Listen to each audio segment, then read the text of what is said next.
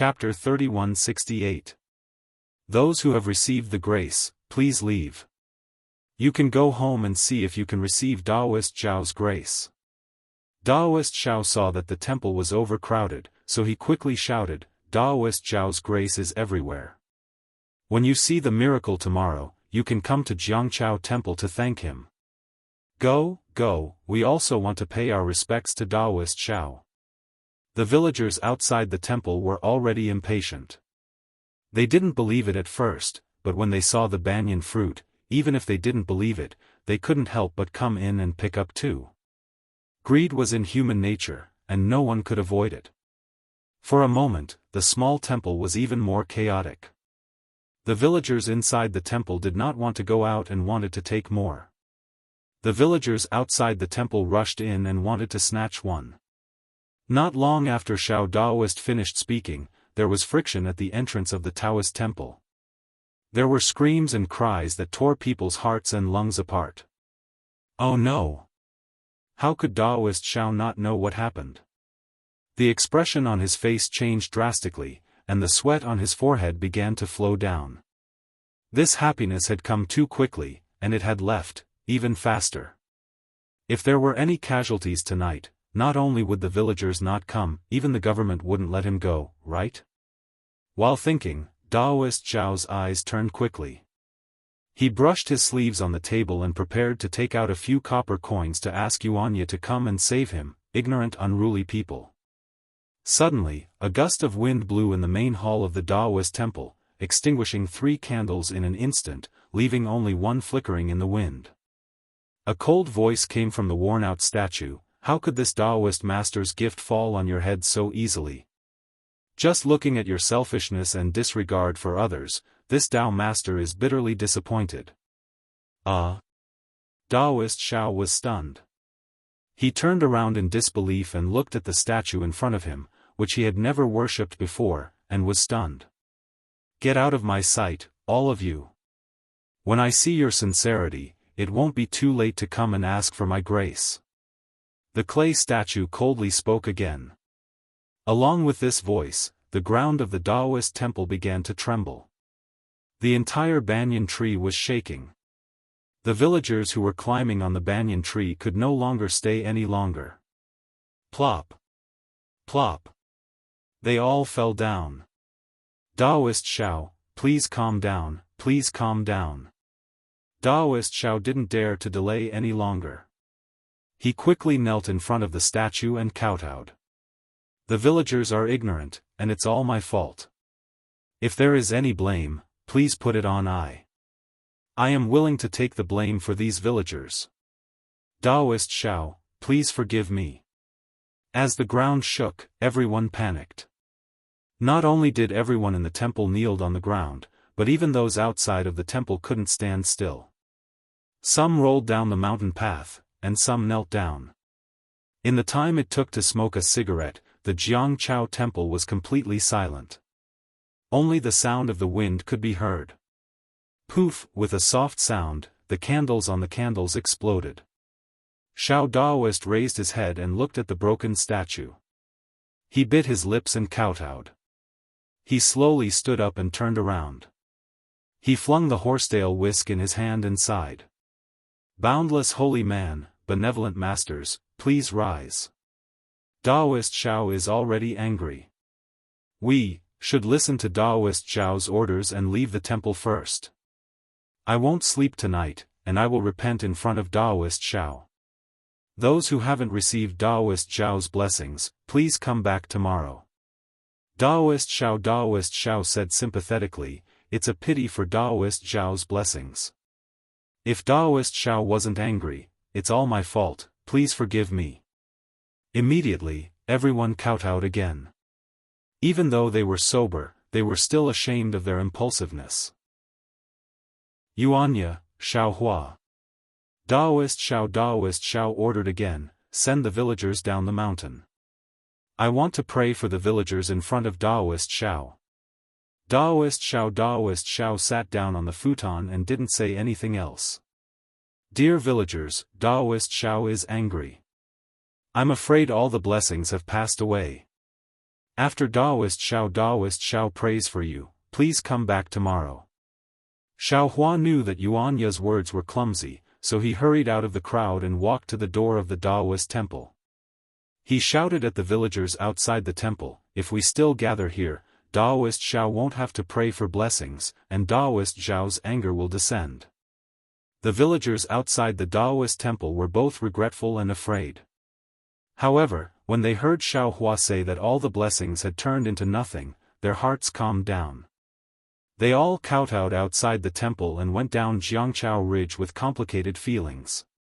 As for the people inside the Daoist temple, besides being afraid like the villagers outside, they were also a bit angry.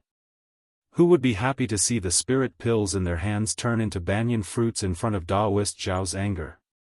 However, when they saw the villagers outside the Daoist temple slowly leave, they didn't dare to stay inside the temple and left one by one.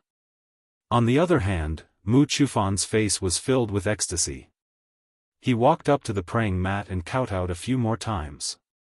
He said sincerely, "Spiritual Master Xiao, this humble one hears your voice again. This humble one thanks Spiritual Master once again. I believe that you have already seen this humble one's wish. This humble one will definitely reconstruct your golden body." After he finished speaking, he didn't wait for Daoist Xiao to say anything. He took his wife and 2 children and followed the crowd down the mountain. Phew! Once everyone in the Daoist temple left, Daoist Xiao let out a long breath. He looked at the dim hall and quickly got up to light the 3 candles that were extinguished by the wind. Then, he knelt down on the futon again. He didn't dare to look at the statue that he had never carefully looked at before. He only looked at the ground and his heart was filled with excitement. Yes, even when Mu Chufan said that he had obtained a spirit pill from the hall to cure his wife, Daoist Xiao didn't believe him. After all, Daoist Xiao had been facing this statue for a long time. In the past few years, it had never given him any surprises. How could something strange have happened last night? However, the tremors on the ground and the wind clearly told Daoist Xiao that the statue really did have a spirit. Or rather, someone really did something to it. Daoist Xiao lowered his head and thought for a moment. Then, he slightly tilted his head and looked at the entrance of the Daoist temple in the dark night. His eyes were filled with doubt. It was obvious that Daoist Xiao didn't need to use his brain to think. He could think of the strangeness of this matter. This strangeness must have something to do with Xiao Hua, who had just appeared at noon yesterday. If it wasn't for the hundreds of villagers fighting over the banyan fruit, Daoist Xiao might have thought that Mu Chufan had obtained a spirit pill from the Jiangchao temple because of Mu Chufan's wishful thinking. Or maybe it was a coincidence. Even if he suspected Xiao Hua, he wouldn't be too sure. After all, in his eyes, Xiao Hua was a guy whose meridians were naturally blocked. Although the way he appeared was shocking, so what? Daoist Xiao's knowledge was not as ignorant as it seemed. Chapter 3169. Even fellow Daoist Kuang, who had the highest cultivation among the 4, was no match for Qiu Feng's black iron needle, let alone the other 3. When the black iron needle flew back to Qiu Feng, the other 3 red lights had already floated in front of Qiu Feng. Seeing the last black iron needle fly back, Qiu Feng waved his hand and picked up all 4 black iron needles. He put them in front of his nose and smelled them. A gratified smile appeared on his face. He looked in another direction and saw Zhang Xiaohua, who was clumsily using the flying technique to escape. His lips curled into a sinister smile. Just as he was about to raise his hand to point at the magic treasure, he retracted his hand. He waved his hand, and the black iron needles returned to the magic treasure. With a flash of sword light under his feet, he slowly chased after Zhang Xiaohua. Poor Zhang Xiaohua saw Qiu Feng appear in front of her. She cupped her hands and asked. Seeing that Qiu Feng didn't answer, and seeing that Qiu Feng was using his magical power to deal with Gan Qinggu and the other 3, she immediately said, "Senior, don't worry. I have something urgent to do. I'll leave first." After saying that, she didn't know which direction to go and actually fled in the direction of the demon-resisting valley. After fleeing like a stray dog for a while, she didn't see any red lights attacking her, nor did Qiu Feng catch up with her. Zhang Xiaohua was slightly stunned. She slowed down and turned her head to look. She didn't see Qiu Feng's shadow. She muttered to herself, could it be that I have wronged him? After looking for a while, just as Zhang Xiaohua was feeling guilty, a voice came from above her head. Little guy, are you looking for I? Zhang Xiaohua turned pale with fright. She looked up. Sure enough, Qiu Feng was standing on a sword light and silently appearing above her head. Zhang Xiaohua's heart suddenly shrank. She stopped and cupped her hands. No, I'm trying to find the direction. I don't know, where am I going? Oh, right, where are you going? Qiu Feng looked at Zhang Xiaohua and said with a fake smile, I'm going to the demon-resisting valley, of course. Oh? Is this the way to the Imperial Demon Valley? Zhang Xiaohua smiled very helplessly and said, then. Junior went to the wrong place. Junior wants to go to Jinghua City. Senior, please go first. This Junior will turn around right away. Hee, little guy, your flying technique isn't bad. You can actually fly so fast without a flying shuttle. It seems that Lord Alliance Master has trained you well. I wouldn't dare. It's all the hard work of the elders in the sect. This Junior doesn't dare to claim the credit. There's a flying shuttle in your storage ring. Don't you usually use it? Qiu Feng smiled like a cat watching a mouse. Oh, there's no need. This Junior likes to stroll around and admire the flowers and the moon. If Senior likes it, you can take it. Oh, and my sect has many storage rings. Since Senior saved this Junior's life, the storage ring and the things inside can be considered as a token of my gratitude to Senior. Please accept it. Zhang Xiaohua's heart thumped when he heard this, and he quickly pushed the storage ring away. But why is there a token from the Immortal Ascension sect in your storage ring? Qiu Feng was still smiling. This. Zhang Xiaohua rolled her eyes and said, Senior Feng doesn't have time now. He asked me to go to the Immortal Ascension sect.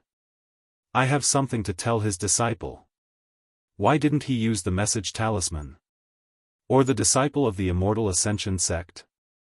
Qiu Feng asked curiously, why did he ask you to go so far? Zhang Xiaohua didn't know what a message talisman was. She could only bite the bullet and say, this matter is very important and urgent.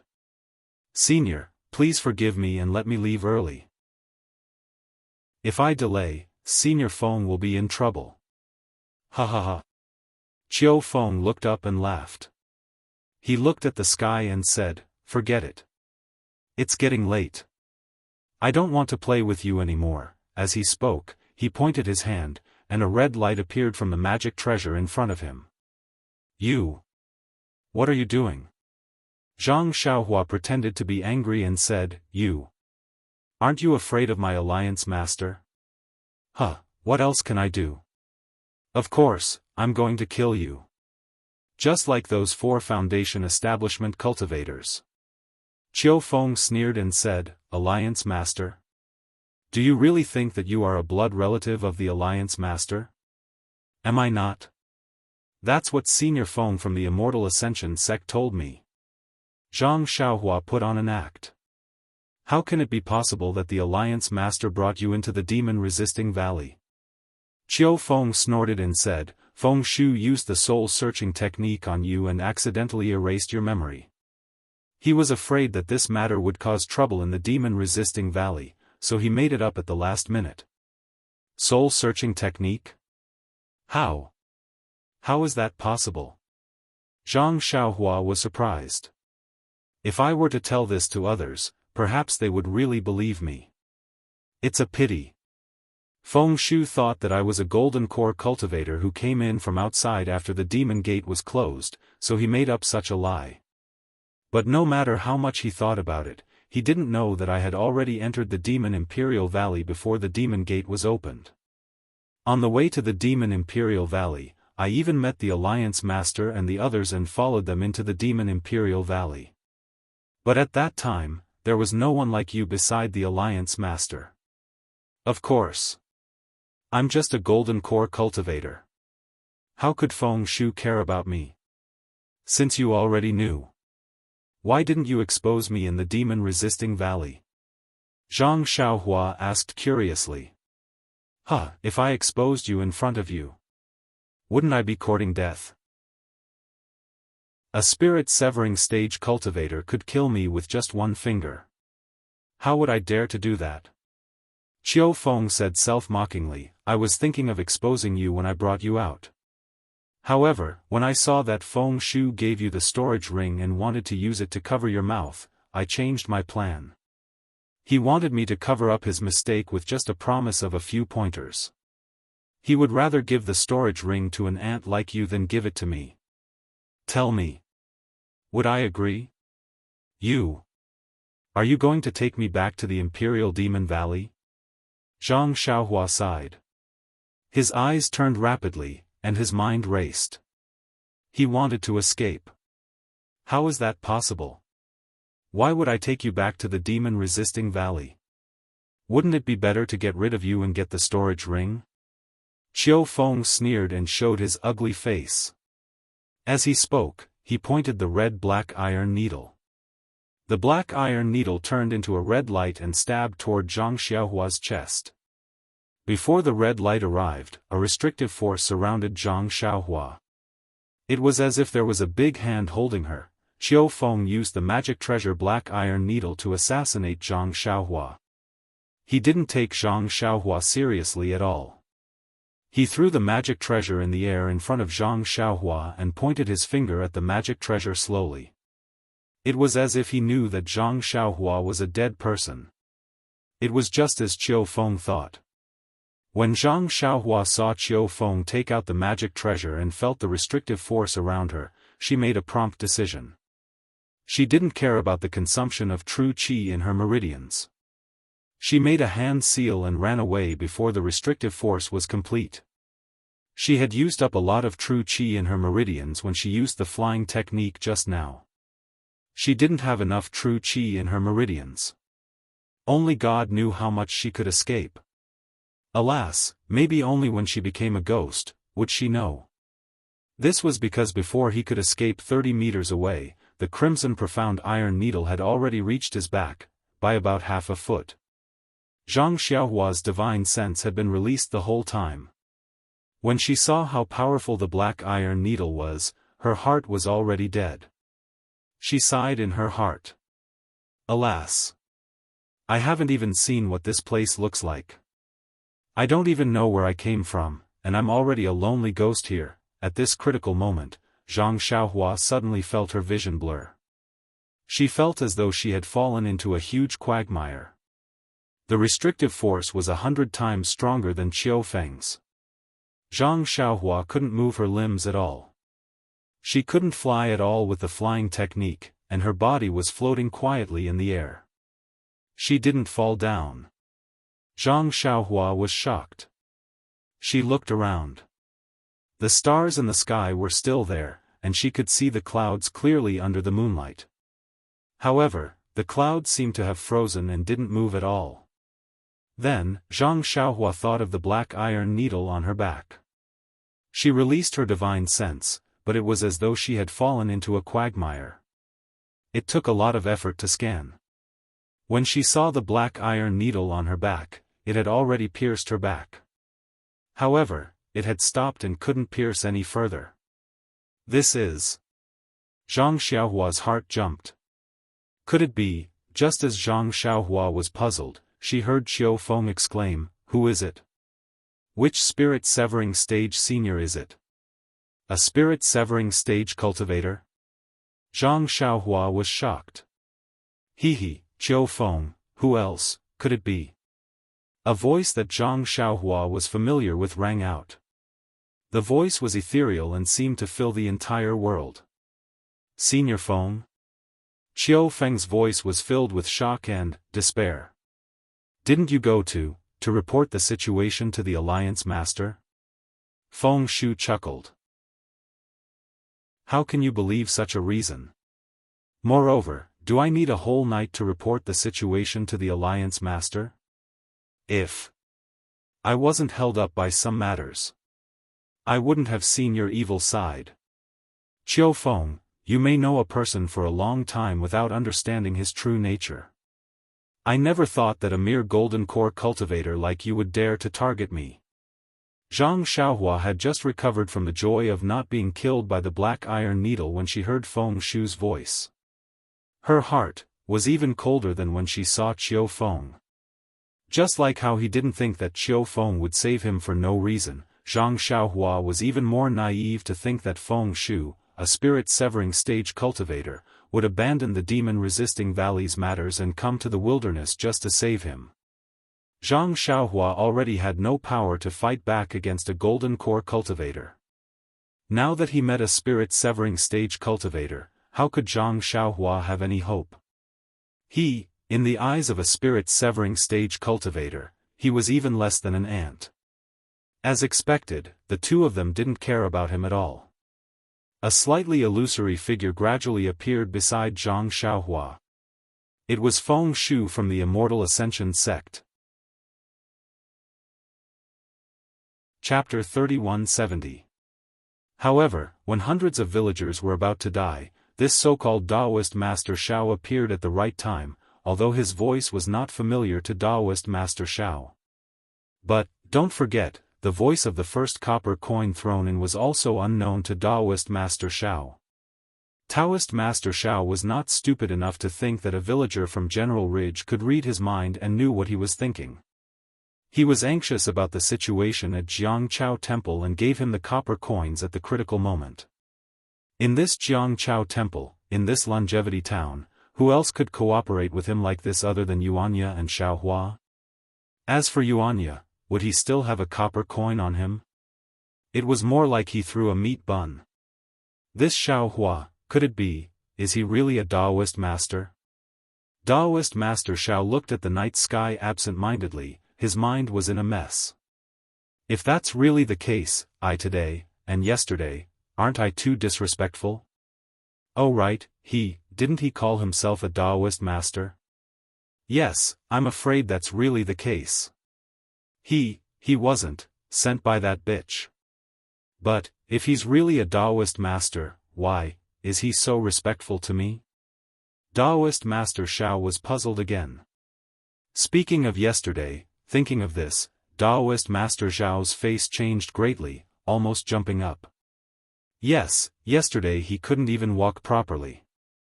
Today he doesn't seem to be any different. Then he fell into the origin stone, must be someone else's doing. Now that he's in this Jiangchao temple, won't he attract an even more powerful master? What should I do? But, he has such cultivation, if he can help me. In the blink of an eye, Taoist Master Shao hesitated again. Just as Taoist Shao was hesitating, the sound of footsteps came from outside the temple. Listening to Xiaohua's heavy footsteps, which were much clearer than Yuanya's, Taoist Shao could only bitterly smile. Seeing Xiaohua enter the temple first, Yuanya was a little excited, and followed behind Xiaohua cautiously. Taoist Master Zhao's heart trembled. Yes, even Yuanya can see that something is wrong, why am I still hesitating? Thinking of this, Taoist Master Shao smiled and said, Taoist Master Shao, you've been busy the whole night, are you tired? Oh. I am indeed a little tired. Xiaohua knew that today's matter had already exposed him. He originally wanted to explain it to Taoist Shao, but he didn't expect Taoist Shao to greet him in such a manner. He hesitated for a moment before replying with a smile. Since you're tired, why don't you take a rest first? Taoist Shao smiled and said to Yuanya, come over here and help your master clean up these copper coins. Yes, master. Yuanya answered as usual. He secretly glanced at Xiaohua, then quickly ran to the main hall and helped Daoist Xiao pick up the copper coins one by one. Xiaohua saw that it had nothing to do with him, so the corners of his mouth curled up into a smile. He ignored Daoist Xiao and went to the west wing. At this moment, there was not a single trace of the spirit stone in the west wing. It must have been put away by Daoist Xiao. Xiaohua only casually glanced around before taking out a praying mat and throwing it on the ground. He then sat down cross-legged and closed his eyes to meditate. There were indeed a lot of copper coins in the main hall. Although there weren't 100 people in the Daoist temple at the time, each person had 1 or 2 coins. There were even people who gave away a whole bunch of copper coins. When Yuanya put all the copper coins into the merit box, the box was unusually heavy. Master, Yuanya casually handed the merit box to Daoist Xiao and asked, "Keep it well.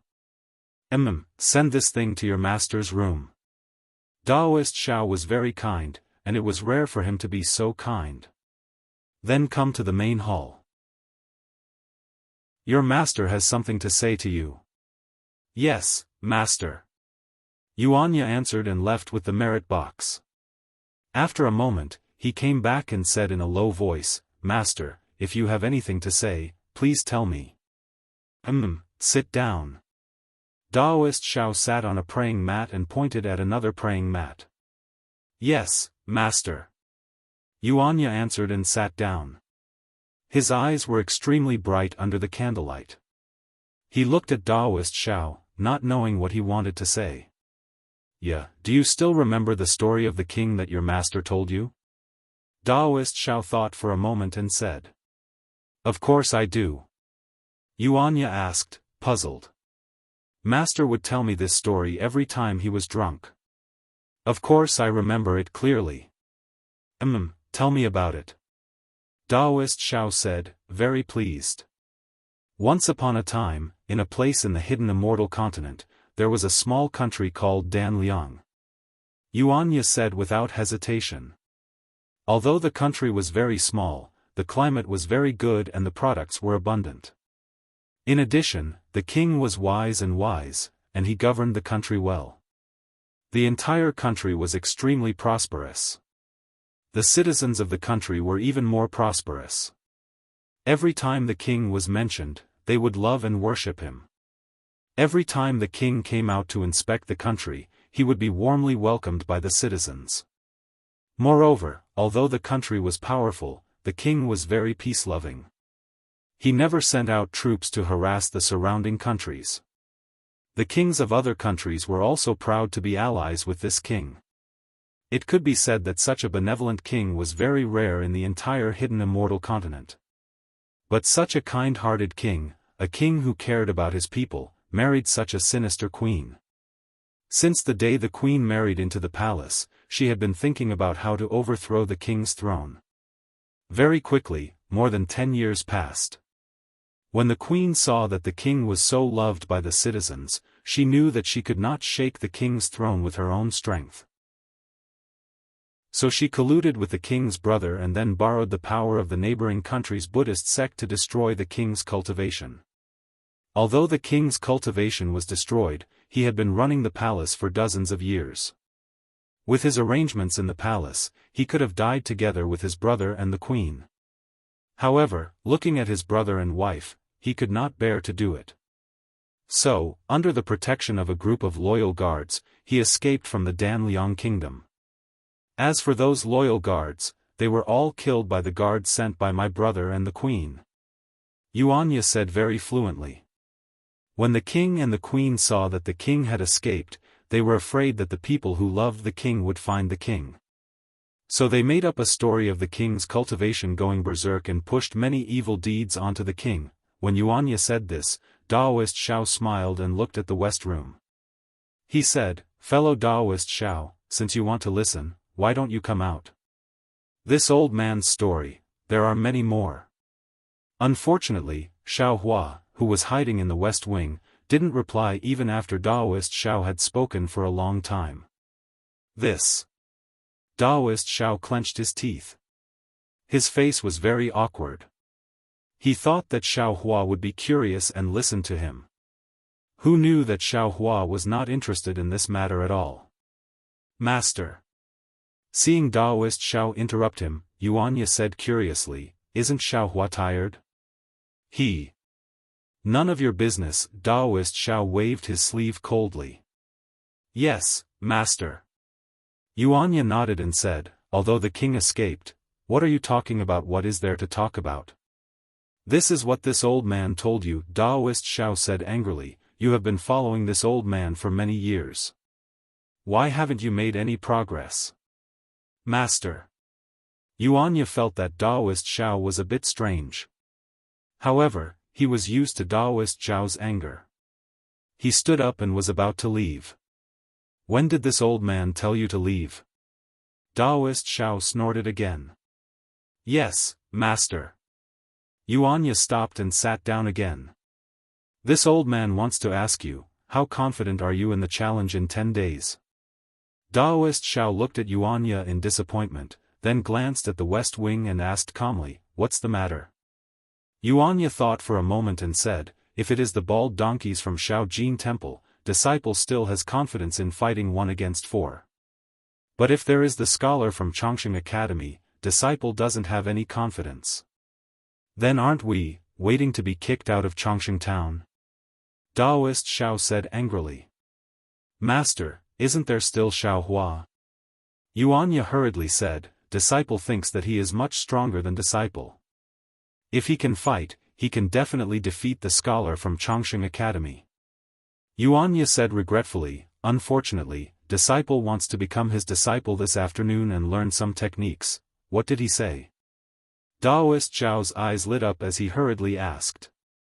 "Xiao Hua said that disciple doesn't deserve to be his disciple." Yuanya said shamefully, "And he said that disciple is master's disciple. If you don't ask, he won't teach disciple." Go. Daoist Xiao hurriedly said, "Since when was this old man your master? I have never taught you any Daoist techniques, so I can't be considered your master. If you are willing, you can become his disciple." "Master, you really agreed?" Yuanya was overjoyed. This. Daoist Xiao was slightly stunned when he heard Yuanya's question. Just now, he was hot-headed and immediately agreed, but he regretted it as soon as he said it. Now that Yuanya's words gave him some leeway, he didn't know how to answer. However, Daoist Xiao glanced at the darkness in the west room, gritted his teeth, and said with a smile, "Of course, this old man agrees. I brought you out to find a way out for you. Unfortunately, this old man is useless and can't teach you. This fellow Daoist Xiao is also your fate. If he can teach you, you will definitely be able to escape death." "What death?" Yuanya was puzzled. "You should quickly go and become Daoist Xiao's disciple." Daoist Xiao's expression was somewhat stagnant, and he was also somewhat nervous. He urged, "After you become his disciple, this old man will naturally tell you." "Yes, master." Yuanya stood up, but at this moment, Xiao Hua's indifferent voice sounded, "When did I agree to accept him as my disciple?" Fellow Daoist Xiao, this old man really thought that you didn't listen." Daoist Xiao's heart suddenly relaxed. He hurriedly stood up and looked towards the west room. There, Xiao Hua's thin figure slowly walked out of the shadows. Chapter 3171. Seeing Feng Shu appear, Qiu Feng became even more nervous. His body trembled slightly as he stammered, I know my mistake. I beg for your mercy." Unfortunately, Feng Shu didn't even look at him. He turned his head and swept his gaze over Zhang Xiaohua. He nodded slightly, "So you left a mark on this little guy's body. That's why you chased after him. It seems like you already had a plan when you sent him out." Ha ha ha. Seeing that Feng Shu ignored him, Qiu Feng knew that it was useless to continue begging. He straightened up and laughed wildly. "I thought you were afraid of blowing up Zhang Xiaohua's matter, so you compensated him with a storage ring and asked me to secretly send him out of the demon-resisting valley under the banner of the Alliance Master. That's why I coveted him." Now that your spiritual sense has come in person, it seems, things aren't as simple as I thought. Since you have such thoughts about this little guy, then this little plan of mine is nothing. Under normal circumstances, even if you killed a dozen chi refining stage cultivators, this old man wouldn't care. But you wanted to ruin this old man's plan. How can this old man let you go? Feng Shu said with a smile, this old man worked so hard to hide it from Chan Si Miao. I pretended to be panicked and even compensated with a storage ring. Wasn't it because I didn't want to attract your attention? I didn't think that I would succeed in drawing out your greed. Sigh, this little one was blinded by greed. Why didn't I think of that? The spiritual sense of a spirit-severing stage cultivator isn't something that ordinary things can withstand. If it weren't for this storage ring, this little guy wouldn't be able to find a place to mark his spiritual sense. Chiu Feng sighed and looked around in self-pity. What's the use of knowing it now? Feng Shu said with a smile, your fate was already sealed when you placed the spiritual sense mark on this little guy. Birds die for food, and men die for wealth. This is the truth. Then, Senior Feng, this humble one has no intention of begging for mercy. It's just that, before this humble one dies, could you tell this humble one that this little fellow is nothing more than an aura refining cultivator? What does he have that's worth Senior taking such a risk and making so many plans for?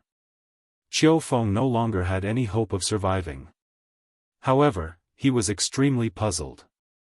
Zhang Xiaohua was a young man whom he had discovered with his own eyes and had personally used his detection technique to check her cultivation. How could she be worthy of Feng Shu, a deity transformation cultivator, taking action? Not only did he ask him to send him out of the Imperial Demon Valley, but he also used a storage ring, which was rarely seen in the cultivation world, as a telepathic thought mark. Now, he even used his avatar to come here. This was extremely abnormal. What else could it be?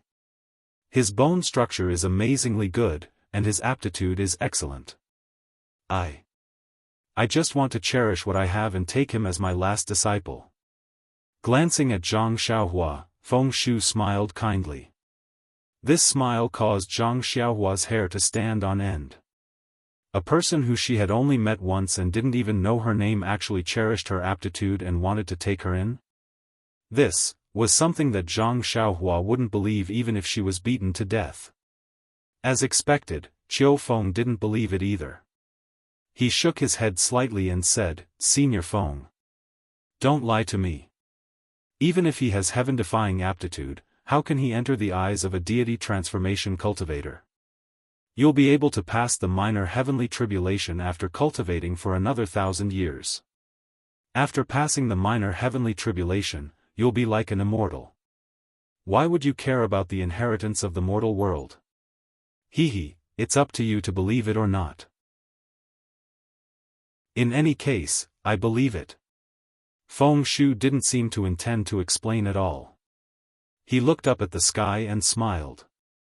Chiu Feng, since you've done many things for me, I'll allow you to die. I won't disturb your soul. You can go now. Sigh, thank you, Senior. It's only now that I have some realization. Those who kill will be killed. As he spoke, Chiu Feng patted his waist, as if he wanted to take out a weapon from his storage bag.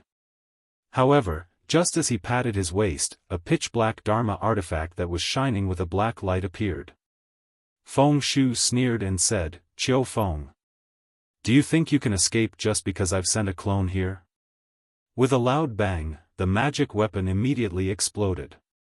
Then, Zhang Xiaohua felt the solidified space around her move slightly. Then, Chiu Feng's body strangely dispersed. His flesh and blood instantly turned into a fluffy blood mist. At the same time, Zhang Xiaohua felt that she could move her body again.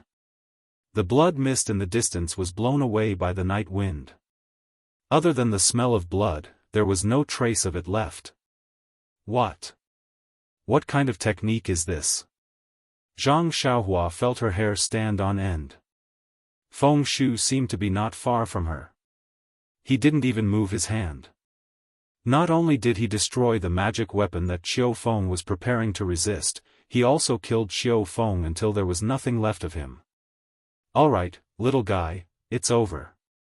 This is your storage ring. As Zhang Xiaohua thought about it, Feng Shu turned around and waved his hand.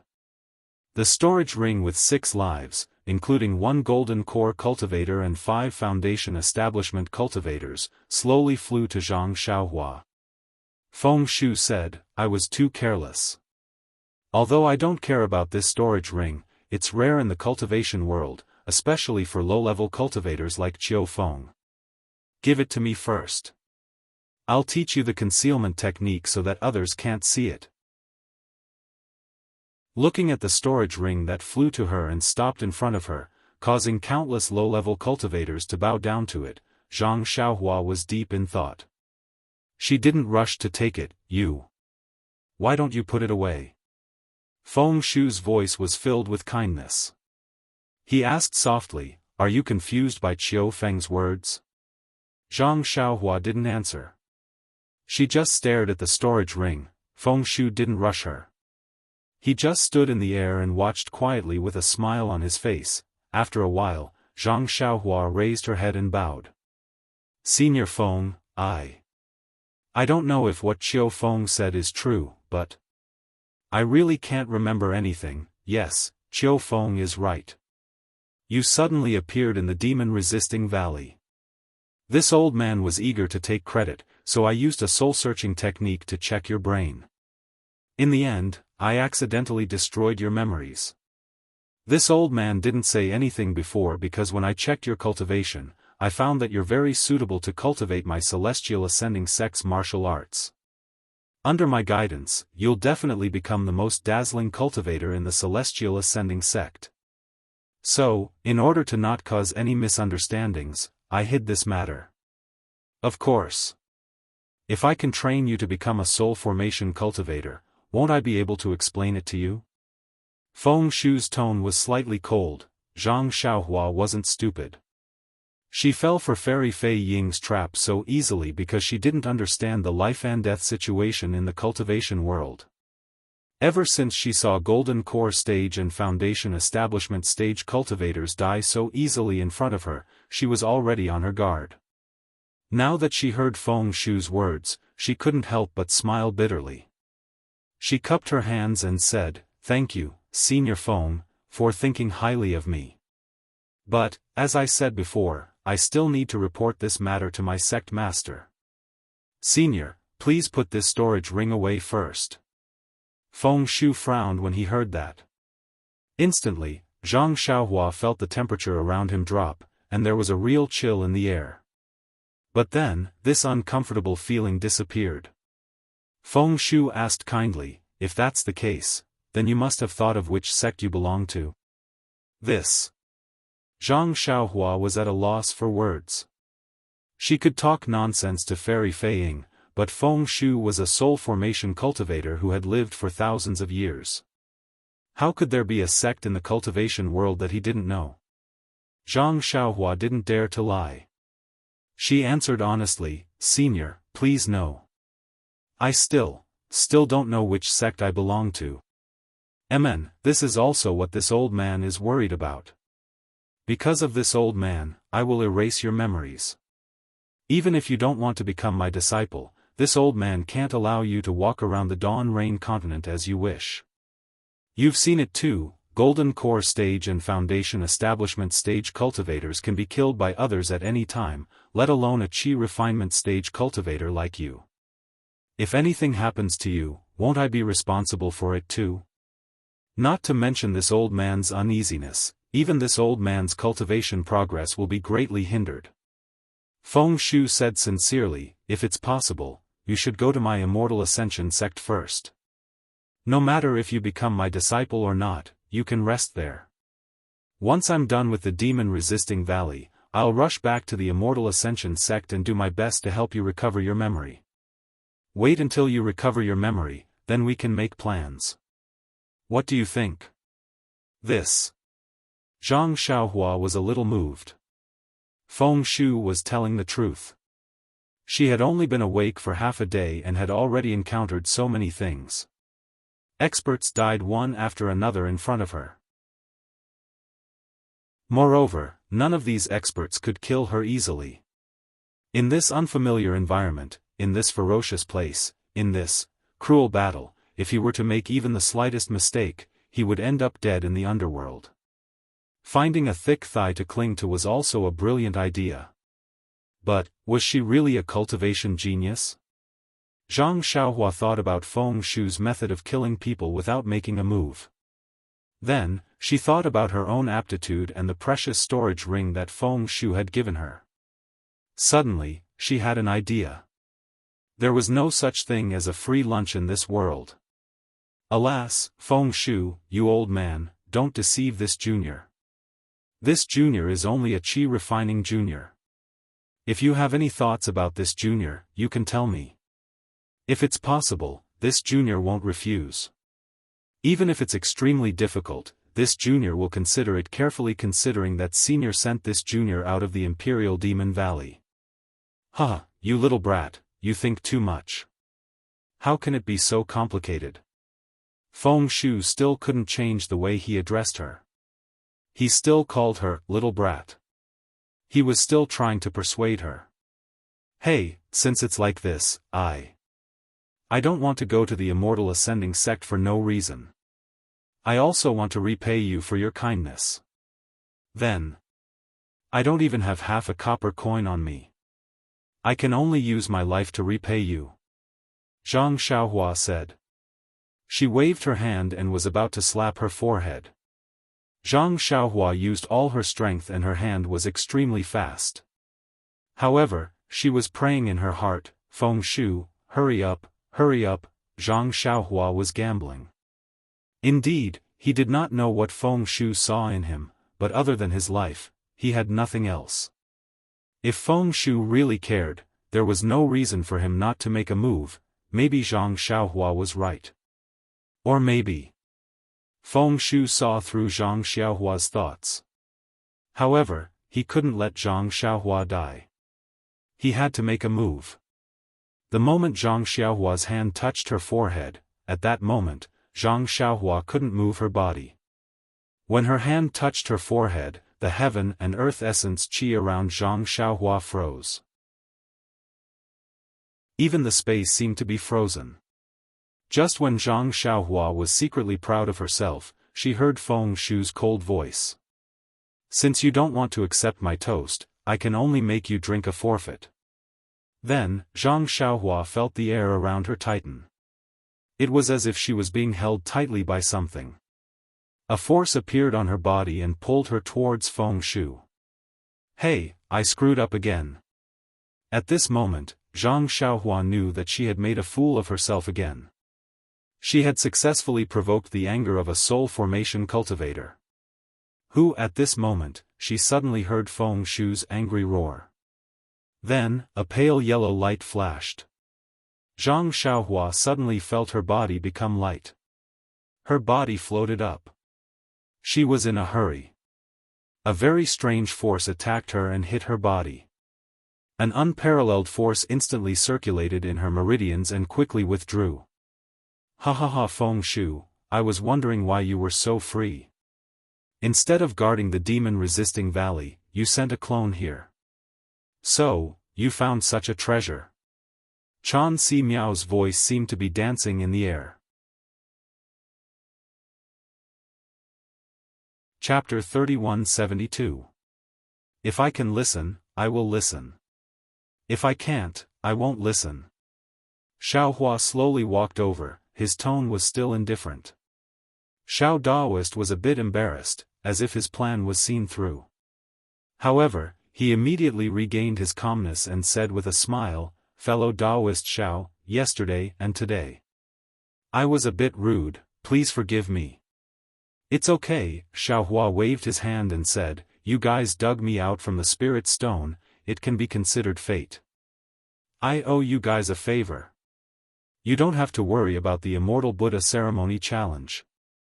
Since the rules are set by the Temple of Tides, I only need to show up and expel the Buddhist sect from the town of immortals. Thank you, fellow Taoist Xiao.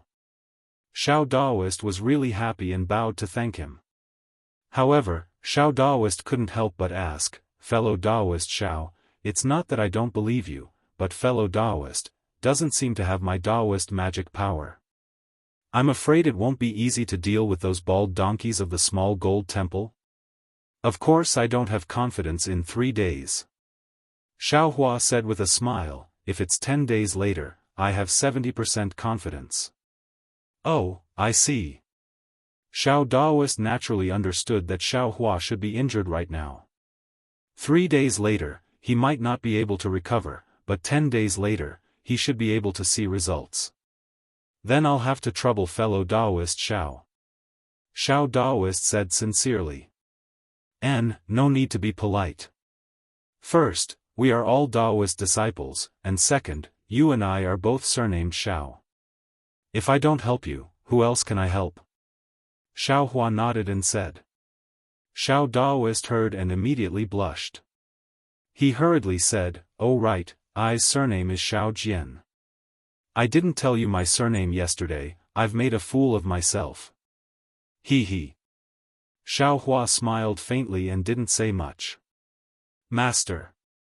Yuanya looked at Xiao Hua and hurriedly said, Master has already agreed to let me become your disciple. When did I agree to accept you as my disciple? Xiao Hua's face became cold. He waved his hand and said, you are already old, how can you still cultivate? If I accept you as my disciple, wouldn't it ruin my reputation? Yes, Master. Yuanya didn't get angry and replied. Fellow Daoist Xiao. Xiao Jian hurriedly, Ya's aptitude. If he didn't have immortal fate and couldn't enter my Daoist sect when he was young, how could he be in this situation? Fellow Daoist, please, take pity on Jiaya. Even if you can't accept him as your disciple, you must teach him a few divine abilities so that he can survive. Oh? What do you mean? Xiao Hua was somewhat puzzled. You don't know. Xiao Jian looked at Yuanya, who was equally confused, and explained, Yuanya actually didn't follow me since he was young, he this mattered this afternoon. Xiao was lost take take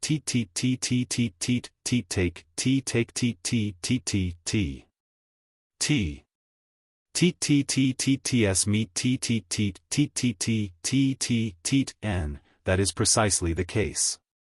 I asked our friend Xiao to explain. Xiao Hua nodded, knowing that Xiao Jian was going to talk about the most important matter. When I saw you that day, he was almost dead. Xiao Jian looked at Yuanya and said, that cruel duel arena was waiting for him to die and throw him to the dogs to eat. I couldn't bear to see him being eaten by the dogs, so I wanted to ask the duel arena to release Ya and let I take him away. But what I didn't expect was that even if Ya was a dying person, they still wouldn't let him go. They actually asked I for a lot of money before they were willing to release him.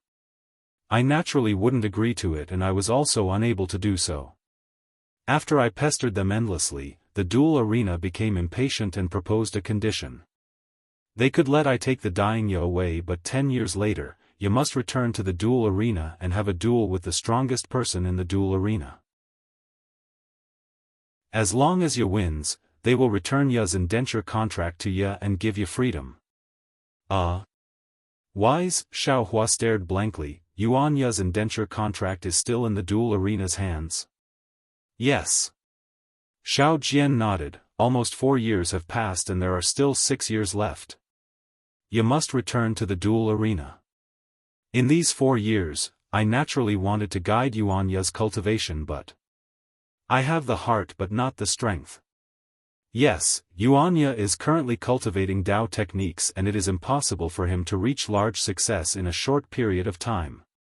Not to mention 10 years, even 50 years is hard to say. Xiao Hua looked at Yuanya, who seemed as if he had just woken up from a dream, and nodded. Yes, that's why I wanted to entrust you to you. Xiao Jian smiled and said, I was all alone in this world and was able to live with you for 4 years. I have long regarded him as my nephew and I really can't bear to see him fall into the duel arena and die in the hands of others. Yes, I understand. Xiao Hua said indifferently, the duel arena's matter is nothing. I am currently injured and it's not very convenient. Master. No matter how stupid Yuanya was, he understood at this moment and hurriedly called out. Don't, Xiao Hua waved his hand and said, I haven't said that I will take you in. Let's talk about it later. Yes, Master. Yuanya's reply was really smooth. Although Xiao Hua didn't agree to take Yuanya in, he was already relaxed. Xiao Jian was also overjoyed and asked tentatively, last night, about Daoist Zhao's matter. Xiao Hua wasn't surprised. Tonight's matter was so big that it was impossible for Xiao Jian to not ask. He had already thought about it and said while waving his hand, it's just a medicinal pill that cultivators like us often use to replenish qi and blood. It's nothing. Last night, when you all left the mountain, this Xiao was resting here. That man kowtowed to this statue very sincerely. This Xiao looked at his sincerity and then looked at his wife and child at the foot of the mountain. This family of 4 is really pitiful. So I casually gave him 1 pill. Of course, I can't move now and can't go down the mountain to personally diagnose her. I don't even know the effect of that medicinal pill. Fortunately, it can be said that saving a life is better than building a 7-floor pagoda. Fellow Daoist Xiao Jian's face had a strange expression, as if he wanted to ask something, but felt that it was inappropriate. He rolled his eyes and said with a smile, this saving a life is better than building a 7-floor pagoda, is a saying of Buddhism. We Daoist cultivators can't relate to it. It doesn't matter. Xiao Hua said with a smile, as long as I can see this family of 4 safe and happy, I will also be satisfied. Isn't it just an ordinary medicinal pill? I can still afford to give it to you. Master. Yuanya at the side rubbed his hands and called out without any courtesy, do you still have this kind of medicinal pill? If you don't call me master, I will give it to you. Xiao Hua said with a smile. Yes, master. Yuanya nodded, I won't call you master in the future. Chapter 3173. When Xiao Hua heard this, he didn't know whether to laugh or cry. He helplessly looked at Yuanya's expectant eyes, and with a wave of his hand, he took out 2 parasol pills and threw them to Yuanya. He said, take this after you're injured. Normally, it's useless for cultivation. Yes, master. Yuanya took the parasol pills and scratched his head. He wanted to return one of them to Xiao Hua again. The effect of this pill is so good. Master should keep one for yourself. I just want one. Hee, Xiao Hua waved his hand and didn't take it. You keep it for yourself. If you want to give it to anyone, it's up to you. Yes, master. When Yuanya heard this, he carefully put the 2 parasol pills into his pocket. However, just as he put it away, he suddenly took it out again and respectfully handed one to Xiao Jian. He said, Master, you take one too. You're always injured by the bald donkey from Xiao Jin Temple. You can use this. Xiao Hua's parasol pill was naturally for Yuanya to give to Xiao Jian. However, Yuanya didn't understand at all. Xiao Jian at the side was really anxious. When he saw Yuanya finally come to his senses, he revealed a smile on his face. Who knew that before he could say anything, Yuanya would say something like that? His face immediately turned ashen. Humph! Xiao Jian unhappily took the parasol pill and carefully put it into his pocket. He looked at Xiao Hua and said with a smile, Thank you, fellow Xiao. No need. This was given to you by Yuanya, not by me. Xiao Hua waved his hand and looked at the sky. He said, You all should go and rest. Perhaps tomorrow, there will be more people coming to River Tide Temple. Hee, that's right. My River Tide Temple is no longer the same as before.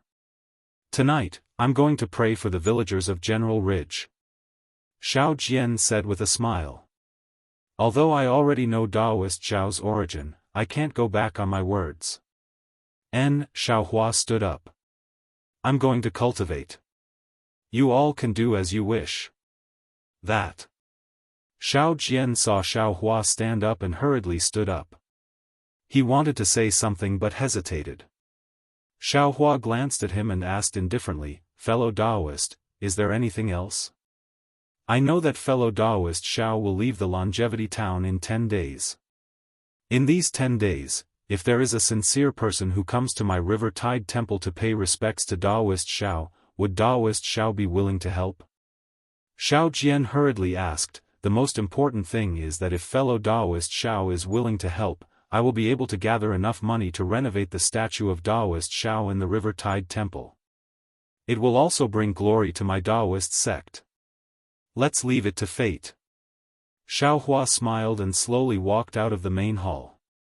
"I'm just an ordinary cultivator, not a Daoist who can reach the heavens. Many thanks, fellow Daoist Xiao."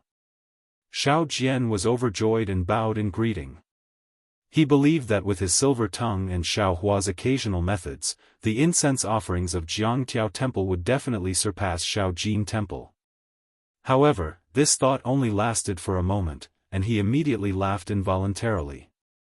With Xiaohua's help, how could the Taoist school be defeated in the challenge 10 days later? After 10 days, Shaojin Temple will no longer exist in Longevity Town. It doesn't matter if the Jiangtiao Temple doesn't have any incense offerings. "Oh right, fellow Daoist Xiao." Seeing Xiaohua walk out of the main hall, Xiao Jian suddenly thought of something and hurriedly said, "Oh? Is there anything else?" Xiaohua stopped and asked curiously. "That. I know that fellow Daoist is an expert." Xiao Jian rubbed his hands and asked embarrassedly, "But I don't have confidence in my heart, so I want to ask, fellow Daoist's cultivation is, what level is it in the first grade of essence energy?" "Oh? First grade of essence energy? What level?" Xiaohua stared blankly. How would he know what level of essence energy his cultivation was? Previously, when he was in the West Ocean, he saw a sea beast that Daoist leopard called fourth grade essence energy. Moreover, he and the others were also called second and third grade essence energy cultivators by Xiancheng. As for how the essence energy was divided, he didn't really care. No matter what level of essence energy it was, it would still be killed by him. Xiaohua rolled his eyes and said with a smile, "Daoist Xiao, how are the levels of essence energy divided? To tell you the truth, I have always been in seclusion, so I'm not too sure." Hiss.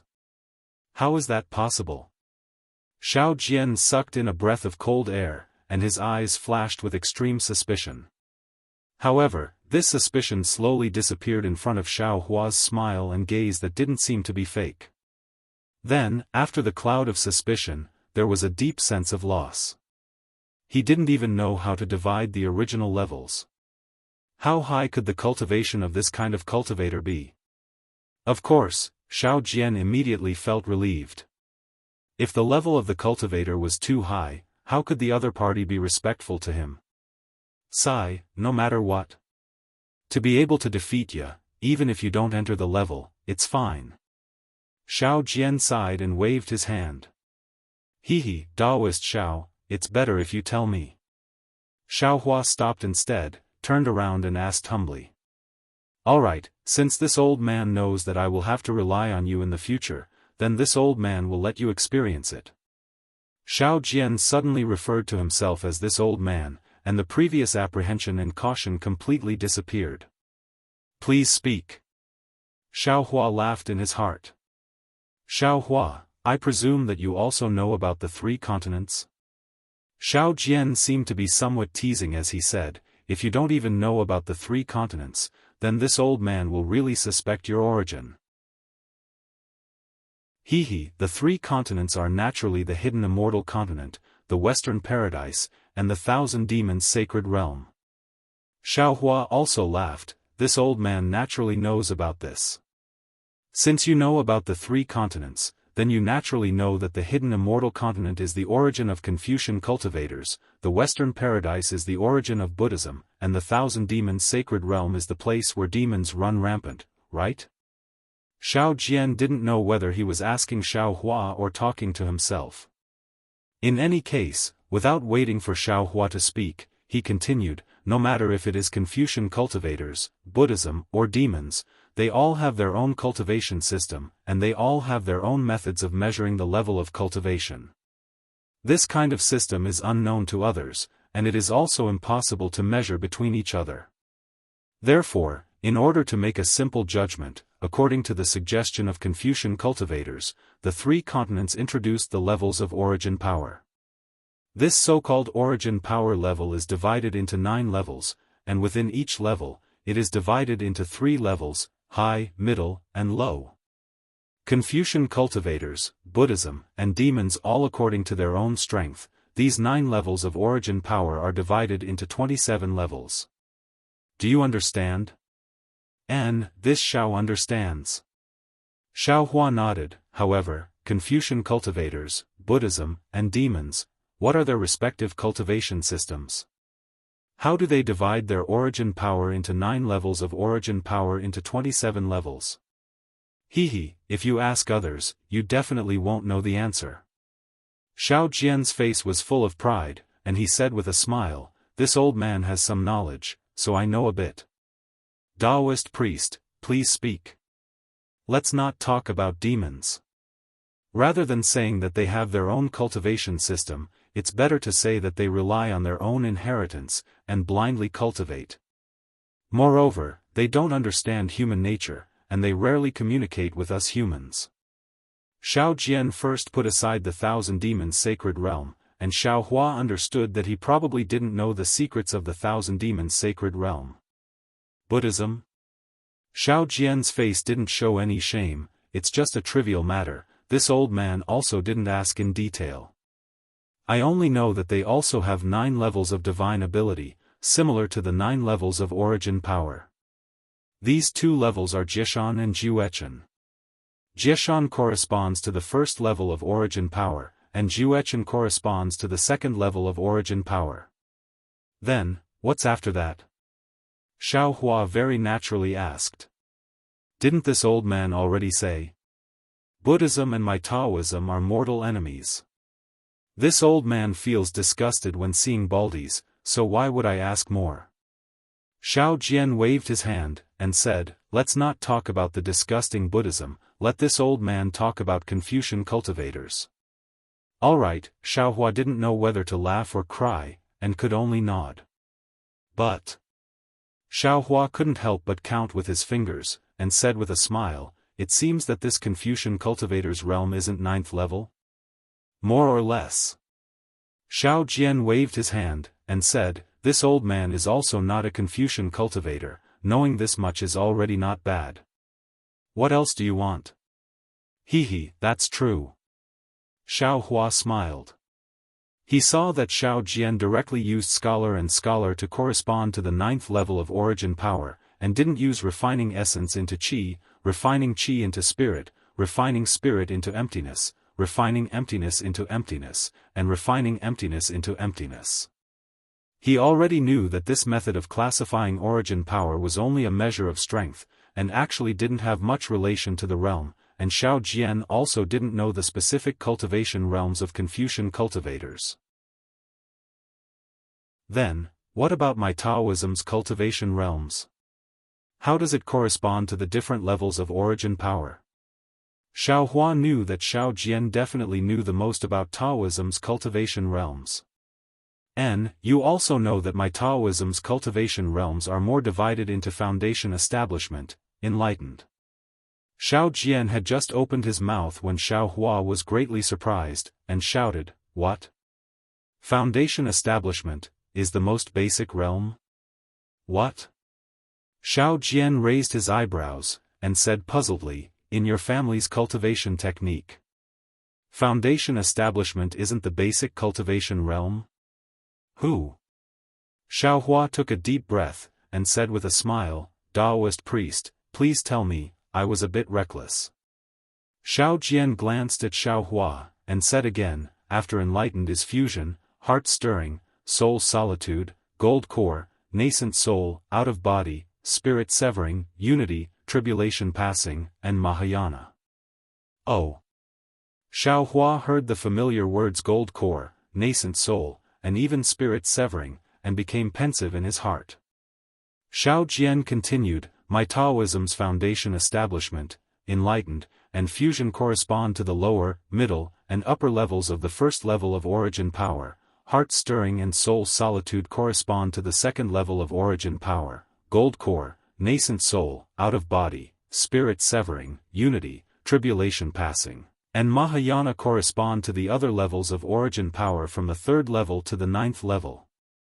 Oh, so that's how it is. Xiao Hua understood, but he still asked cautiously, Taoist priest Xiao, when true qi transforms into true essence, and true essence condenses in the dantian to form a core, what realm is that? Hearing Xiao Hua's question, Taoist priest Xiao became even more discouraged, and said almost unhappily, I don't have any cultivation, how would I know this? Could it be, you've already formed a core?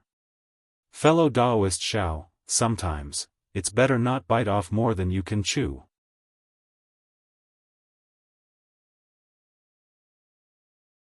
Chapter 3174. Zhang Xiaohua's heart was greatly shaken. Who else could it be? Wasn't it the last deity transformation cultivator that Zhang Xiaohua hadn't encountered after coming to this Xiaoyu continent, Xian Lusex Chan Si Miao? Zhang Xiaohua steadied herself and looked over. She saw that not far from Feng Shu, there was also a faint illusory figure looking at her with eyes full of pleasant surprise. Zhang Xiaohua was greatly surprised. She really couldn't imagine, how did she suddenly become a treasure that everyone wanted to snatch? Humph, Chan Si Miao, what's the meaning of this? This thing was first encountered by this old man, and it was also this old man who made the first move. You don't have any reason, yet you also want to get involved? Feng Shu sneered. Thing? Zhang Xiaohua's heart went cold, and she inwardly sneered, I am actually a thing. Hee, what's wrong? Feng Shu, you're not happy? I was wondering why you repeatedly prevented me from investigating this little thing's meridians in the demon-resisting valley. It turns out that this little thing's body still has such a universe. Chan Si Miao sneered, perhaps, that soul-searching technique of yours was also deliberately used. If it was an idiot qi-refining cultivator, wouldn't it be easier for you to take over his body? Humph, Feng Shu coldly snorted and didn't answer. Only after a long while did he say, since you know the importance of this person to this old man, you presumably also know that this old man must have him. You can leave now. It's precisely because I know his importance that this old man, naturally also covets him. He's important to you, but isn't he equally important to this old man? But don't forget, this old man is also a spirit-severing cultivator, and in the future, I will also encounter the danger of crossing the tribulation. With such wide meridians and a sturdy body as a cauldron, how can this old man give it up? Chan Si Miao laughed and said, moreover, although his cultivation is only at the qi refining stage, the amount of true qi in his meridians is actually so exquisite, almost comparable to that of the foundation establishment stage. He must have cultivated a special mental cultivation method. Chan Si Miao, do you still want to say that the most valuable thing is that he used his middle dantian as his sea of qi, and didn't cultivate his lower dantian at all? For you and me, as long as we seize his body, on one hand, it's easy to cultivate our sex martial arts in his lower dantian, without any conflicts with other martial arts. On the other hand, we can use this thing's middle dantian to cultivate others' middle dantian to cultivate another dantian, and it won't have any conflicts with other martial arts. On the other hand, we can use this thing's middle dantian's middle dantian to cultivate. Miao, Chan Si Miao said. Chan Si Miao clapped his hands and said, the most valuable thing is that this person's physical body is innately tough. Not only does he not have to worry about the thunder tribulation in the future, but he also doesn't have to endure the intense pain when he takes over the body. His original body's divine sense won't deteriorate too much. When the two of them spoke, they didn't use telepathy, and they didn't hide it from Zhang Xiaohua. These words entered Zhang Xiaohua's ears, and Zhang Xiaohua was dumbfounded. He really couldn't imagine that he actually had so many benefits on his body. It was as if he was tailor-made for others to seize his body. Feng Shu, tell me, this is a good thing that this old man has never seen before. This old man can let go? Chan Si Miao said with a cold smile. Chan Si Miao, do you think this old man can let go? Feng Shu took a step forward and released his aura, closing in on Chan Si Miao. This old man is also a spirit-severing cultivator. Feng Shu, do you think you can do it? Chan Si Miao also raised his leg, and the two's auras collided, stirring up the surrounding heaven-earth yuan qi like a huge wave in the sea. A hurricane rose from between the two of them, howling and blowing in all directions. Zhang Xiaohua, who was standing at the side, was like Xiaohua in water, floating up and down a few times before floating into the distance. Sigh. Seeing this, Feng Shu waved his hand, and the hurricane disappeared without a trace. Then, Zhang Xiaohua felt another wave of dizziness, and the entire night sky turned upside down. When Zhang Xiaohua regained his senses, he was no longer in midair. Instead, he was in a gray area. The storage ring floated quietly beside him, and there was also a bag of dirt and a strange Dharma artifact at his feet. Zhang Xiaohua recognized that Dharma artifact. It was Qiu Feng's, and that bag had fallen from Qiu Feng's mountain when he was killed. Looking up, Feng Shu and Chan Si Miao were still standing in midair. Feng Shu smiled and said, Chan Si Miao, you're quite brave. You actually didn't escape and followed this old man here. What's there to leave for? This old man is the same as you. We're both spirit-severing cultivators. Even if you kill this old man, my main body is still here. Even if this spirit-severing cultivator loses this spirit-severing cultivator, I will tell this matter to the Alliance Master. This old man believes that the Alliance Master will be more interested in this matter than this old man. Chan Si Miao said indifferently. Are you determined to go against this old man? Feng Shu was furious. Having a good cauldron to possess is the last method to successfully pass the minor heavenly tribulation. This old man has no reason to go against my own chance. Chan Si Miao was still indifferent. This old man believes that. Fellow Taoist Feng won't be willing to see a third person know about this other than me. Feng Shu's expression was uncertain. After a long while, he said gloomily, this old man naturally doesn't want to do this, but there's only one of this. If fellow Taoist Chan uses it, how am I going to use it? Fellow Taoist Chan, don't tell me you're planning to share a soul with me. This old man also just found out about such a good cauldron. Where did this idea come from? If fellow Taoist Feng has any good ideas, please tell me. Chan Si Miao said with a smile. Previously, I only had the thought of monopolizing it. Who would have thought that you would appear out of nowhere? Feng Shu sneered and looked at Zhang Xiaohua, who was standing on the ground with an ashen face. He said, also. Fellow Taoist Chan, you didn't know the gravity of the situation from the start. You exposed my plans. Now, it's too late to deceive this fellow. What's the big deal? Can't we just use the soul-searching technique again? We'll just make him an idiot and leave him alive. Chan Si Miao said disapprovingly. If that's the case, do I need to lower my voice and deceive him? Feng Shu's face was filled with anger. If I use this soul-searching technique again, this guy's mind will collapse. This old man's consciousness will also perish if I go in again. Isn't this asking this old man to commit suicide? Chan Si Miao came to a realization. He thought for a moment and bowed deeply. fellow Taoist Feng, this matter. I was careless. Please forgive me. However, fellow Taoist, you don't have to be too concerned. I know a small mystic technique. There's no need to search his soul. I can erase this short-term memory. What could Feng Shu do?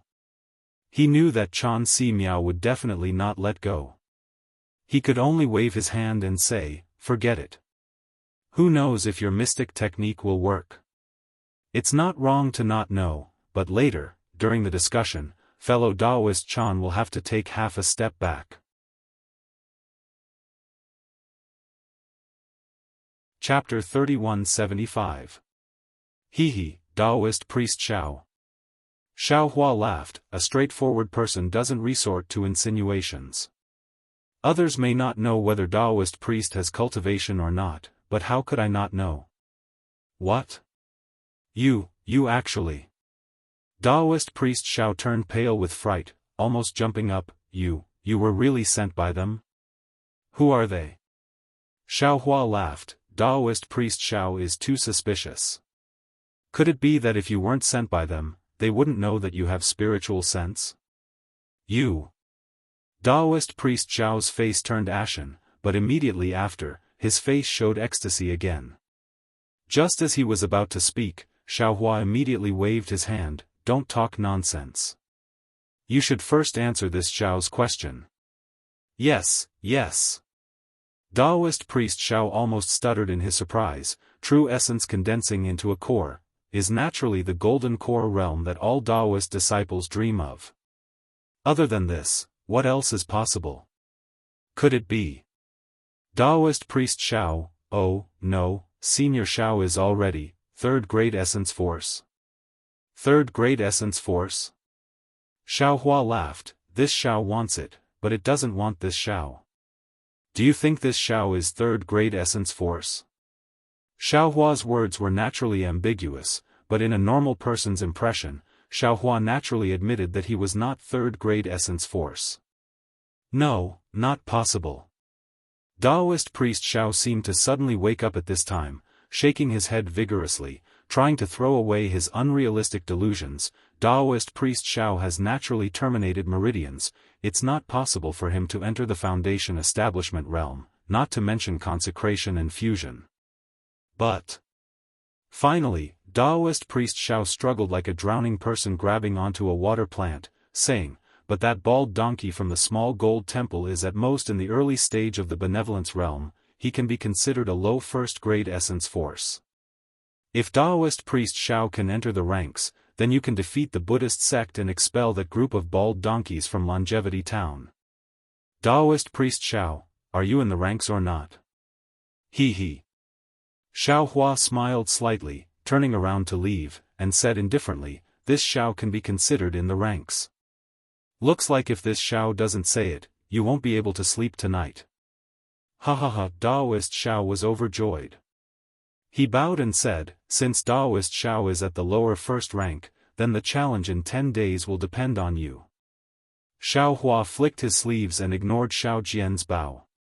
Xiao Jian seemed to be an unspeakably snobbish person. His attitude towards Xiao Hua changed several times. Xiao Hua originally had the cultivation of a Buddhist sect, so he only treated the fight between Shaojin Temple and Jiangchao Temple as a joke. However, the arrogant words of Shaojin Temple's monk Mingyu, who even proposed to expel Xiao Jian and Yuanya from Longevity Town, was not something Xiao Hua was willing to see. Therefore, this was also one of the reasons why Xiao Hua helped Xiao Jian. After all, Xiao Hua was also from the Tao sect. It was impossible for him to watch Taoism be expelled from Longevity Town by the Buddhist sect. Of course, 10 days was indeed a short period of time for Xiao Hua. It was impossible for him to completely clean out the earth crystal Yao milk in his meridians, dantian, and flesh. However, looking at monk Mingyu's fat body and Yuanya's ability to fight 1 against 5, there was no reason why Xiao Hua couldn't sweep through Shaojin Temple's monks. As for Longevity Academy and the people Chancher Mingyu relied on, Xiao Hua didn't care about them at all. Even if he couldn't recover to his peak state, when facing some foundation establishment or even Jindan stage cultivators, Xiaohua definitely wouldn't be at a disadvantage just by relying on some yellow and fire talismans. It was exactly as Xiaohua said. He indeed had the cultivation of a fourth-rank origin energy, but right now, his meridians and flesh were filled with earth crystal Yao milk. He couldn't use any divine abilities, so he really was just in the ranks. The three, lonely and helpless, Taoist cultivators of Jiangchao Temple saw the light and were filled with hope for their future. One closed his eyes and meditated, one meditated and prayed for blessings, and one even laid down on the branch of a banyan tree, looking up at the stars in the night sky. It was unknown what he was thinking.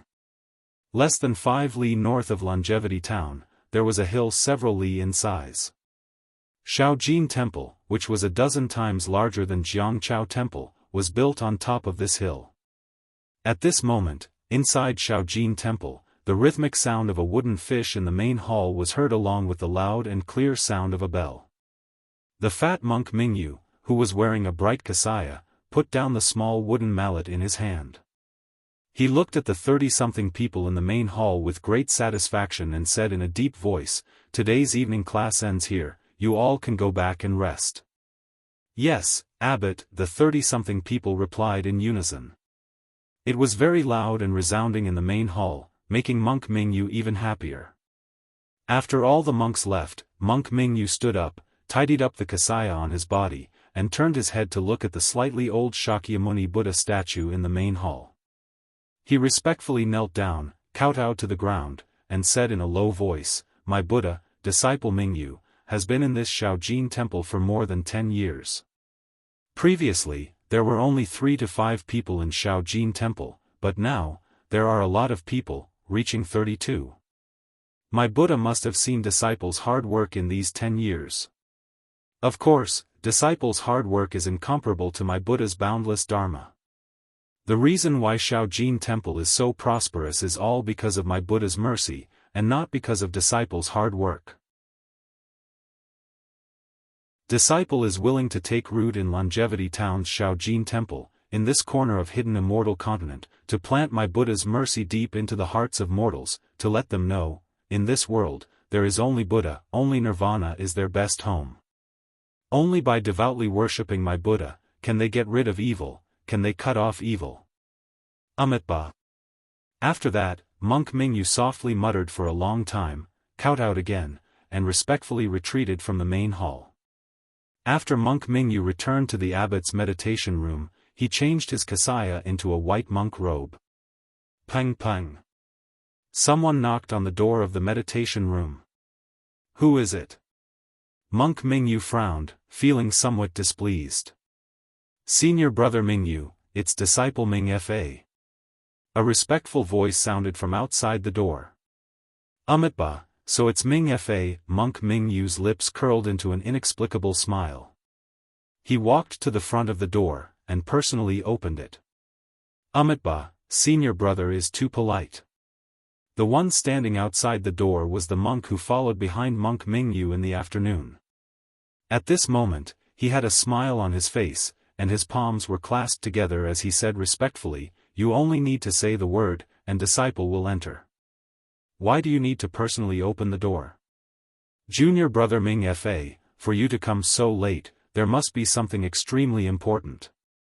Monk Mingyu invited Ming Fa into the room, and said with a smile, "To be able to rack your brains for my Shaojin temple, to be able to work tirelessly for the prosperity of my Buddhism sect, you are a meritorious servant of my Buddhism sect." This poor monk naturally has to personally open the door. "Thank you for your trouble, senior brother." Ming Fa sat on the praying mat somewhat cautiously.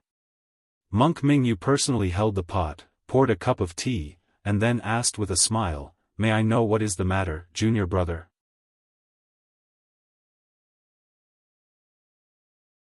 Chapter 3176. Reporting to Senior Brother.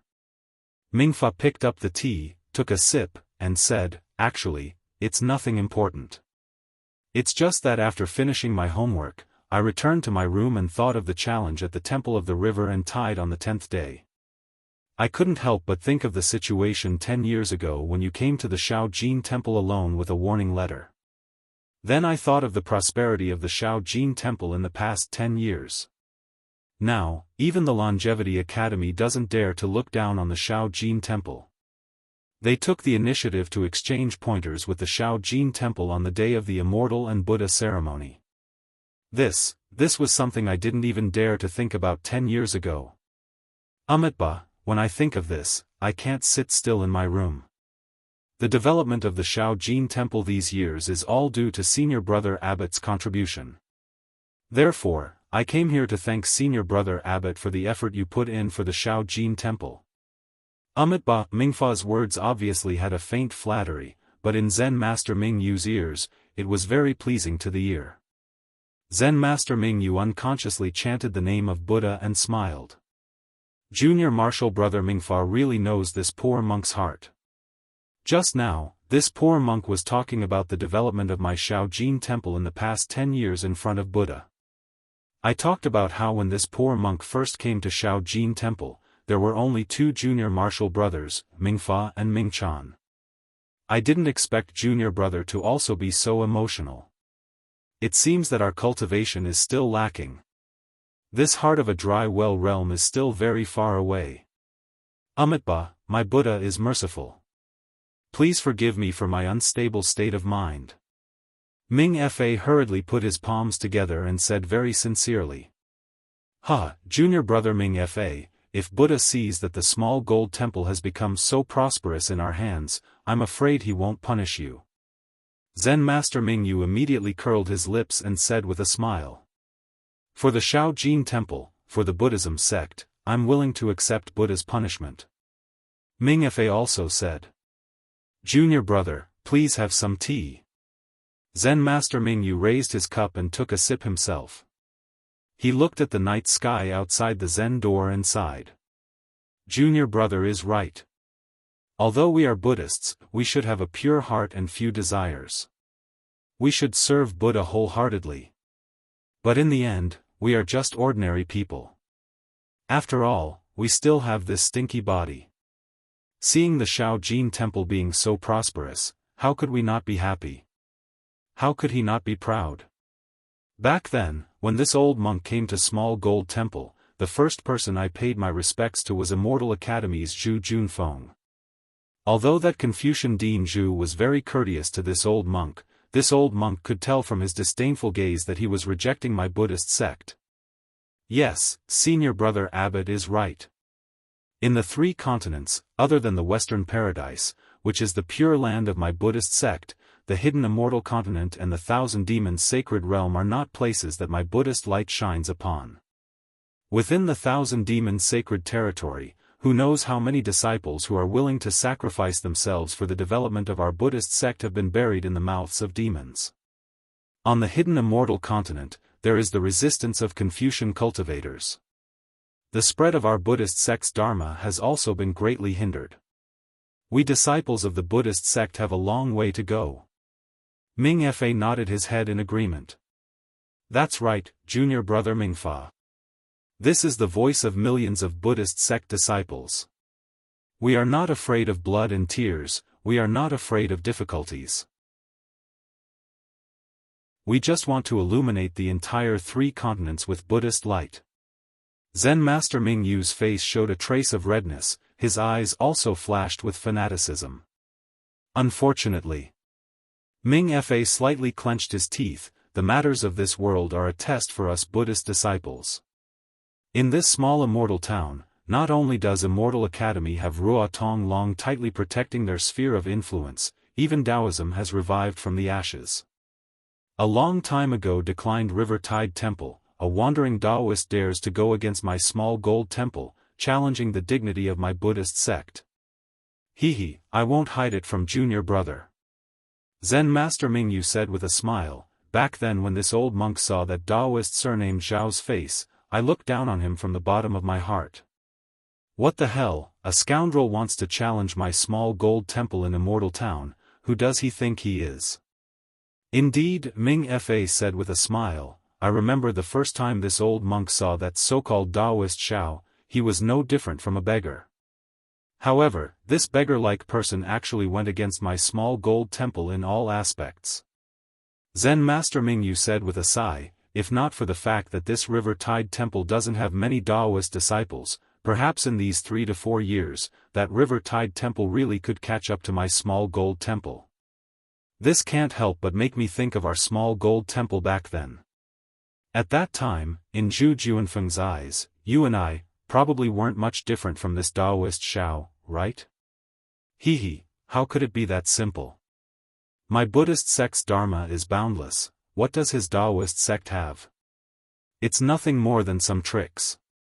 It's fine to deceive ordinary people, but in front of us, it's just a joke. I believe that Immortal Academy knows all of this. The problem is. Zen Master Mingyu smiled bitterly, my small gold temple is entangled with river tide temple, so many years of pure reputation will turn into flowing water. Even if I can't see river tide temple clearly, how will the secular people of Immortal Town view my small gold temple? In the past, they compared small gold temple to Immortal Academy, but now? They want to compare small gold temple and river tide temple on the same level. At this point, Zen Master Mingyu said with some disappointment, I originally didn't want to say this. Yesterday, Minister Lu didn't even invite my small gold temple's monks, so why did Ming Fa Shidi insist on bringing a few disciples to Minister Lu's home? Although Minister Lu didn't want to embarrass small gold temple, so he gave half of the ritual to you. But can't you use your brain to think? How can my Buddhist sect's ritual be compared to Taoists? How can they be compared? Yes. Ming Fa's face showed some disapproval, but he still lowered his head and agreed. The most terrible thing is. Zen Master Mingyu didn't stop talking, and continued to reprimand, after the ritual, you actually had a conflict with River Tide Temple. You and your group of close to 10 people against River Tide Temple's 2 people, if others knew, it would be strange if my small gold temple wasn't laughed to death. Senior Abbot, I know I was wrong. Ming Fa had no choice but to lower his head and explain, it wasn't that I insisted on going to Minister Lu's home to fight with River Tide Temple for the ritual. It was that this ritual was agreed upon the last time Minister Lu came to my small gold temple to worship Buddha. Who knows what Taoist Shao said to Minister Lu, I'm afraid he sowed discord and said that my small gold temple was in the wrong. That was why Minister Lu was persuaded to invite River Tide Temple over. I only went to Minister Lu's home as agreed, but I only bumped into River Tide Temple. And Minister Lu also said it clearly, he was careless, and mixed up the matter. Sigh, forget it. 10 days later, this kind of thing won't happen again. Shitty, you have to take this as a lesson and never let it happen again. Zen Master Mingyu sighed and didn't want to pursue the matter. Senior Abbot, 10 days later, which Shu will be coming? Why will he come? Ming Fa's eyes lit up and asked curiously. If I'm not wrong, it should be Yunlin Temple's Shu Xinghai. Speaking of Xinghai, Zen Master Mingyu's eyes lit up, as if he was envious and jealous. It was a rare look. Senior Abbot. Ming Fa was even more curious and hurriedly said, didn't you come from Yunlin Temple? 10 years ago, you were entrusted with an important task and came to my small gold temple. Then you must be familiar with Shu Xinghai. What kind of expert is he? He. Zen Master Mingyu laughed and said, my Yunlin temple has thousands of monks. Although they are all devoted to Buddha, they all have their own responsibilities. Shu Xinghai is my Buddhist protector and has Buddhist supernatural powers. How can I know him? I have only seen Shu Xinghai a few times on some occasions. Speaking of Buddhist supernatural powers, Senior Abbot, you have to explain it to Shitty. Ming Fa's eyes were even more fervent, for us small gold temple Buddhas, other than Shitty who came from Yunlin Temple, we all entered Buddhism from small gold temple. We are really ignorant. By the way, although the monks of small gold temple have practiced some martial arts in order to protect the temple, they are still far from Yuanya of Jiangchao Temple. If we all practice Buddhist supernatural powers, who would be afraid of a wandering Taoist? When Zen Master Mingyu heard this, a hint of awkwardness flashed across his face. He put his palms together and said, "Junior brother Ming Fa, fighting and killing should be the responsibility of the Buddhist guardians. We only need to spread the Buddhist Dharma and teach the ordinary people to be good."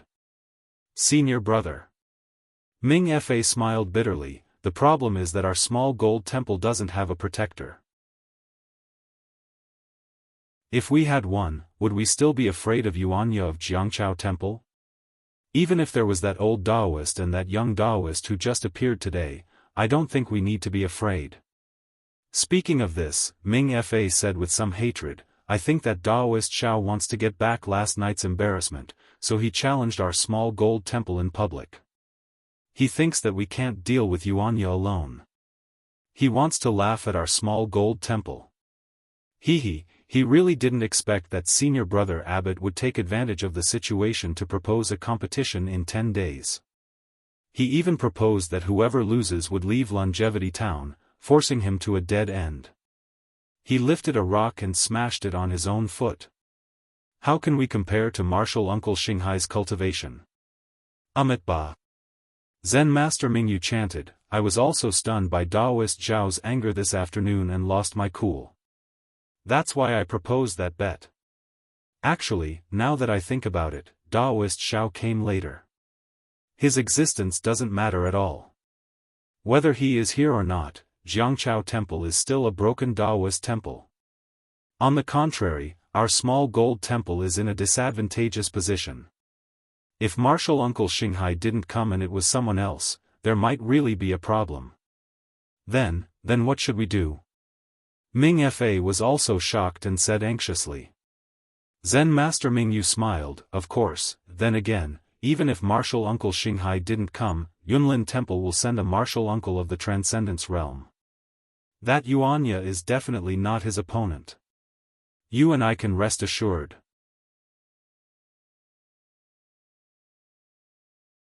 Chapter 3177. Chan Si Miao smiled apologetically and said, That's easy. If it's not something important, why can't I take a step back?" Zhang Xiaohua saw that the two of them didn't avoid her and only treated her as an object. She also knew that her life wasn't in danger. Zhang Xiaohua sat on the ground and stared straight at Qiu Feng's magic tool. She didn't know what he was thinking. After a while, Feng Shu said, "How about this, fellow Taoist Chan? I have an idea, but I don't know if it's suitable." "Feng Shu, please tell me. I'm all ears." "Yes, this cauldron is the last resort for us to get through the heavenly tribulation. If we all get through the heavenly tribulation safely, we won't need this cauldron. So, I was thinking, instead of fighting over this cauldron now, why don't we put it away first?" Chan Si Miao's eyes lit up and he nodded. "That's right. We're only in the middle stage of the soul formation stage. There's still some time before we pass the minor tribulation. Why should we fight to the death now? Why don't we use it when we pass the minor tribulation in the future? Also, if fellow Taoist Chan successfully passes the tribulation, we won't have to fight over it, right?" Feng Shu flattered him.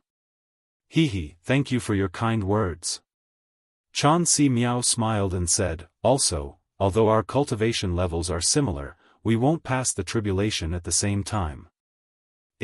How about this, let's make an agreement. Whoever passes the tribulation first gets to use the cauldron first. If the person who passes the tribulation first succeeds, the cauldron will be given to the person who passes the tribulation later. What do you think?" Very good. I like it." Feng Shu clapped his hands and said, "It's decided then." However, when he looked at Zhang Xiaohua, Feng Shu frowned and said, "We can make an agreement like this in the future, but, what about now? This old man originally planned to let this guy go to my Immortal Ascension sect first. After this old man is done with the Imperial Demon Valley, I will take him in as a disciple and use my sect's cultivation method to cultivate him. In the future, when I possess his body, he will have a good foundation." Chan Si Miao was also in a difficult position.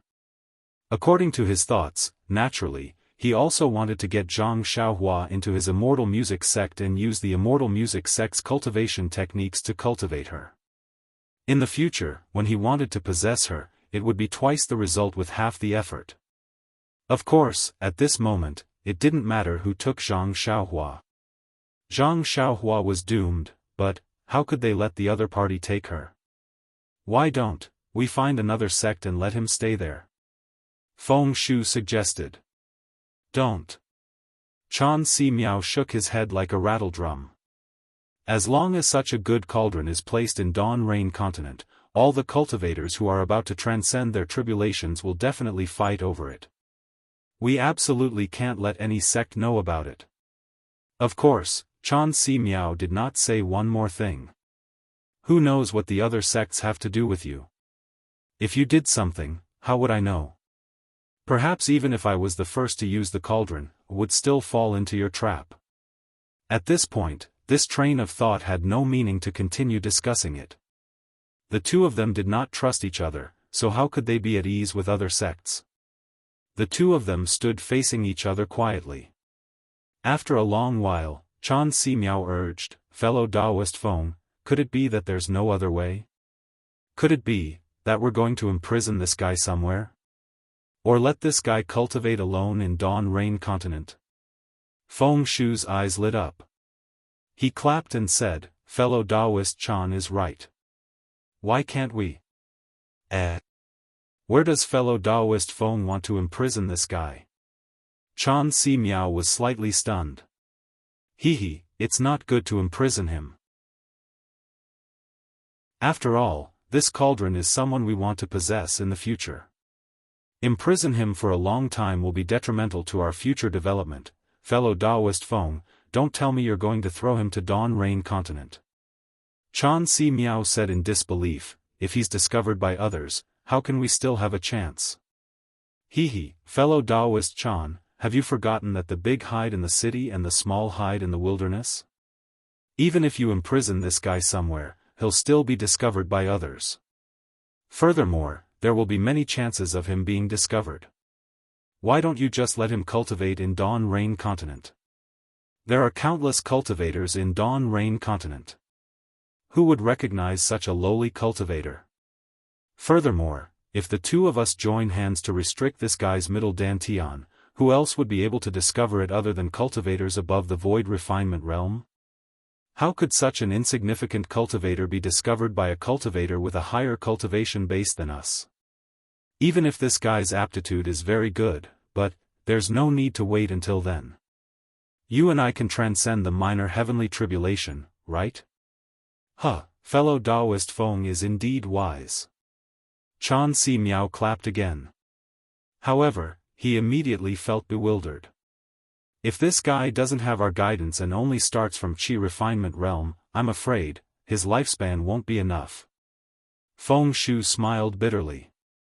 Could it be that fellow Taoist Chan has a better idea? If fellow Taoist Chan is still worried, why don't you let me bring him back to the immortal sect? Of course, Chan Si Miao shook his head. Then, Feng Shu whispered a few words to Chan Si Miao. Chan Si Miao was shocked at first. He turned to look at Zhang Xiaohua and nodded slightly. If fellow Taoist Feng thinks so, then I can only agree. Then, Feng Shu said again, since that's the case, the two of us will swear a hard oath. From today onwards, the two of us will never reveal this matter to anyone, including our own disciples.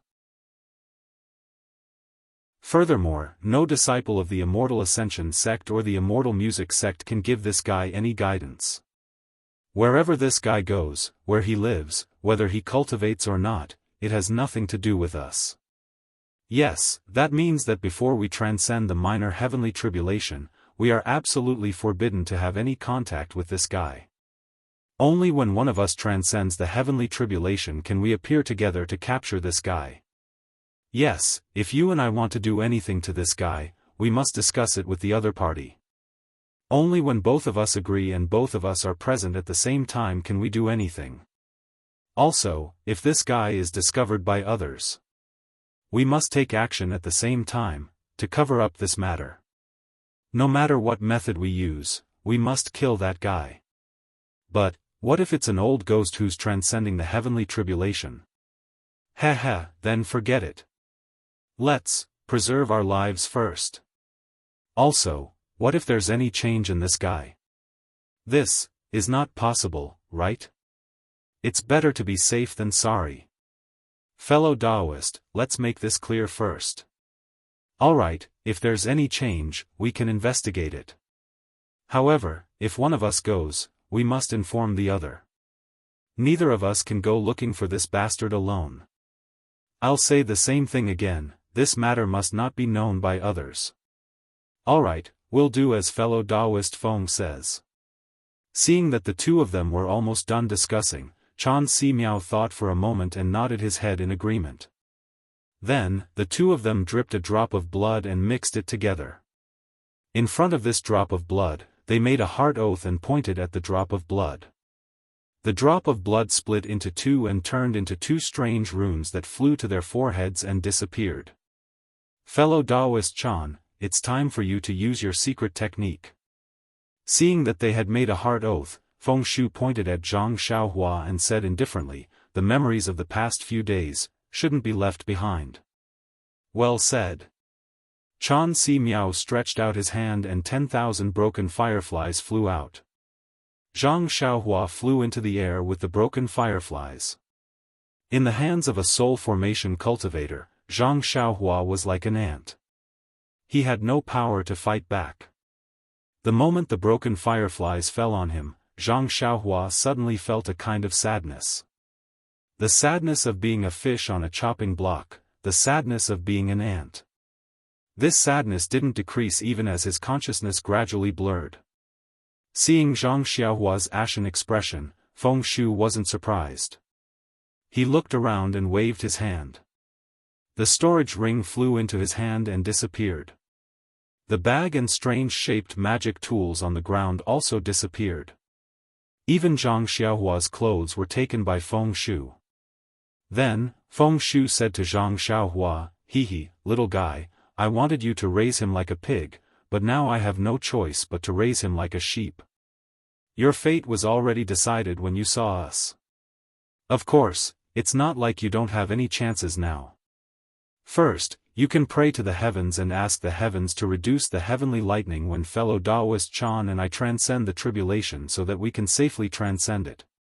Fellow Taoist Chan and I promise you that as long as we transcend the lightning tribulation, we will immediately release you. Second, you can also cultivate diligently. As long as you transcend the tribulation before us, don't worry, we don't have to do anything. The small heavenly tribulation from the soul formation will definitely destroy this restriction. Zhang Xiaohua only listened in a daze. His eyes were straight, as if there was no spirit in them. Or you can do what you did just now. You don't want your life and self-destruct, turn around and reincarnate. Feng Shu ignored his reaction and continued, however, this old man has to remind you that if you disintegrate, the restriction that Chan Si Miao and I placed in your dantian will immediately alert us, and we will immediately rush over. Before your corpse turns cold, we will do something else to ensure that we can use it when we go through the tribulation. Of course, this is under the condition that you know who you are and remember what happened today. Feng Shu seemed to still be saying something, but Zhang Xiaohua's consciousness was already blurred. It was as if he had fallen into a gray space. There was no possession, no furnace, no pain, no sadness, fellow Taoist Feng. Seeing Xiaohua standing in the air with an expressionless face, Chan Si Miao smiled and said, I was fortunate enough to not disappoint you. Now that it's time to seal it, I wonder if fellow Taoist will make a move first. Or will I make a move first? You and I will make a move at the same time. Feng Shu smiled faintly. Just now, I thought of something. It seems that your immortal music sect and my immortal ascension sect both have half of the incomplete heaven and earth dual forms devil sealing formation, right? Fellow Taoist Chan, don't tell me that you haven't studied it properly. Chan Si Miao laughed and clapped his hands. I also have the same idea. If we use this incomplete immortal formation to seal this guy, even void refinement realm cultivators or even higher cultivators won't be able to break it. Not only that. A trace of ruthlessness flashed through Feng Shu's eyes. Not only do you and I want to seal this guy's middle dantian, we also want to seal his Naiwan palace so that he can't cultivate normally. Furthermore, fellow Daoist Chan has the advantage in the middle dantian seal while I has the advantage in the Naiwan palace seal. These two seals are connected by the heaven and earth dual forms devil sealing formation. Even if the old ghost Du Jie comes to break the seal and take over this guy's body, we will make him suffer. Alright. Let's do as fellow Daoist Feng says. Chan Si Miao laughed loudly and waved his hands. Countless mysterious spells were cast one after another. Countless hurricanes rushed into his hands from 100 li in the sky and gradually drew countless white brilliance. At the same time, Feng Shu did the same. Wherever he waved his spells, countless black brilliance was also produced. For a moment, the color of heaven and earth changed. Rumble. Thunder faintly appeared in the sky. It was as if the heavens were mourning for Xiao Hua, who had just stepped into the dawn rain continent and hadn't seriously looked at the beautiful scenery around him. Boom. After an extremely loud sound, countless air waves rushed in all directions. Seeing the two layers of black and white seals fuse together and entering Xiao Hua's Naiwan Palace and middle dantian without any obstruction, Chan Si Miao and Feng Shu raised their heads and looked at each other with a dignified expression. At the same time, they raised their hands. A white brilliance like a silk was drawn out from Xiao Hua's middle dantian and swam extremely slowly toward the Naiwan Palace. At the same time, a black brilliance like a black line was produced in the Naiwan Palace and welcomed the white silk. Even the avatars of the two spirit-severing cultivators were extremely solemn at this time. Their gazes were fixed on the black and white silk and didn't dare to be negligent. The strange thing was that the two gossamers were like ants. Every time they swam an inch, the void seemed to be about to collapse. Every time they swam an inch, the two avatars also became a bit dimmer. It seemed that at this time, even the two avatars couldn't support this immortal seal. Woo! The moment the two gossamers touched, a mournful wail like a ghost and a howl like a wolf suddenly appeared. A strong fluctuation followed. The two gossamers instantly turned gray and entered Zhang Xiaohua's body. It quickly rushed in all directions. The wind and clouds in the sky changed again. This seal actually triggered a celestial phenomenon.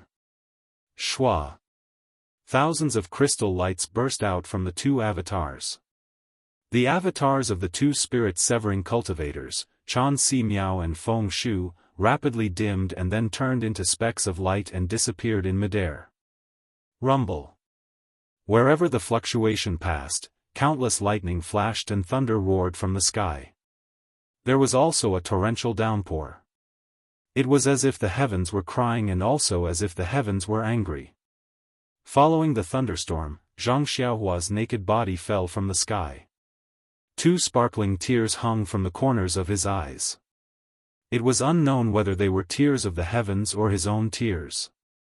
The rain continued for several days, and the lightning flashed in the sky for several days. It was impossible for the anger to not have an end. When the anger had no target to vent, the clouds gradually parted and the rain stopped. A seven-colored rainbow hung in the sky like a giant opened eye, revealing a strong sense of pity. Under the eyebrows of the giant eye, a black dot gradually got closer. When it got closer, it was a magic treasure that looked like a small boat flying over. However, the strange thing was that there was no one on the magic treasure. It seemed to be an ownerless magic treasure. However, when the magic treasure flew over a mountain stream, the light of the setting sun reflected on the magic treasure. A cultivator in a green Taoist robe suddenly sat up from the magic treasure. That's right, he sat up and even stretched his back. The cultivator looked at the sunlight reflected on the mountain peak and smacked his lips.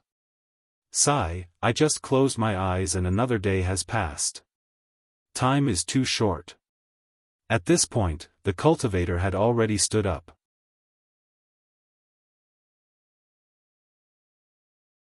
He tidied his Taoist robe and muttered to himself, "This old man has been waiting outside the valley for so long, but I still haven't snatched anything good. Why did all the spirit stones in the world run into other people's pockets? Why didn't a single piece run into this Zhao's storage bag? Don't tell me I have to return to Yellow Flower Ridge empty-handed again today?" The cultivator said in a bored tone as he looked around. The rain from before was really heavy, and the mountain stream was full of flowing water.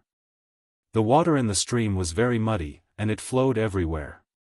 On both sides of the mountain stream, many small trees and branches were blown down by the strong wind. Many mountain rocks were also shattered by the lightning, rolling down from the top of the mountain.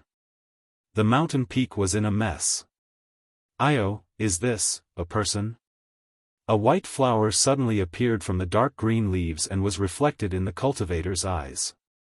The cultivator cried out involuntarily. Wasn't this white flower person the sealed Zhang Xiaohua?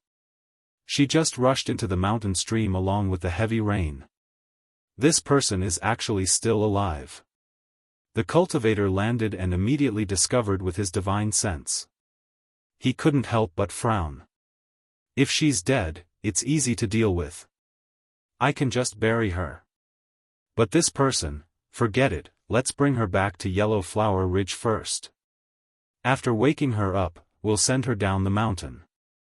Immediately, the cultivator took out a Taoist robe from his storage bag and casually draped it over Zhang Xiaohua's body. He carried her onto the flying boat. The flying boat rushed into the sky and quickly left. Zhang Xiaohua's story in Dawn Rain Continent was spread out along with the flying boat.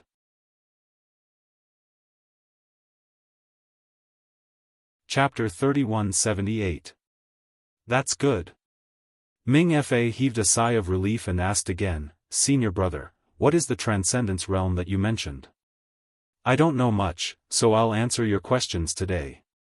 Hearing Ming Fa's question, Zen Master Ming Yu had no choice but to answer. "When I was in Yunlin Temple, I occasionally chatted with Martial Uncle while he was preaching about Tao.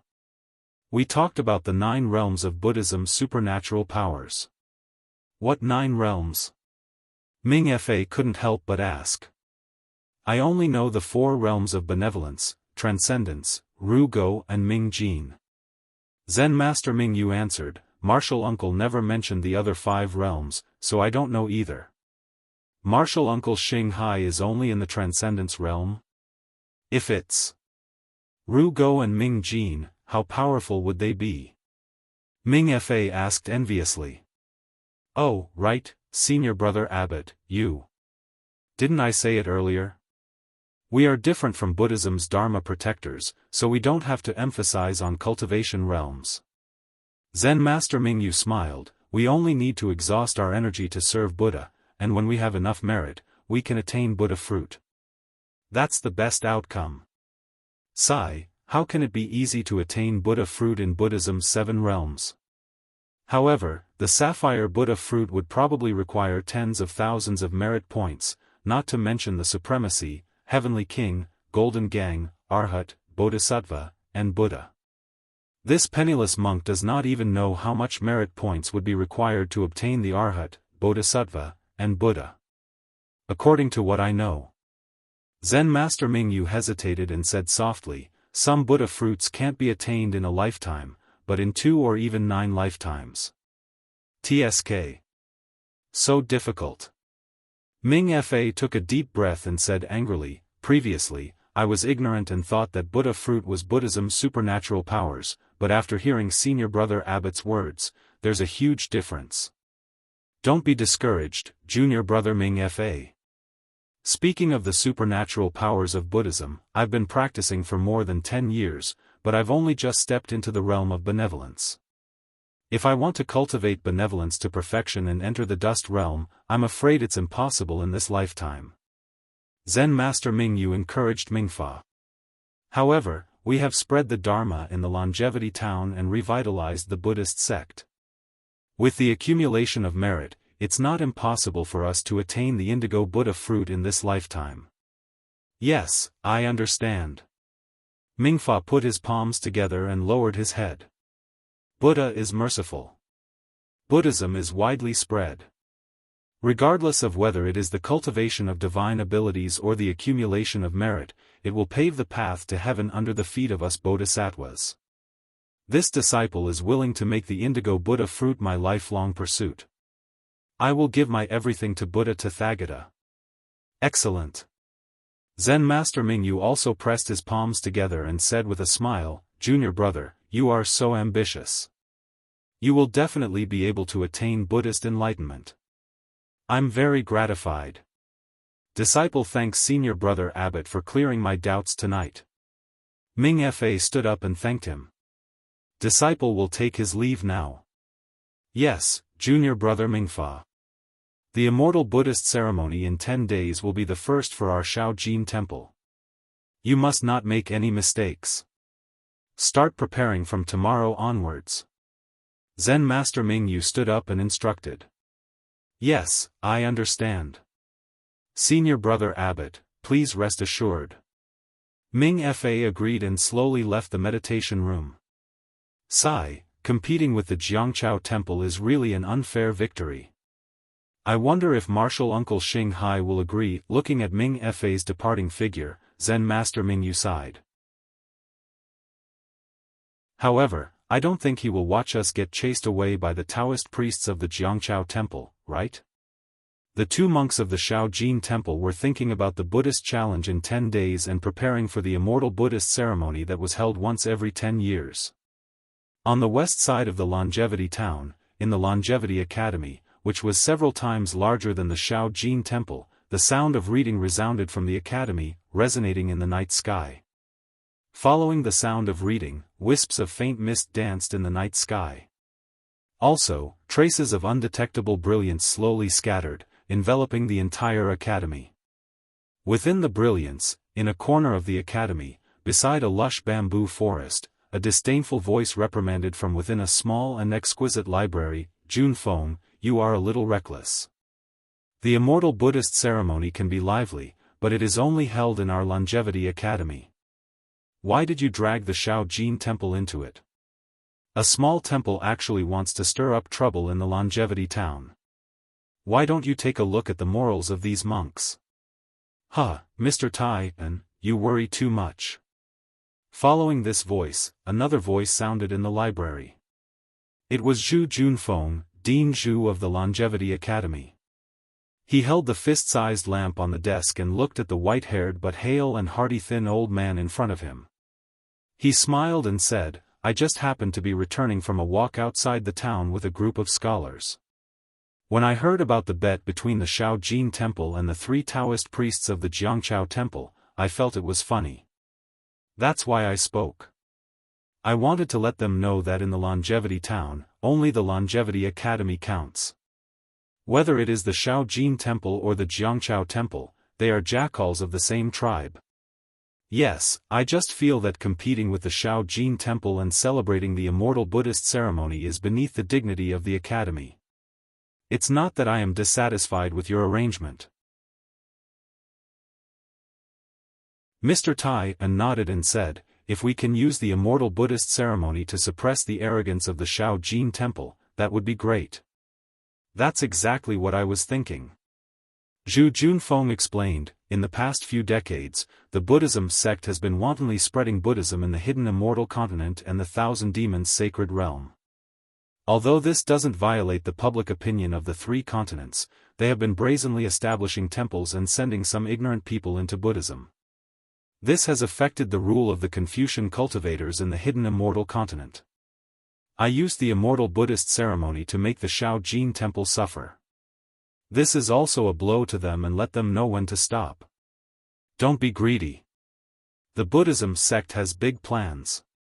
We Confucian cultivators are already vigilant. Mr. Tai frowned. The Buddhism sect has been building temples in the hidden immortal continent and spreading Buddhism to the point where it can't be suppressed. However, we Confucian cultivators have been building academies in the Western Paradise and teaching students. Progress is slow. The Buddhist people in the Western Paradise are very ignorant. It's hard to use benevolence, righteousness, propriety, wisdom, and faith to teach them well. Even if it's difficult, we have to face it. Otherwise, how can we go up and down to seek? Zhu Junfeng was also somewhat worried. However, from what I saw today, the Shaojin Temple has been unscrupulous in order to destroy the Jiangchao Temple. The Buddhism sect's intention of eliminating dissidents is really scary. It's far from our Confucian cultivators' breadth of mind. That's right. That abbot of the Shaojin Temple called Monk Mingyu obviously had the confidence to win. He was sure that after 10 days, there would be a Buddhist expert who defeated Yuanya. That's why he restrained himself and pushed the challenge 3 days later to 10 days later. He even used leaving the Longevity Town as bait to trick Daoist Shao of the Jiangchao Temple. His methods are really despicable.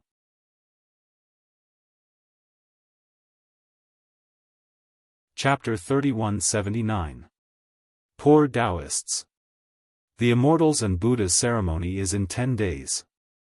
Although Longevity Academy won't make a move, they will disappear from Longevity Town under the pressure of the Buddhist sect. Mr. Taiyan couldn't help but lament the fate of the Rivertide Temple. Who says Chongqing Academy won't do anything? Zhu Junfeng smiled. Since Mr. Jianli is here, don't go back empty-handed. No matter what Buddhist masters come from Shaojin Temple, let Mr. Mo do it. Let them see what the Confucian cultivators of Zhangxian continent are like. Oh, Mr. Mo Yen is coming? Mr. Taiyan was surprised.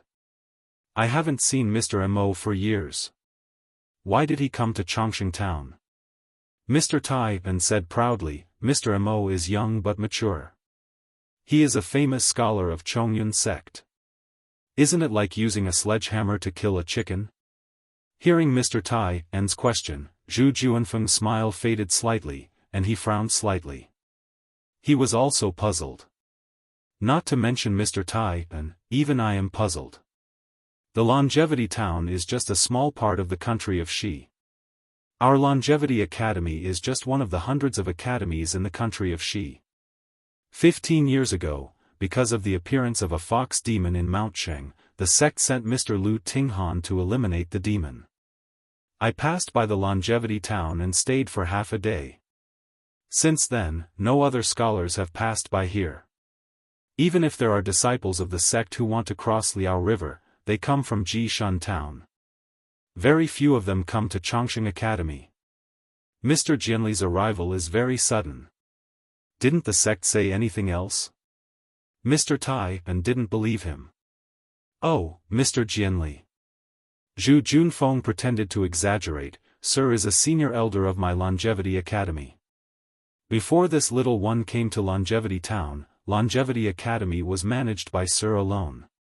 If the sect has information, how could this little one dare hide it from Sir? Ha ha ha, Mr. Taiyan laughed heartily. He stroked his beard and shook his head. I'm just curious. If you don't want to tell me, I won't ask. Whoosh. At this moment, a green sword light flashed in the night sky outside the library. It cut through the open window and rushed in front of them. Who is it? Zhu Junfeng didn't have time to check what the sword light was. He turned his head abruptly and looked out of the window. His originally black and white eyes flashed with a faint clear light. Zhu Junfeng used the greenwood eyes of a Confucian cultivator to examine the situation around Longevity Academy. Mr. Taiyan waved his hand, and a ball of true qi flew out from his sleeve, instantly turning into a dozen or so strands to surround the sword light. Within the true qi, the sword light suddenly converged. It was a thumb-sized green flying sword. Mr. Taiyan opened his mouth and infused his true qi into the flying sword. The surface of the flying sword immediately began to roll like water. Gradually, something similar to a bamboo joint emerged from the flying sword. Principal Zhu. The vigilance on Mr. Taiyan's face faded. He smiled. This is a flying sword message from the sect. Try using Longevity Academy's sword comprehension technique. Zhu Junfeng used his greenwood eyes to observe for a moment. There was nothing strange within a few miles of the Chongqing Academy. He knew that the sword light must be a message from the sect. He nodded and formed a sword sign with his hands. When a few streams of Zhenqi rushed into the bamboo joint like flying swords, the bamboo joint slowly opened. A clear voice came from the bamboo joint. Zhu Yan, I am Mo Jianli from the sect. I am now on the Liao River, which is more than 15 miles south of the Chongqing Academy. I have something to ask you. As Mo Jianli's voice faded, the bamboo joint slowly dissipated. Then, it turned back into a thumb-sized sword. Mr. Mo. Zhu Junfeng reached out and the sword landed in his hand. He carefully examined the sect insignia on the sword.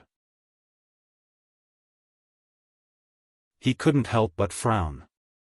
He looked at Mr. Tai and asked curiously, how did he get here so quickly? Last time, the message said that he would come to Longevity Academy in about 6 days. Moreover, why did he go to Liao River instead of coming to Longevity Academy so late at night? Could it be that his main purpose of coming here today is Liao River? Since Mr. Mo is here, why don't we go and ask him? Why bother guessing? Mr. Tai said with a smile. When Zhu Junfeng heard this, he couldn't help but laugh. Exactly. Tonight, the sky is clear and the stars are like lanterns. I really want to go to the Silver Han Dynasty with Mr. Tai. We'll play the stars and welcome the guests from afar. That's right. I want to go with you. Mr. Tai was in high spirits. He shook his hand, and a jade pendant flew into the air like an auspicious cloud. Then, he opened his mouth and breathed in a puff of true qi. The jade pendant flashed with a faint white light. Then, it turned into an auspicious cloud several feet in size and floated in front of Mr. Tai. Mr. Tai raised his leg and stepped on it. The cloud rose into the air and rushed out of the library. Mr. Tai's robes fluttered in the wind, making him look like an immortal. Mr. Tai's auspicious cloud pendant is indeed marvelous. It's not something an ordinary origin artifact can compare to. Zhu Junfeng's eyes flashed with a divine light as he praised. He extended his hand, and his index and middle fingers came together to form a sword seal. Rise, following Zhu Junfeng's soft command, a wang sound of a sword rang out. The treasured sword hanging on the wall of the library flew out of its scabbard, and like a silver dragon, it streaked across the air and rushed past Zhu Junfeng. Zhu Junfeng nimbly leaped onto it, and the treasured sword did not stop there either. It also rushed out of the library. In the sky above the library, other than the sound of students reading, Mr. Tai's voice could also be heard. The building is 100 feet high, and the stars can be plucked with one hand. I don't dare to speak loudly for fear of alarming the people in the sky.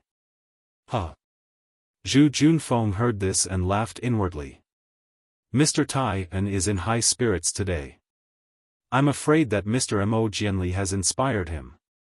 Mr. Tai has spent his entire life practicing the classics. Today, he has only reached the middle stage of transforming energy into qi. He is only a scholar. Mr. Mo, on the other hand, has practiced the noble spirit river. He is only in his 50s and has already reached the last stage of transforming energy into qi. He has become the youngest scholar in the Chongyun sect. Facing a child who once wanted to learn from him, no one would be able to remain calm. Sigh, where do saints come from in this world? The desire to win has never ceased. If Mr. Tai is like this, how can others be spared? Fortunately, although I am a young scholar, I am still much younger than Mr. Mo. Facing such a prodigy, how can I live with my dignity?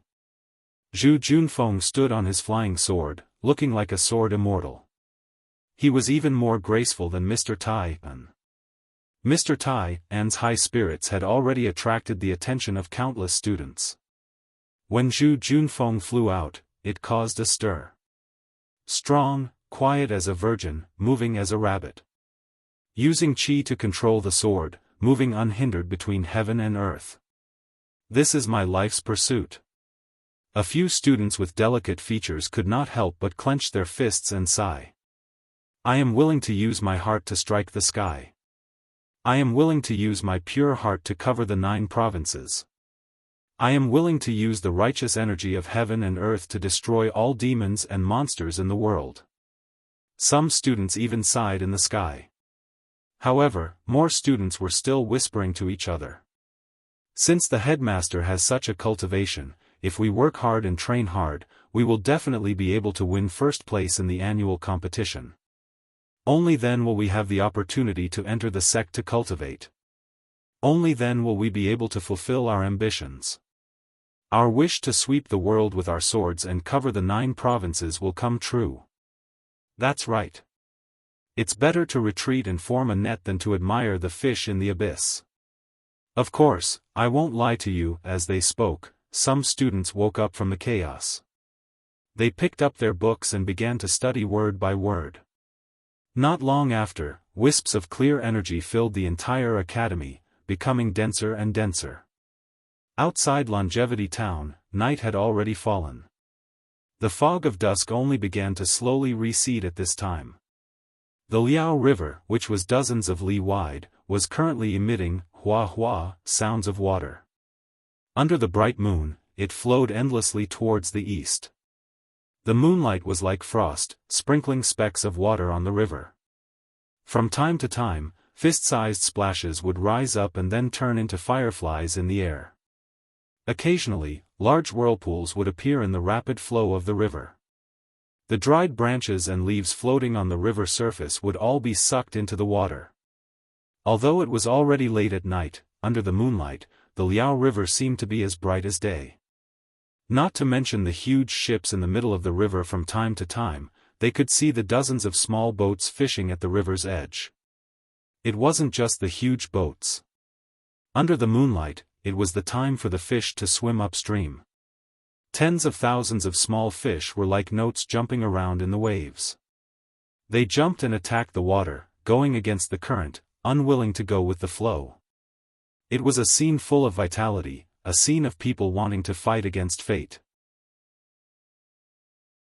Unfortunately, on the dozens of small boats, there were some middle-aged men who wanted to take advantage of the night to go upstream and catch more fish to feed their families and buy more clothes for their children. Looking at the nets cast time and time again on the small boats, there were also heavy shouts and joyous laughter. Although they were tired, their harvest was bountiful. On the other hand, those fishes who wanted to change their fate would immediately fall into the nets of others as soon as they jumped up from the river surface. Other than becoming the meal of others tomorrow, there was no other ending. What bravery, what change, what unyielding will, they all turned into the moon's shadow in the river. Woo! Without any reason, a gust of cold wind suddenly rushed out from the river. A few seemingly ordinary waves rose up with a whoosh, immediately capsizing several small boats nearby. The river surface that didn't seem dangerous suddenly became a whirlpool. Nearly 10 people on the small boats fell into it and were immediately sucked into the whirlpool. There was almost no time to call for help. On the contrary, not far away, the fishermen who were celebrating their harvest inadvertently saw this and no longer cared about fishing. They shouted loudly, urging their family members who were trying their best to stabilize the small boats. They ignored the whirlpool on the river surface and rowed towards the small boats that were spinning rapidly in the whirlpool. There were even a few fishermen who didn't even think and jumped into the river, wanting to save the nearly 10 fishermen who had already disappeared.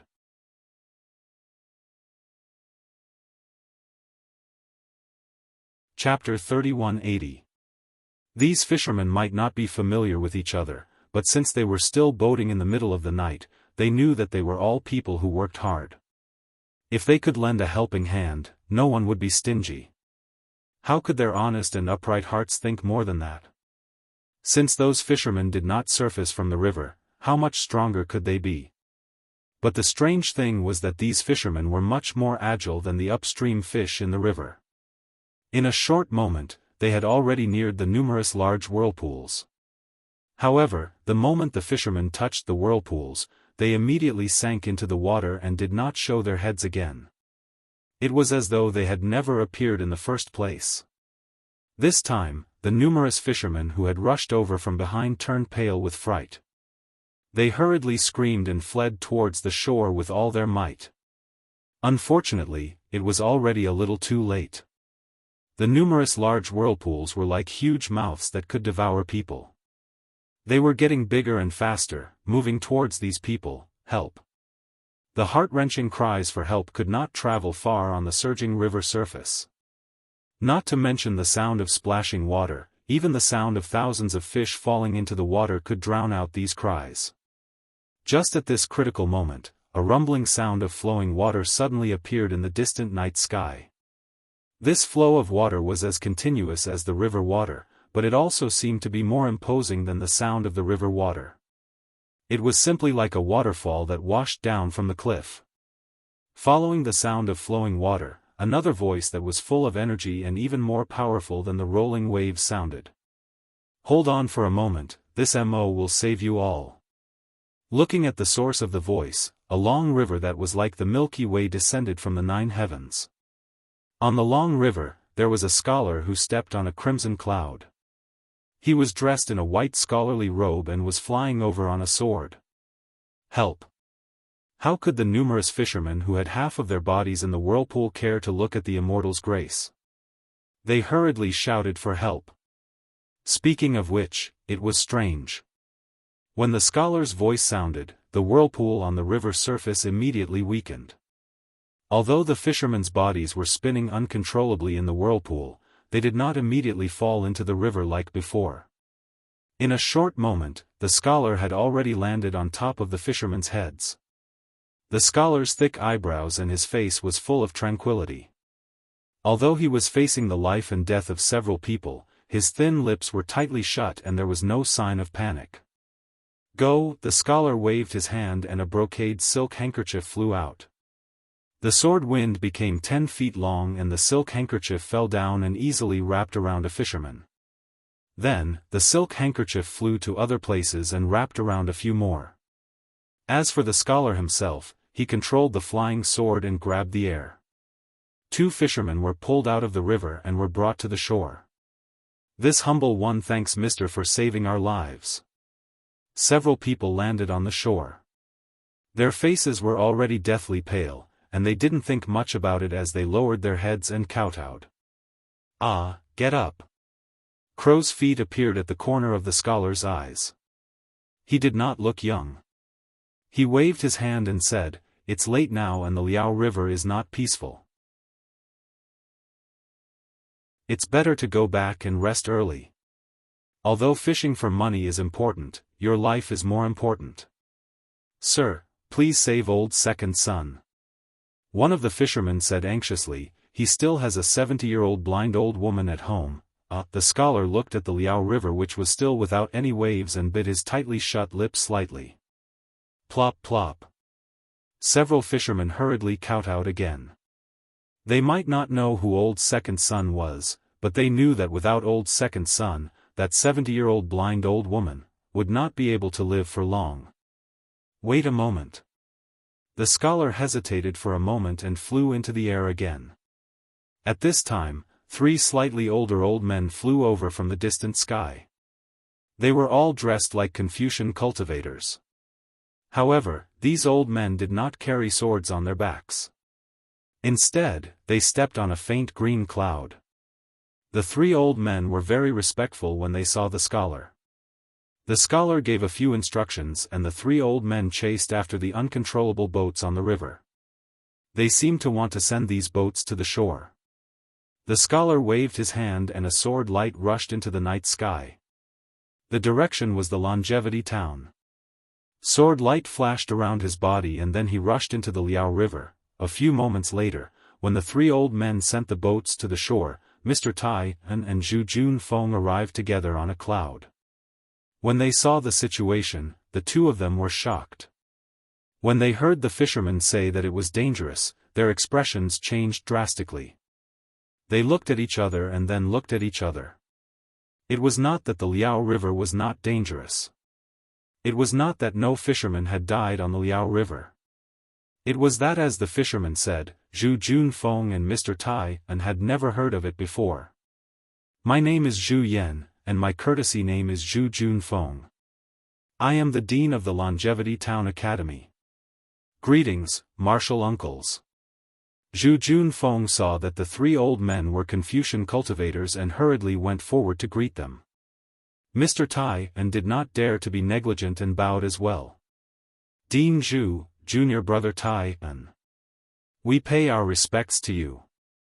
The three of them hurriedly returned the greeting and introduced themselves. They were all Confucian cultivators of the Chongyun sect.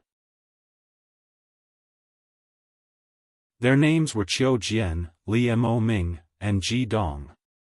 However, they did not tell Zhu Junfeng their courtesy names. After the five of them greeted each other, Zhu Junfeng did not ask too many questions because there were still fishermen from the Longevity Town.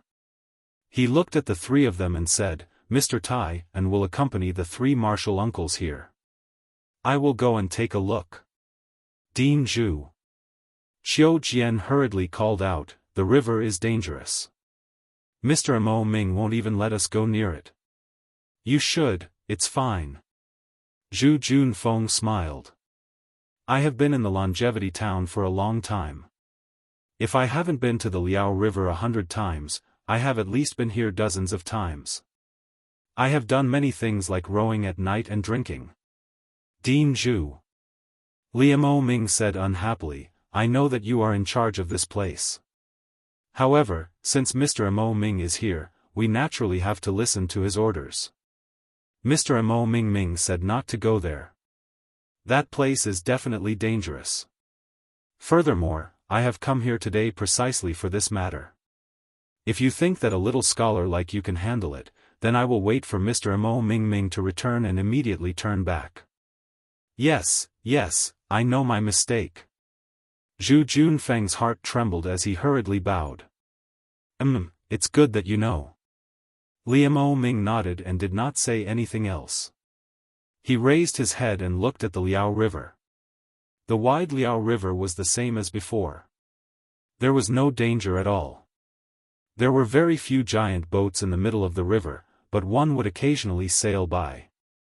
The lights on the giant boat flickered with the stars in the sky, and the fragments of moonlight on the river's surface seemed to resonate with each other. It made one wonder if this was the falling stars in the sky. Whoosh! A long river flowed against the current and rushed up to the sky. The brilliance of the river instantly covered all the stars and moonlight.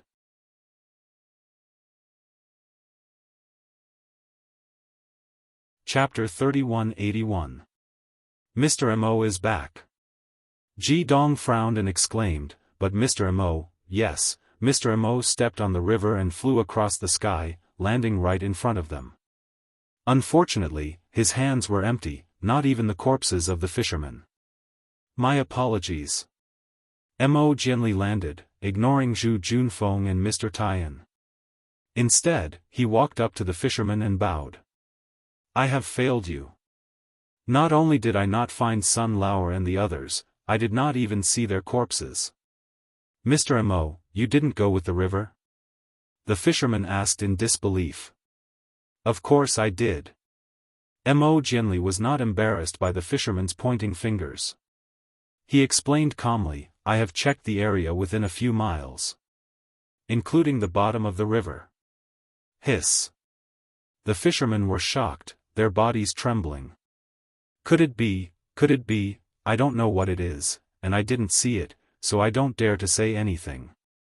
But for now, don't come out to fish at night. Mo Jianli said in a gentle voice, of course, we will try to find the reason around the Longevity Town, but there might be some accidents. You should wait until the truth is out. But we all fish for a living. Even if we don't come out at night, we have to come to Liao River during the day. One of the fishermen said boldly. Sigh. Mo Jianli sighed, looked at Zhu Junfeng, and said to the fisherman, the Longevity Academy of the Chongyun sect will do its best to protect you. However, you all still need to be careful. Mo Jianli then took out a silver coin from his pocket and handed it to the fisherman. He said, "This is for Sun Lao's mother. Please give it to that poor old woman for me." "Thank you, Mr. Mo." The fisherman took it gratefully. "I thank you on behalf of Sun Lao. I will definitely bring this to Sun Lao. Please don't worry. You can go now." Mo Jianli waved his hand. "The fishing boat has been found. Go home quickly." "Yes. Thank you, Mr. Mo." The fishermen were overjoyed, but still scared. They packed up their fishing gear and their harvest and hurried back. "Greetings, Mr. Li." Zhu Junfeng could still call the few scholars martial uncle, but Mo Jianli, who was a scholar, could only call him grandmaster. However, among Confucian cultivators, teacher was an honorific, regardless of seniority. Most Confucian cultivators liked to hear this honorific, so Zhu Junfeng naturally addressed him as teacher. "Yes, Principal Zhu." There was no trace of a smile on Mo Jianli's face. He seemed to be feeling guilty about what had happened just now. He cupped his hands and bowed. "This old man will be troubling the principal for a period of time from now on. I don't dare." "Sir, please call me Junfeng." Zhu Junfeng hurriedly said respectfully, "Sir, you are my senior. Regardless of knowledge or cultivation, you are my teacher. The dean is just a common name. Sir, please don't humiliate me." "All right." Mo Jianli nodded, then bowed to Mr. Tai and said, "Mr. Tai, I haven't seen you for many years. Today, I see that you are still as strong as before." "Mr. Mo." Mr. Tai was not convinced before he came here. However, when he saw Mo Jianli was neither arrogant nor humble. Mo Jianli was so amiable even in front of a few lowly fishermen, he was convinced. He hurriedly bowed and said, "In the early years, I just explained a few things to you. I don't dare to call myself your teacher." "Sir, you are wrong. A teacher for a day is a father for life." Mo Jianli's tone was still a bit indifferent. "Although you have never been my teacher, a few words of advice are enough. It is the tradition of Confucian cultivators to respect their teachers. If I don't acknowledge you as my teacher just because my cultivation is higher than yours, how can I carry forward the inheritance of Confucian cultivators?" "Huh, Mr. Mo." Mr. Tai laughed. "You can call me Mr. Mo. You don't have to call yourself my student. Otherwise, as a scholar, if I were to hear a scholar call me teacher, would also feel uncomfortable in my heart." "All right, I got it." Mo Jianli didn't hesitate. He nodded and said to Zhu Junfeng, "Junfeng, did you hear what the fisherman said just now? Do you know what's going on?" "I've heard about it." Zhu Junfeng hurriedly replied. "I've never seen such a situation in all my years in Longevity Town. However, legend has it that thousands of years ago, Liao River was inhabited by the Water Tribe. These Water Tribe are cruel and often eat mortals alive. Every year, the Longevity Town would have to hand over virgin boys and girls on time. Otherwise, they would flood the town." "That's right." Mr. Tai nodded. "I've heard about it too. Because of the Water Tribe, the Longevity Town was plunged into misery and suffering. The people had no way of making a living. Almost every family was wailing in grief. 7 out of 10 people left for other places. Later on, an immortal passed by the Liao River and saw a group of fishermen carrying a crying boy and girl to throw into the Liao River as a sacrifice to the Water Tribe. Only then did he make a move to subdue the demon. He fought with the Water Tribe for 3 days and 3 nights, fighting until the sky turned dark and the earth turned dark. In the end, the Water Tribe was killed. Blood flowed all over the river. The immortal floated away.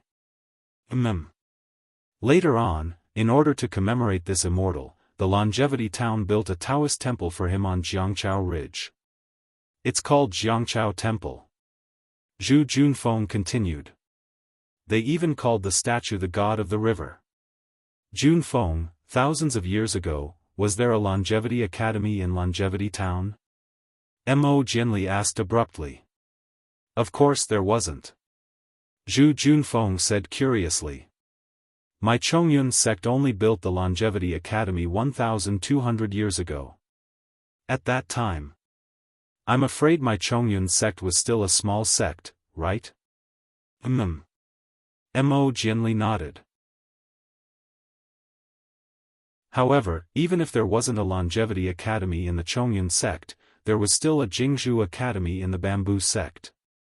So why didn't the Longevity Town spread the story of the Jingzhu Academy, but instead built a Taoist temple in Jiangqiao Ridge? This. I don't know. Zhu Junfeng was a little embarrassed. The Academy's records about this are not very detailed. I don't mean to blame you. Mo Jianli explained. I received a secret order from the sect and found this information in the sect's records about the Longevity Town. I didn't know about this before.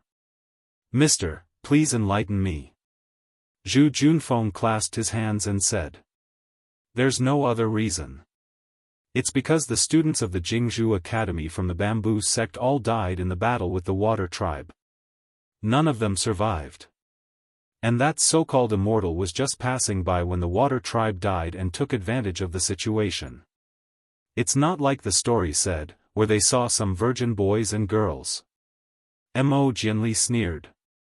That so-called immortal was not a Taoist cultivator, but a Buddhist disciple. But that disciple was not a monk who shaved his head, so he was mistaken for a Taoist cultivator. A Buddhist disciple who didn't shave his head? Zhu Junfeng was surprised. There's such a person? Which one is it? The sect's records didn't mention it in detail, so I don't know. Don't ask too much. I guess the sect didn't want to leave behind a thick mark of the Buddhism sect in the Longevity Town.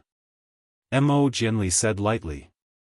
And in the following thousands of years, the number of Buddhist cultivators gradually decreased. On the contrary, there were more and more monks who shaved their heads in the Zhongxian continent. Oh. Zhu Junfeng was deep in thought. Mr. Tai and frowned and said, Mr. Mo, so what happened today, this? I don't know either. Maybe it's a little strange. Mo Jianli sighed. He turned to look at the moon, which had already set, and the Liao River, which was covered in mist again, and said, Our Chongyun Martial School has received some news. It seems that some water-kind creatures have come to the Liao River.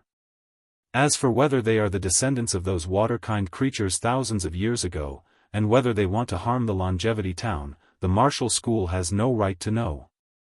But for the safety of the Longevity Academy, I have been ordered to come here. Hiss. Hearing this, Zhu Junfeng gasped and said hurriedly, The Water Tribe are naturally demons. They have a long lifespan, which is far from the human race. This Liao River is far away from the East Sea, and there hasn't been any Water Tribe members wreaking havoc for hundreds of years. If there really are Water Tribe members coming, they must be the descendants of the Water Tribe. It's too early to make a judgment now. Mo Jianli waved his hand. It's better to wait and see. Oh right, Mr. Tai and looked at Zhu Junfeng and said in a low voice, The Shaojin Temple seems to have sent experts here too. Could it be because of this? Maybe. Mo Jianli's eyes flashed with a trace of disgust. The Buddhism sect is everywhere in the Zhongxian continent. Their dharma is the best at bewitching people. What happened in the Longevity Town thousands of years ago may be hidden from ordinary people, but it may not be hidden from the Buddhism sect's experts. And now they have many spies in the Zhongxian continent. The sources of information are no less than us Confucian cultivators. If the Chongyun sect can get the information, they can get it even more. Besides, the Shaojin temple has grown from a small temple of 2 or 3 monks to a temple of 30 or 40 people. Its future is limitless.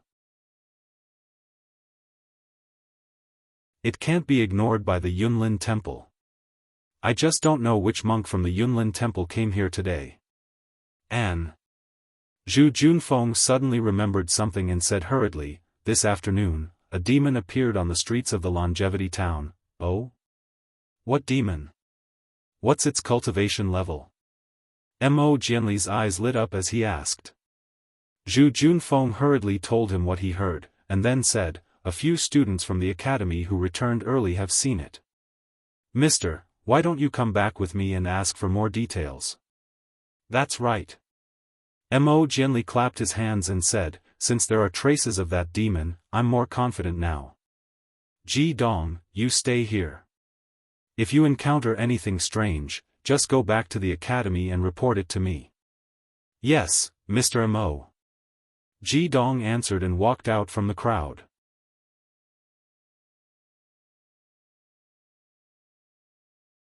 Chapter 3182. The others followed Zhu Junfeng back to Longevity Academy. Ji Dong flew to a hillside and stood with his hands behind his back, quietly looking at the rapidly flowing Liao River. Liao River's water was like thousands of years ago. Although the waves were small, they were not completely dead. Under the small waves, there was an incomparably surging undercurrent. This undercurrent was not something that could be seen clearly by the greenwood eyes and divine sense. Longevity Town's turbulence did not affect Xiaohua at the tidal river temple.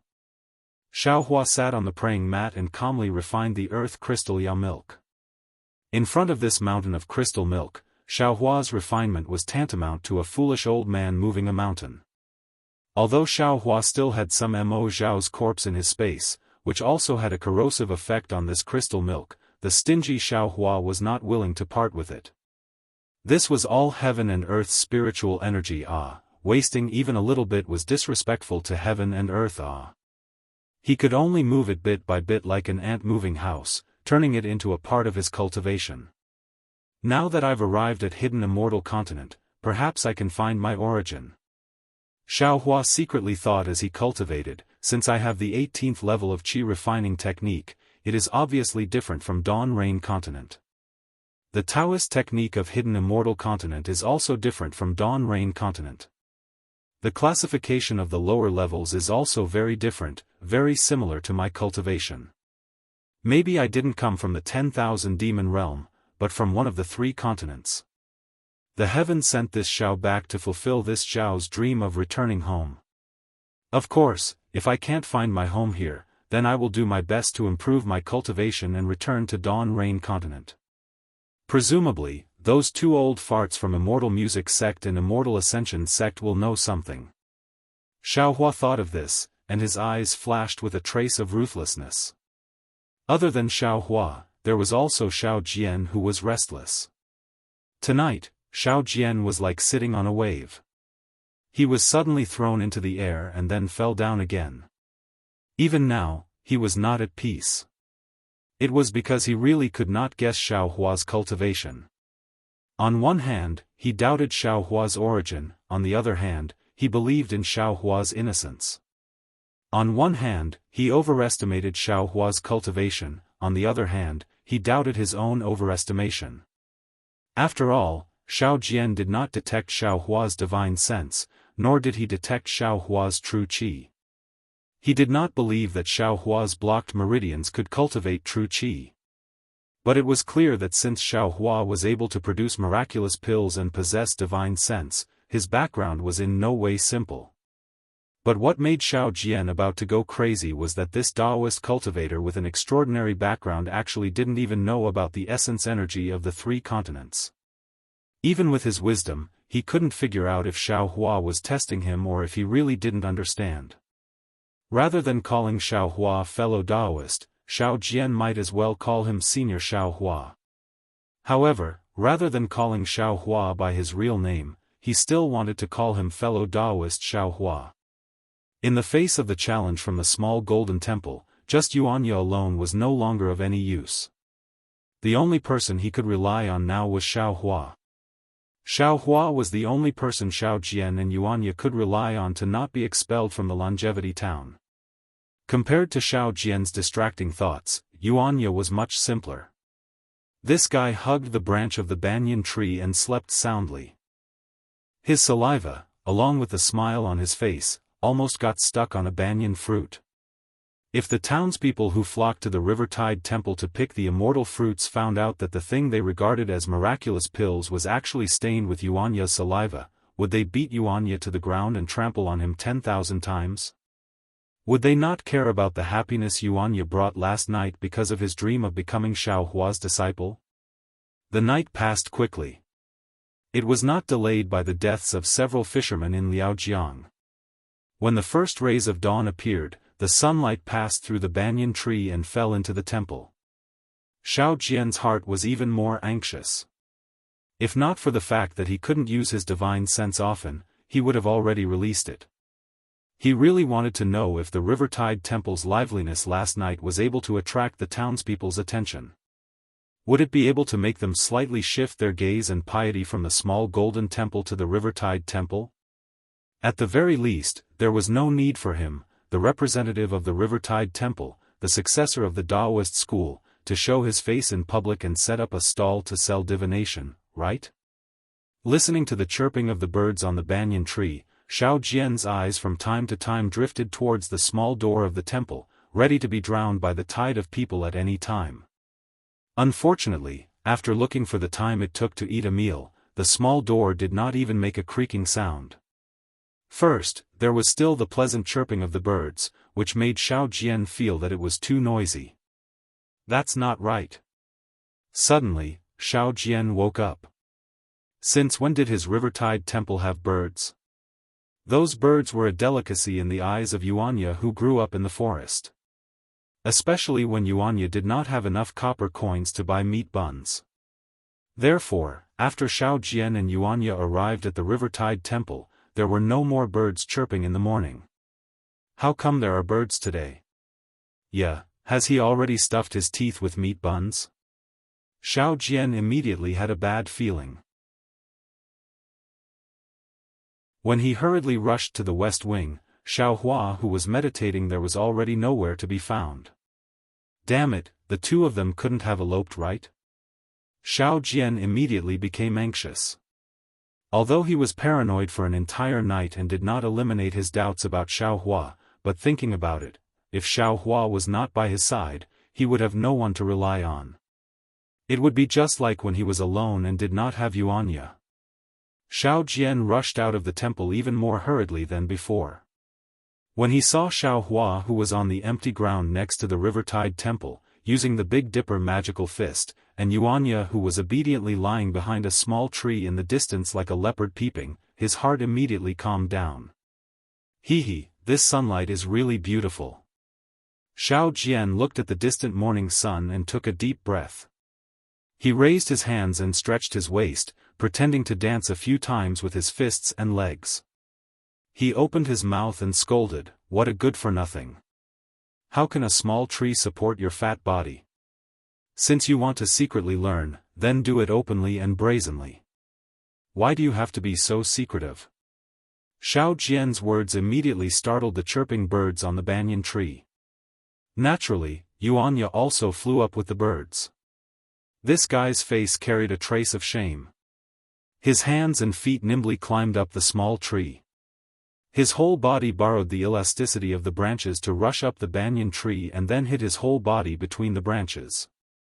Xiaohua naturally had already seen through the appearance of this pair of master and disciple.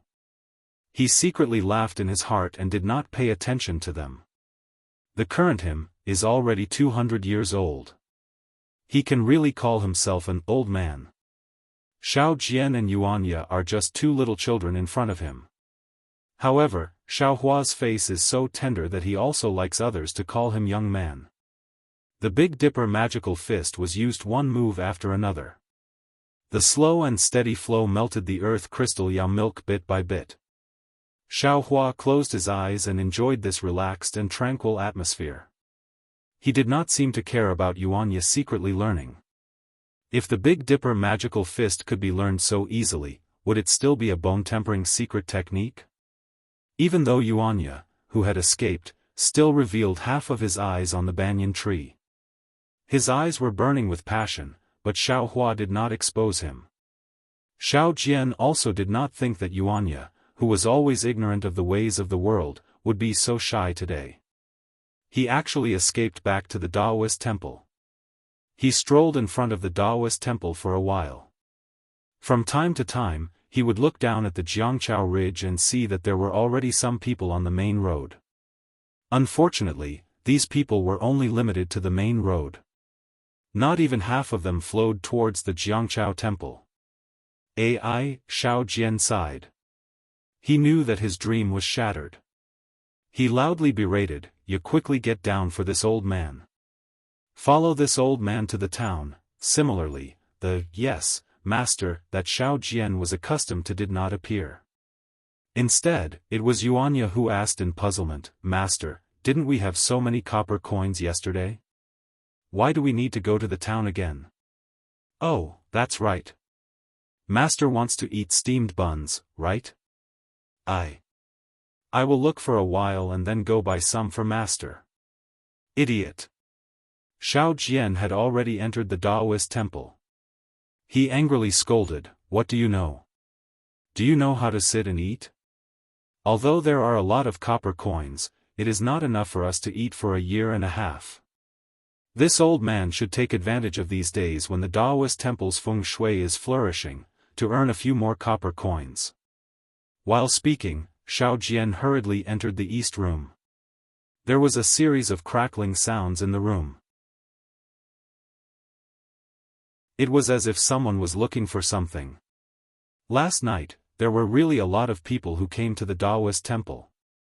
There were really a lot of people who rushed into Shao Jian's room to search for the so-called elixirs. Even the box that Shao Jian locked with a copper lock was pried open. "Let's go," what could Shao Jian say? Inside the achievement box was a pile of copper coins. It looked much cuter than the copper lock. However, in the time it took to brew a cup of tea, Shao Jian had already tidied up. He was still wearing the same Taoist robe, the cloth bag, and the bamboo pole. Xiaohua's Taoist robe. Lowering his head to look at his own Taoist robe, Shao Jian suddenly remembered that the clothes that Xiaohua was wearing today were not the same ones that he was wearing yesterday. Moreover, it looked a bit strange. It was different from what he was wearing. What was special was that the material of the Taoist robe seemed to be of a much higher quality than his. Where did this guy get these things? Look at how he has nothing on him. Damn it, did he take the copper coins from the main hall yesterday? Shao Jian suddenly woke up and hurriedly went to the main hall to check. However, the achievement box was still locked. He picked it up and weighed it a few times. The weight was the same. Only then did he fiercely look at Xiaohua's direction and extinguish the thought of interrogating Xiaohua. "Master, wait a moment. Let me take a look again." Shao Jian walked out of the main hall. Yuanya's careful voice came from the banyan tree. "You idiot!" Shao Jian berated, "Quickly come down. How many times have you seen it? You still can't learn it? It's not that I don't want to teach you, it's that you are not cut out for it. You are just a petty person."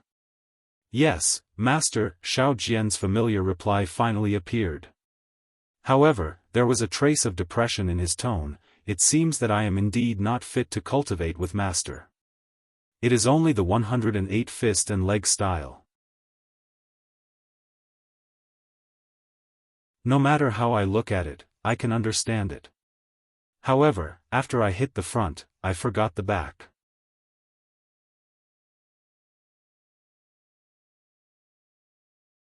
Chapter 3183. Let's go. Follow this old man. Shao Jian raised his head and shouted unhappily. However, before he could finish his words, he was interrupted by the sound of beating drums. The sound of the drums wasn't very loud, but it was clear in Shao Jian's ears. In particular, the sound of the drums was getting louder and louder, and there were also some messy noises. "Ha ha ha! Someone is coming." Shao Jian laughed and threw the bamboo pole away. He had just scolded Yuanya for being petty, and now he rushed to the front of the Taoist temple. However, Xiao Jian didn't jump out directly, but instead, he peeked out half of his head and looked outside the Taoist temple, just like how Yuanya hid on the banyan tree and peeked at Xiao Hua's practice. Don't look. Xiao Hua's faint voice sounded from above Xiao Jian's head. You can't see anything if you hide in the Taoist temple. They have just reached the foot of the mountain. He. Xiao Jian awkwardly straightened his back and looked at Xiao Hua, who was standing beside the door of the Taoist temple. He smiled embarrassedly. I want to see if the group of people from the General Ridge came again. They turned our Jiangqiao temple upside down. It shouldn't be the group of people from the General Ridge. Xiao Hua glanced at the distance and said, they seem to be fishermen. Some of them are holding fishing nets, and some of them are holding oars. In addition, some of them are wearing white mourning clothes. They should be here to worship the Taoist temple. Worship the Taoist temple? Xiao Jian seemed to be a little disappointed. He coughed twice and was about to walk out of the Taoist temple. At this moment, Yuanya's cheers sounded. Master, there are pig heads. Big fat pig heads, cow heads, and sheep heads. Slurp. At this point, Yuanya couldn't help but drool. When Xiao Jian heard this, he naturally swallowed his saliva. He walked to the front of the Taoist temple and looked down along the mountain path. Sure enough, just as Xiao Hua and Yuanya had said, there were dozens of people at the foot of the mountain path. In front of these people were 3 bare-chested strong men. Above the heads of these 3 men were a red lacquered tray. On each tray was the head of a cow, a pig, and a sheep. Behind the 3 heads were 2 children, 1 male and 1 female. Each of them was holding a fist-sized incense burner. At this moment, there were 3 incense sticks in each burner. As soon as the incense sticks were lit, the incense sticks slowly floated up and were blown away by the mountain breeze. Behind this group of boys and girls, there were another dozen or so people. Among these dozen or so people, 2 of them were carrying a red drum that was several feet in size. There was also a burly man who was several feet tall, holding a drumstick that was even larger than his fist. He was beating the drum with all his might. Large beads of sweat dripped down the man's forehead, and his veins throbbed as he beat the drum. Next to the 3 people beating the drums, there were 4 people holding gongs in their hands. Clang! Clang! As for the people dancing along with the gongs and drums, there were 2 men dressed as lions. In front of the 2 male lions, there was actually a thin young man holding a colorful ball in his hand. It was like a lion dance. As they pounced on the young man's colorful ball, the young man nimbly jumped in front of the male lions, dodging and leading the 2 male lions up the mountain path step by step. Behind these people, there were dozens of fishermen wearing tattered clothes. Each of them held a fishing net and oar in their hands, respectfully following behind the lion dance. Their faces were solemn and pious. As for the people in mourning clothes that Xiao Hua had mentioned, they were walking at the very end. There were about 10 people, women, children, and the old and weak. What is going on? Xiao Jian was shocked. This was something that he had never encountered in the years he had been at Jiangqiao Temple. What are they going to sacrifice? Could it be that they are going to make a water and land Dao temple? Xiao Jian said to himself. Then, should they go to Shaojin Temple? Master. On the branch of the banyan tree outside the temple, Yuanya's figure strangely appeared. He shouted, I'm afraid that your reputation has already spread out last night. These people are here to worship you. Io, not bad, not bad. Xiao Jian suddenly understood. He hurriedly lowered his head to look at his own Dao robe and immediately felt extremely dissatisfied. He turned his head and crashed into the temple. It was unknown whether he went to lock the door or to change his Dao robe. In short, when the sound of gongs and drums arrived in front of the temple, Xiao Hua quietly watched from the side. Xiao Jian was wearing a new Dao robe and brought Yuanya out of the temple. At this time, Yuanya was also wearing new clothes. However, looking at Yuanya's twisted head and back appearance, he was definitely not used to it. However, this did not affect Xiao Jian's face full of smiles and extremely amiable. Xiao Jian walked in front of the three big men holding the tray and bowed. I, Xiao Jian, am the temple master of Jiangchao Temple. May I know the reason for your visit? Who knew that the respect and answer that Xiao Jian expected did not appear? The three men did not pay any attention to Xiao Jian at all. In the order of sheep, pig, and cow, they walked past where Xiao Jian bowed and entered the Taoist temple. Even the boy and girl behind them with the incense burner in their hands did not pay any attention to Xiao Jian. Cough cough. Xiao Jian was extremely embarrassed. He coughed twice and was about to speak when Yuanya suddenly said in a low voice, "Io, master, I forgot. Previously, when I was in Longevity Town, I seem to have heard someone say that this Jiangchao temple used to worship the sea god. Did they come to worship the sea god? Are they not looking for master? Damn it." Xiao Jian lifted his leg and turned around to kick Yuanya's knee. "Why didn't you say so earlier?" Disciple just remembered. Yuanya felt very wronged, but he still nimbly dodged Xiao Jian's kick and explained in a low voice. "Go in first. No matter who they are worshipping, you are the temple master now." Xiao Hua said in a bad mood. Yes, what fellow Xiao said is right." Xiao Jian felt that it was reasonable and felt less embarrassed. He did not have time to argue with Yuanya and took the opportunity to enter the temple while the lion dance was showing off in front of the temple. Sure enough, after Xiao Jian and the others entered, the dozens of people behind the lion dance also rushed in. In an instant, the small temple was completely surrounded. Xiao Jian had just walked to the center of the temple when he saw the three big men enter the main hall. One of the three big men waved his hand and the candles on the altar were swept to the ground by him. Seeing this, Xiao Jian could not help but feel anxious. How were they here to worship? They were clearly here to cause trouble. The Buddhist sect and the Taoist sect were not on good terms. The monks of the small gold temple also did not come to the Jiangchao temple to cause trouble. Xiao Jian shouted loudly.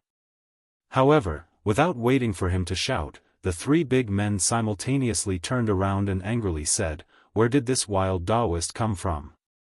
This Jiangchao temple is the place where my Longevity Town worships the sea god. Not only did you secretly occupy the temple, but you are also here to act mysterious? If you dare to say another word, see if I don't chase you out of the Jiangchao mountain range." When Xiao Jian heard this, he immediately shut his mouth and did not dare to say another word. He was afraid that he would be chased out of Longevity Town by these fishermen before he could fight with the monks of the small gold temple. "Lord Sea God!" Mournful shouts came from behind Xiao Jian. Dozens of old and weak women and children wearing mourning clothes entered the Jiangchao temple and cried as they rushed towards the main hall. Xiao Jian tactfully dodged to the side. He was even more agile than Yuanya. Following the cries and shouts of these fishermen, the three burly men placed the three offerings on the altar. The two virgin boys and virgin girls also presented the incense burner respectfully, then stepped back to the altar with their heads bowed and eyes lowered. In the main hall, the three offerings shone brightly. The two young boys and girls were beautiful and charming. Smoke curled around the incense burner. Although the statue was still tattered, with the cries and sincere worship of the fishermen in the main hall, it was unknown how many times more powerful it was compared to the worship of Xiao Jian and Yuanya. Xiao Hua stood not far behind Yuanya. His eyes flickered as he saw everything clearly. After less than an hour, the fishermen wearing mourning clothes paid their respects. The other fishermen also paid their respects. Xiao Hua already understood. He knew that a disaster had occurred in the Liao River last night. 10 fishermen lost their lives in the river. These fishermen came to pay their respects to this statue for their own safety and future livelihood. They did not know how many years they had not paid their respects to this statue. At the end of the worship, a few craftsmen first went forward to pay their respects. Then, they took out a strange ruler and thread to carefully measure the statue. Then, they took out a brush and ink to carefully mark some numbers on an image. Xiaohua also clearly saw that the image was of a statue. This statue was of a male body. The 2 strands of mustache above his lips were especially obvious. Other than the mustache, the statue was full and round like a heavenly palace. His ears were even drooping over his shoulders. In his eyes, other than some compassion, there was even more ferocity. Oh!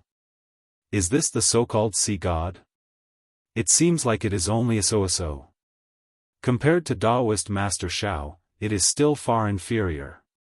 Xiaohua faintly smiled and looked elsewhere. Unlike Xiaohua's indifference, Xiao Jian was laughing non-stop. He promised the villagers of General Ridge that he would reconstruct the statue's golden body. However, in reality, he did not even know what the statue originally looked like. Moreover, he still had to find the craftsmen and discuss with them how to repair it. In particular, although he had a lot of copper coins last night, it was far from enough to repair the statue. Now that the fishermen were paying their respects to the sea god, wouldn't it save him a lot of trouble by reconstructing the statue's golden body? How could Xiao Jian not be happy? When the villagers of General Ridge ask me, this old man will say that I repaired it myself. Xiao Jian had already made up his mind. Moreover, he believed that the villagers of General Ridge would definitely not ask too much. The craftsman wrote down some numbers and hurriedly left the Taoist temple. It was obvious that they wanted to reconstruct the statue's golden body in the shortest time possible. The fishermen in the Taoist temple excitedly paid their respects a few more times. Seeing that the ritual that had nothing to do with Taoist Master Xiao Jian was about to end, more than 10 people came in from outside the Taoist temple. These people looked different from the fishermen. However, when they looked at the fishermen in the Taoist temple, there was no surprise in their eyes. Naturally, the fishermen did not pay any attention to them. They even nodded to each other in a friendly manner. However, when these people kowtowed, their first sentence successfully caused the emotions of the 2 groups of people to explode.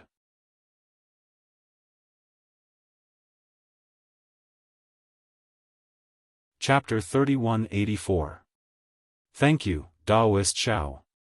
One of the vigorous old men knelt down in the main hall and said in a low voice, "Last night, I received Taoist Xiao's miraculous elixir and took it overnight. The chronic illness that I've had for decades disappeared at once." Before the old man finished speaking, the fishermen who were packing up and preparing to leave the Taoist temple could not take it anymore. A strong man hurriedly shouted, "Old man, what are you talking about? This Jiangchao temple worships the sea god of our fishermen. There's no Taoist Xiao. If you want to worship, you can go to Taoist Xiao's Taoist temple. Don't worship blindly here. If you annoy the sea god, not only will we fishermen have nowhere to make a living, but the entire longevity town will also be eaten up by the monsters in the water. Little guy, what do you know?" The old man glared at the fisherman with disdain and said, "This Jiangchao temple worships Taoist Xiao. He just showed up yesterday. Not only did he save my family of 3 in General Ridge, but he also gave me elixirs. Look, my chronic illness and these people's illnesses are all thanks to Taoist Master Xiao's blessing." Bullshit. Before the old man finished speaking, another old man who looked older than him rushed out from the fisherman. He held a small oar in his hand and scolded, "Rebellious thing.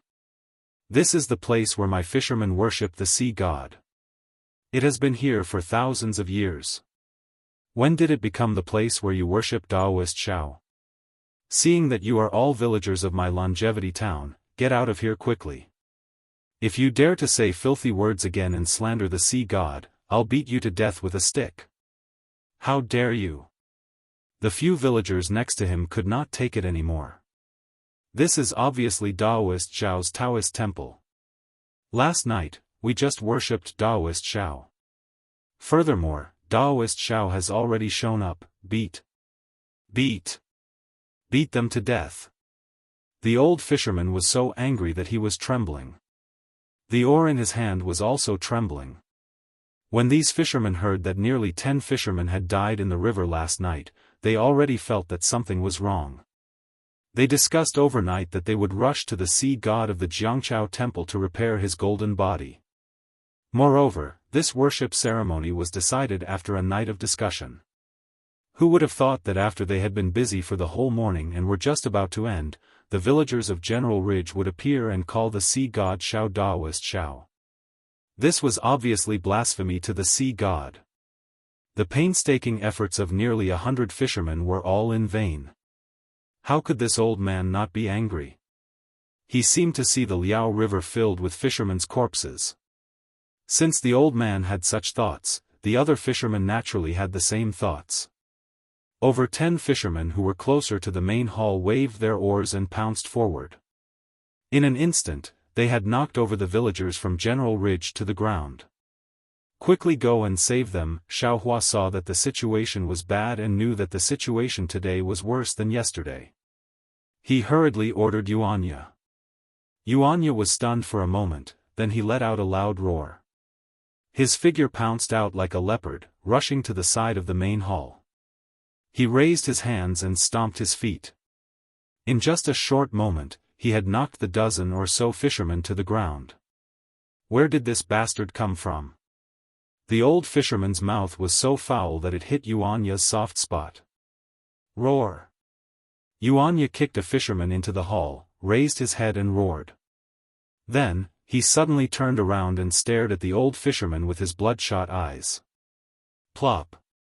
Without waiting for Yuanya to make a move, his gaze that was as sharp as a sword was enough to scare the old man to the point that he wet his pants and sat on the ground.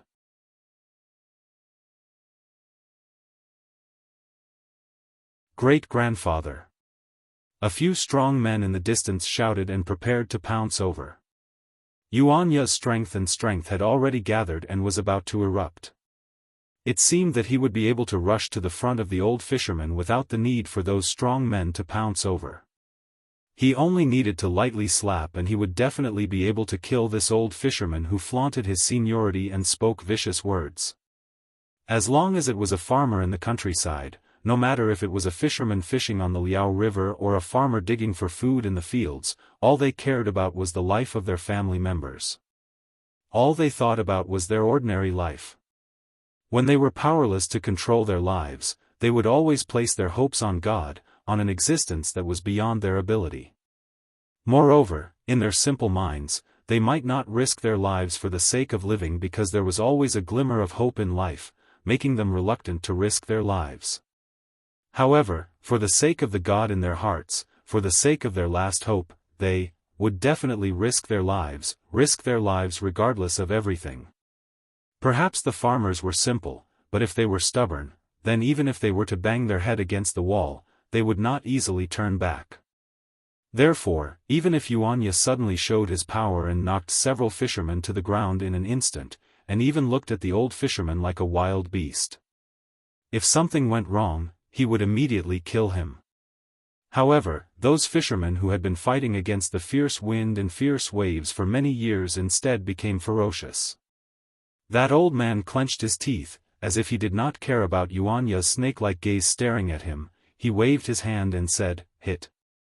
Xiao Hua was slightly angry in his heart. He could clearly see the farmer's pity, but the farmer's selfishness was also something he did not expect. Even if it was just a clay sculpture, it did not really bring them any hope, yet they were already fighting over it like this. If there were really any benefits, then it would be just like yesterday's chaos. Humph. Xiao Hua snorted coldly and was just about to speak. However, he heard a loud and clear voice speak before Xiao Hua could say anything. "How dare you? This is the dojo of my Taoist god. I would like to see which one of you doesn't want to live anymore and dares to anger the god. It doesn't matter if you don't want to live, but don't let the god's anger land on Longevity Town." General Ridge, and Liao Jiang. Xiao Hua was startled and looked at the main hall with some disbelief. Xiao Jian, who was cowardly and fearfully shrinking back just now, actually stepped over a screaming fisherman and stood in front of Yuanya as he said coldly. The fishermen were somewhat unruly. Just when they heard the old man's command, the dozen or so well-built fishermen all wanted to pounce towards the main hall. However, Xiao Jian's cold words were like a sudden clap of thunder that struck their heads, instantly scaring them. You are all originally pious people. Today, you came to worship Lord Sea God. Lord Sea God is also very happy. Seeing that the group of fishermen were temporarily frightened, Xiao Jian hurriedly said, but now, you dare to behave atrociously in front of Lord Sea God. Do you still have Lord Sea God in your eyes? Since you dare to make a move in front of Lord Sea God, how can you say that you believe in Lord Sea God? Since you don't believe in Lord Sea God, how can he accept your offerings? Although these three animals are extremely revered, how could they have the slightest bit of weight in the face of your disrespect? Even if you offer 10 offerings and reconstruct your golden bodies 10 times, you still won't be able to obtain Lord Sea God's gift. Hearing Xiao Jian's short words, not only did the expressions of all the fishermen change, even the old fisherman who spoke viciously was greatly shocked. That's right, today, I came to worship Lord Sea God. If I were to make a move here, how can I be considered to be worshipping? Since I'm not worshipping, then wouldn't everything today be in vain? Lord Sea God, please forgive our mistakes. We are all people who deserve to die. I hope that your mercy will exempt us from the disrespect in our hearts. There were already a few women and children who were trembling with fear. They threw themselves onto the ground in front of the main hall and started crying. How could the fishermen who were about to make a move still move? They hurriedly shrank back and stole a glance at the old fisherman. The old fisherman clenched his teeth. Just as he was about to speak, Xiao Jian beat him to it. You aren't my Taoist disciples, so you don't understand my Taoist rules at all. Let's not talk about the thousands of titles of the gods we worship. Even I, other than my original name, have different titles like Taoist Xiao and Wanderer Tranquil. If I were to succeed in my cultivation one day, perhaps even a holy name would descend. Therefore, Lord Sea God is Taoist Xiao, and Taoist Xiao is also Lord Sea God. By the way, this old benefactor, I want to ask you, what did Lord Sea God call himself that day? Has he ever appeared in front of you? This. The old fisherman originally wanted to say something, but his words were immediately choked by Taoist Xiao. He opened his mouth, but was unable to say anything. If I'm not wrong, Lord Sea God should have appeared before. Even all of you have seen his heroic bearing. Taoist Xiao continued. However, we don't have the immortal lifespan of gods, so how can we remember so clearly? Even if our ancestors knew that Lord Sea God was Taoist Xiao, when it was passed down to our generation, his name had long been forgotten. I can't help but say that Taoist Xiao appeared at the River Tide Temple 2 days ago and scolded us for forgetting him and cutting off his family line. Plop. The old fisherman didn't dare to say another word. His knees went soft and he knelt on the ground again. Damn it. Xiao Hua at the side couldn't help but laugh. Looking at Taoist Xiao's serious face, he thought to himself, this Xiao Jian is definitely not an ordinary person. With a few simple words, he was able to convince these irascible fishermen and force them to kneel down. Truly amazing. Thinking of this, Xiao Hua's heart was moved again. Could it be that what this guy said before, and those stories, are all true? Xiao Hua's impression of Xiao Jian wasn't particularly good. He felt that Xiao Jian's mouth was full of nonsense and slippery. Therefore, he only believed half of what Xiao Jian said. Now, looking at Xiao Jian's appearance, he was somewhat pensive. Just when Xiao Hua was admiring, he suddenly saw a strange expression appear on Taoist Zhao's incomparably pious face. Taoist Zhao's 2 eyes were blinking at him, as if he wanted to say something to him. Oh! Xiao Hua suddenly woke up and immediately opened his mouth. Humph! An extremely cold voice floated above the main hall of the River Tide Temple. Ouch! At the same time, in the River Tide Temple, other than Daoist Xiao and Yuanya, everyone held their heads with one hand and a painful expression appeared on their faces as they wailed with all their might.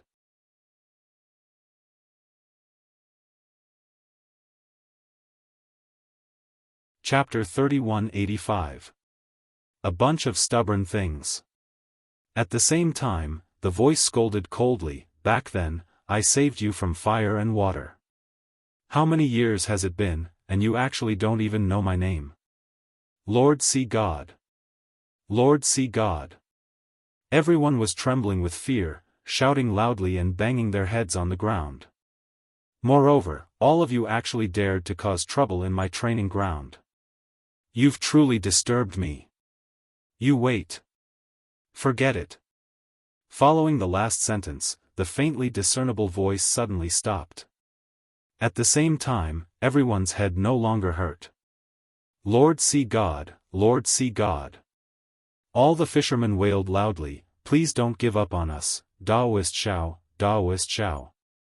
More than 10 villagers from General Ridge also shouted loudly, looking abnormally remorseful. Sigh, humans, their nature is just so despicable. Daoist Xiao's words leisurely rose, living comfortably, they forget their own beliefs. Only after receiving a lesson and suffering, do they realize their unbearable stubbornness. After saying that, Daoist Xiao turned his head and knelt in front of the statue. Keng keng keng, he kowtowed a few times. His forehead was clearly bruised, but Daoist Xiao was still unwilling to give up. He directly kowtowed 9 times, a stream of blood flowed out from his forehead. Only then did he cry out sorrowfully, "Daoist! Don't blame them for not believing, don't care about their stubbornness, this is all my fault. It's all my fault for not waiting for Daoist to teach them properly. If Daoist Master wants to blame me, any punishment will fall on this lowly one. I am a Daoist disciple, I should receive this boundless punishment. I am willing to represent everyone in Longevity Town." Speaking until here, Daoist Zhao's voice immediately stopped, he hugged his head with both hands and rolled on the ground. In just a moment, his Daoist robe was already in a mess, his teeth were also clenched so hard that it made creaking sounds, blood even seeped out. Xiao Hua was stunned, he looked at Daoist Xiao with some disbelief and said inwardly, "This guy, isn't his acting too realistic? I didn't use the soul-piercing technique on him at all." Daoist Xiao, Daoist Xiao. Seeing Daoist Xiao in such pain, a few villagers hurriedly shouted. Humph. When he saw this, Xiao Hua knew that it was time for him to enter the arena. Thus, his cold voice resounded once more. "Out of consideration for the fact that I'm a disciple of the Daoist sect." Xiao Hua had also learned to be obedient now. He didn't even finish his sentence and let others guess the second half of his sentence. Sure enough, as soon as Xiao Hua's voice faded, everyone cried tears of joy and shouted, "Lord Sea God, we know our wrongs, we know our wrongs." Naturally, Xiao Hua wouldn't make another sound. As for Daoist Xiao, he stood up in an awkward manner. His face, which was in so much pain that it was almost convulsing, still carried a trace of glory and even some unusual excitement. Oh no! This Xiao has fallen into his trap again. Xiao Hua looked at the excitement on Xiao Jian's face and suddenly had a feeling of being schemed against. That's right. Last night, no matter how Xiao Jian probed, Xiao Hua didn't say anything. This caused Xiao Jian to be puzzled the entire night, unable to determine Xiao Hua's cultivation. Or perhaps, he couldn't be sure whether the so-called miracle was done by Xiao Hua or not. Even if he was sure that Xiao Hua had some tricks up his sleeves, but, as long as he was a little clever with his mouth, wouldn't he be able to achieve the effect of scaring ordinary people? But now, he was able to make hundreds of people hold their heads and cry out in pain. This wasn't something an ordinary person could do. Even an ordinary cultivator, probably wouldn't have this kind of magical ability. Xiao Hua, who claimed to have just entered the grade yesterday, was now probed by Xiao Jian all of a sudden. This guy really has a lot of tricks up his sleeve. Xiao Hua didn't know whether to laugh or cry. There was no need to say more about the following scene. The fishermen and the villagers of General Ridge wept bitterly and almost hugged each other. They all regretted their contempt and ignorance, just like brothers who had met after dozens of years. All the previous grudges vanished like smoke in thin air. Then, the crowd, under Daoist Zhao's gratified gaze, gave out a lot of copper coins. Only then did they respectfully bid farewell to Daoist Xiao and Lord Sea God with their longing for a beautiful future and their unwavering belief in Daoist Xiao or Lord Sea God. The entire Jiang Chao temple gradually calmed down. Although there were still some believers who were reluctant to leave immediately, they still wandered around inside the temple, wanting to touch the divine aura or encounter the so-called miracle. But these Daoist Xiao didn't care anymore. Without the previous carefulness and that charming smile, Daoist Xiao leisurely instructed Yuanya, watch over here properly. Don't let the secular people offend Daoist Zhao's dignity. Yes, Master, Yuanya answered, but his eyes were looking at Xiao Hua. The scene just now had made him extremely shocked. He was able to knock down 10 strong men in one go, but he didn't have the means to give hundreds of people headaches at the same time. This was really beyond his knowledge. After inviting Xiao Hua into the east room, Xiao Jian looked outside and saw that there weren't many people paying attention. He bowed and said, "Disciple Xiao Jian greets Senior." "No need," Xiao Hua waved his hand and stopped him from bowing. He said lightly, "You're not a true Daoist disciple, and I'm also not your so-called Daoist successor. You don't have to be so respectful. I'm just staying here for a few days. When the time is right, I'll leave." "Yes, Senior." Xiao Hua's cultivation hadn't recovered by 10%, but Xiao Jian was even worse. He tried but couldn't kneel. Xiao Jian took advantage of the situation and said with a bitter smile, "Disciple knows that I've offended Senior before, and even I've offended you a lot. But right now, River Tide Temple can be considered a Daoist sect. Although Senior has already agreed to take action 10 days later, I hope that Senior will take into account the fact that the villagers of Longevity Town worship Daoist Xiao and Lord Sea God, and help us. In this world, there might not be a God. It's just that when there are many people who believe in it, there will be a God. This God is nothing more than the hope of these villagers. Whether or not the God exists, is not important. That so-called miracle is even less important." Xiao Hua said indifferently. "Yes, Senior's words are very pertinent. But right now, the ignorant villagers don't know that this God is in their hearts. They've only been blinded by the mortal world, and only want some miracle to help them escape from the mortal world. It's just like how poor people yearn to become rich overnight." Xiao Jian agreed with Xiao Hua's words. "That's why, although this disciple tried his best to pass on my Daoist teachings to them, they simply didn't listen. They only looked at the methods of the Xiao Jin Temple's bald donkey." He. Xiao Hua knew that Xiao Jian and Monk Mingyu were the same kind of trash, so he was too lazy to point it out. He only smiled and didn't say anything. Xiao Jian was somewhat unable to understand what Xiao Hua was thinking. He looked at Xiao Hua somewhat awkwardly, as if he wanted to say something but hesitated. "If you have something to say, come in and say it." Xiao Hua raised his eyebrows. "Do you think this old man can't see you hiding there?" "Yes, Master." Yuanya jumped out from the door of the east room and once again knelt down in front of Xiao Hua with a plop, kowtowed and said, "Master, please accept this disciple's kowtow. It's useless for you to kowtow again."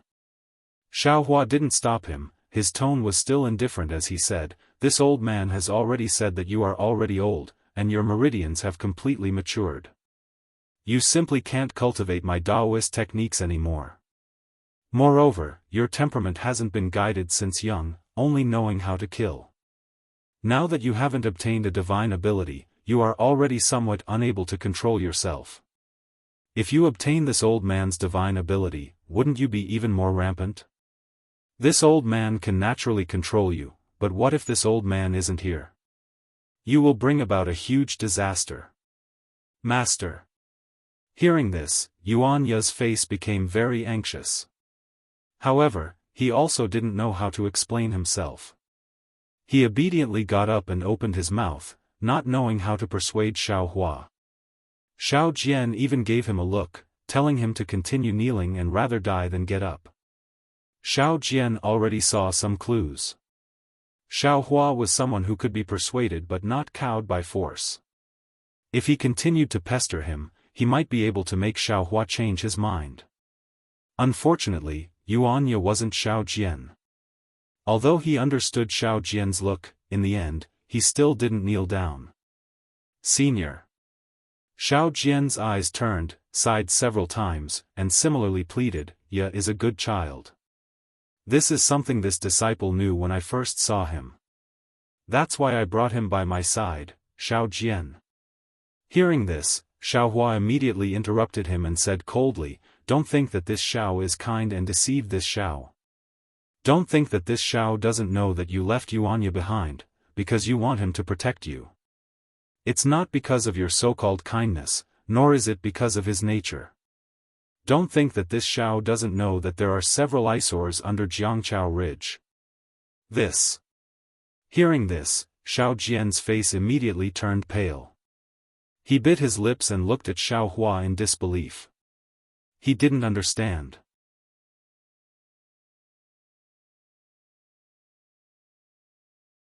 In just a day's time, Xiao Hua already knew so much. It's all this disciple's fault. Xiao Jian lowered his head and said very sincerely, just now in the main hall, this disciple had some thoughts. This disciple actually had the delusion of testing Senior's cultivation. I really deserve to die. Xiao Hua didn't comment. He was indeed a bit angry because of what happened just now. Moreover, this disciple also admits that when I saw ya, my first thought was that he was a rare commodity worth hoarding. Since he was going to be thrown into the wilderness or killed in the arena, why not see if I could make him submit to this disciple and become this disciple's protection? Xiao Jian continued, however, this disciple's heart isn't made of stone. All these years, this disciple saw something in ya that this disciple couldn't see in other people. Although he didn't live in the human world since he was young and didn't understand human nature and ethics. But it was also because of this that he maintained his pure heart and maintained his innate hobby. He likes to kill, and this is the most direct way to solve problems. But he wouldn't cause trouble for no reason and kill people for no reason. You also saw it for yourself. He would rather buy a few meat buns on credit than rob others. He would rather give his precious meat buns to Senior than let Senior starve.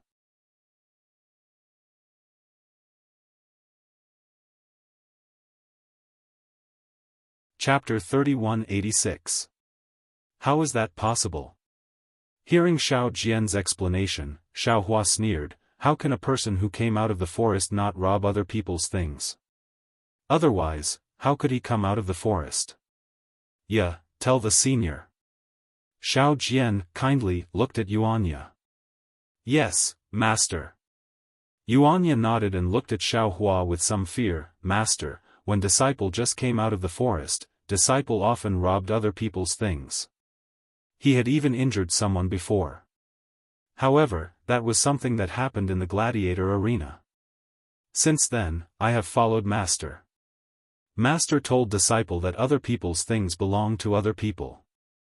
Only things obtained with one's own strength are one's own. Especially when disciple saw the bun shop owner and his staff buy meat, knead the dough, wrap the buns, and steam the buns. Disciple knew that buns are not fruits on the tree and do not grow out of thin air. Disciple stopped robbing other people's things. And? Xiao Hua's expression did not change. Seeing that Yuanya had stopped talking, he asked again. And? That's all. Yuanya was stunned and answered casually. Sigh. Xiao Jian sighed in his heart.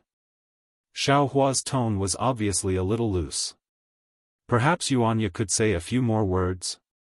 Actually, Xiao Hua had already vaguely promised Yuanya before, but Xiao Jian was still not at ease. After all, Yuanya did not become Xiao Hua's disciple. How about this? Xiao Hua saw Yuanya's honesty and thought for a moment, this old man has a weapon here. If you can pick it up, this old man will accept you as his disciple.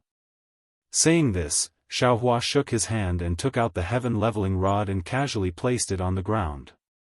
Looking at this 1-meter-long iron rod as thick as a duck egg, Xiao Jian was overjoyed. Yeah, quick, quick. Senior Xiao wants to accept you as his disciple. That's right, this heaven-leveling staff was so unremarkable. Anyone who saw it would know that this was Xiao Hua giving Yuanya a way out. Xiao Jian was very clear about Yuanya's strength. Not to mention this thin staff, even if there were 2 more, Yuanya would still play around with it. Yes, master. Yuanya's eyes were also filled with ecstasy. He rushed to the heaven-pacing staff, bent down, and grabbed it with one hand. He channeled his strength and tried to lift the heaven-pacing staff. Unfortunately, when Yuanya exerted his strength, his hand actually slipped. He leaned back and almost fell. Xiao Jian was stunned, and he couldn't help but stare fixedly at the rod that seemed extremely ordinary. Rise. Yuanya didn't dare to be careless this time. He walked in front of the heaven-leveling staff and reached out with both hands. The sky-leveling staff didn't rise as Xiao Jian and Yuanya had expected. It didn't even sway. Master, I can't lift it. Yuanya was very direct. He immediately let go after trying. His eyes were filled with frustration, but he still answered Xiao Hua honestly. Then don't call me master. Xiao Hua waved his hand. Yes, master. Yuanya was so used to answering that he blurted it out without thinking. Xiao Hua was too lazy to bother about it. He stretched out his hand and easily grasped the heaven-leveling rod. Then, he pulled the rod into the space. Seeing the sky-leveling staff mysteriously disappear, Xiao Jian suddenly exclaimed, "Small universe pouch." Senior actually has a small universe pouch. Alright, you can busy yourself later. Xiao Hua didn't ask what a small universe pouch was. He saw that Yuanya's shout had already attracted some villagers. He waved his hand, turned around, and walked out of the east room. Now, there seemed to be some people in the temple, and they were respectfully offering incense. He walked out of the temple, found a secluded place, and started practicing the Big Dipper Divine Fist again. Seeing that Xiao Hua had left, Yuanya hung his head dejectedly. Xiao Jian looked at him and wanted to comfort him, but he knew that anything he said would be useless. He could only say nothing and walk out on his own.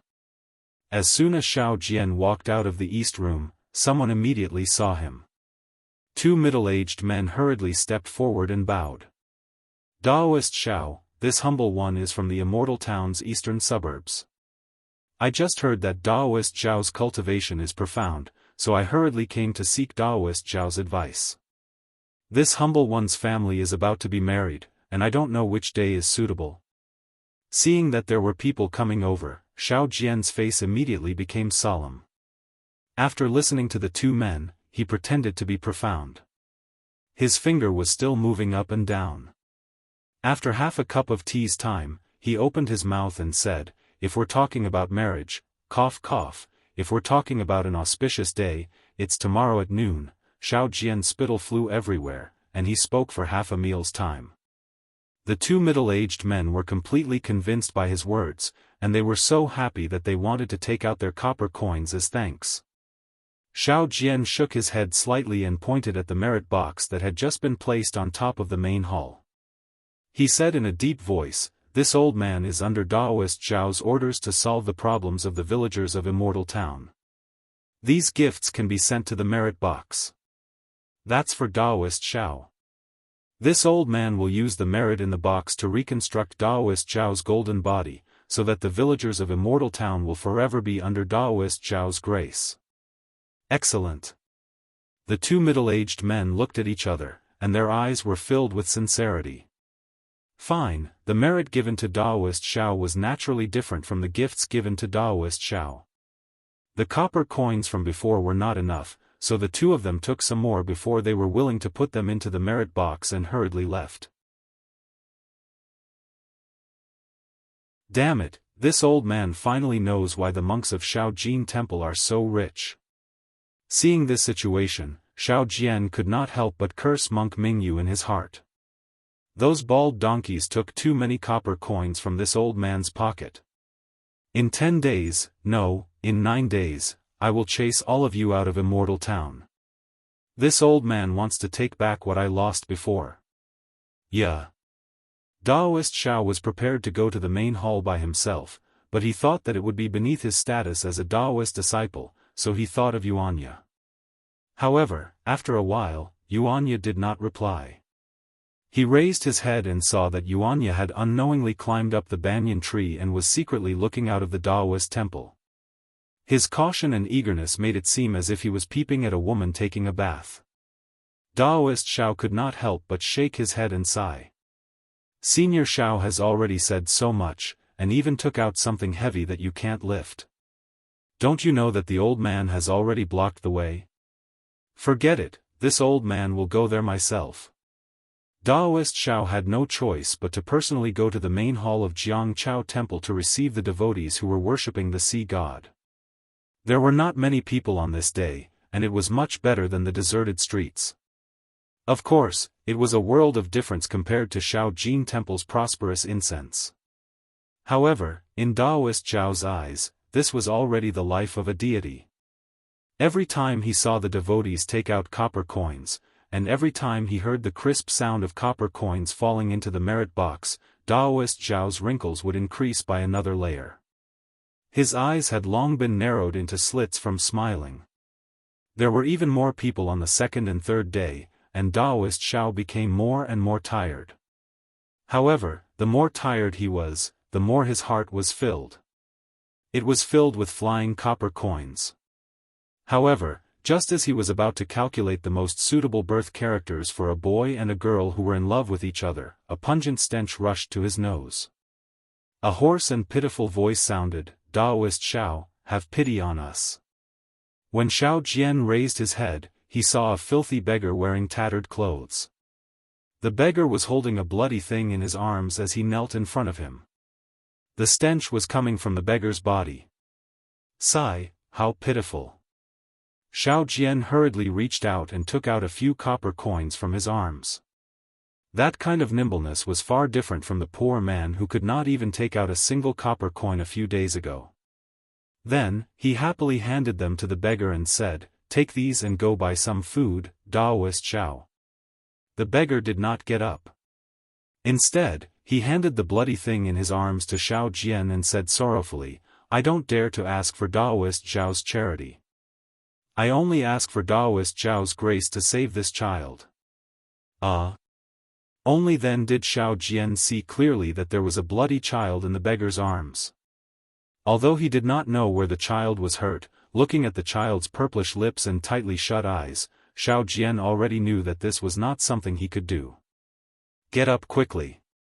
Xiao Jian hurriedly took out a few more copper coins from his arms and handed them to the beggar. "This child is injured, right? I am not a doctor, how can I cure him? Quickly take these copper coins and go to the medical hall to find a doctor to treat him. Daoist Zhao, please take pity on this child." The beggar still did not get up and pleaded, "This child was picked up from the gutter by me. I have already raised him up. Today, I was begging on the street with him when he was hit by a crazy horse carriage.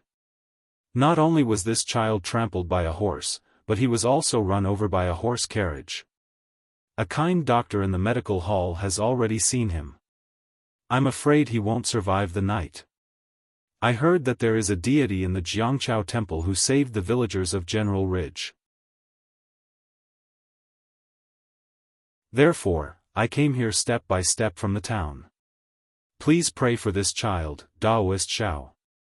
Please save this child, Lord See God. Father. I'm in pain. At this point, the bloody child seemed to wake up and groaned as he spoke softly. Goa, Goa. The beggar shouted, Father is begging Taoist Xiao. He will definitely save your life. Ah, this beggar. At this moment, some people had already gathered around. A young man exclaimed, he has no legs. He crawled up the Jiangchao temple while kneeling. Io, that's right. This is all blood stains. Another few young men exclaimed. 2 of them even ran out of the Taoist temple. Indeed, the faint blood stains were imprinted on the mountain path of Jiangchao Ridge, all the way to the bottom of the mountain. Previously, Xiao Jian was still hesitant. He was afraid that this beggar adopted this child so that he could use some means to cripple this child and make him beg like a beggar. Now that he saw the blood stains, he knew that the beggar loved this child dearly. He hurriedly shouted, Yeah. Quick, go to the west room and get some warm water to wash this child. Oh right, let Taoist Xiao come and help. I will beg Taoist Xiao to see if he can show mercy.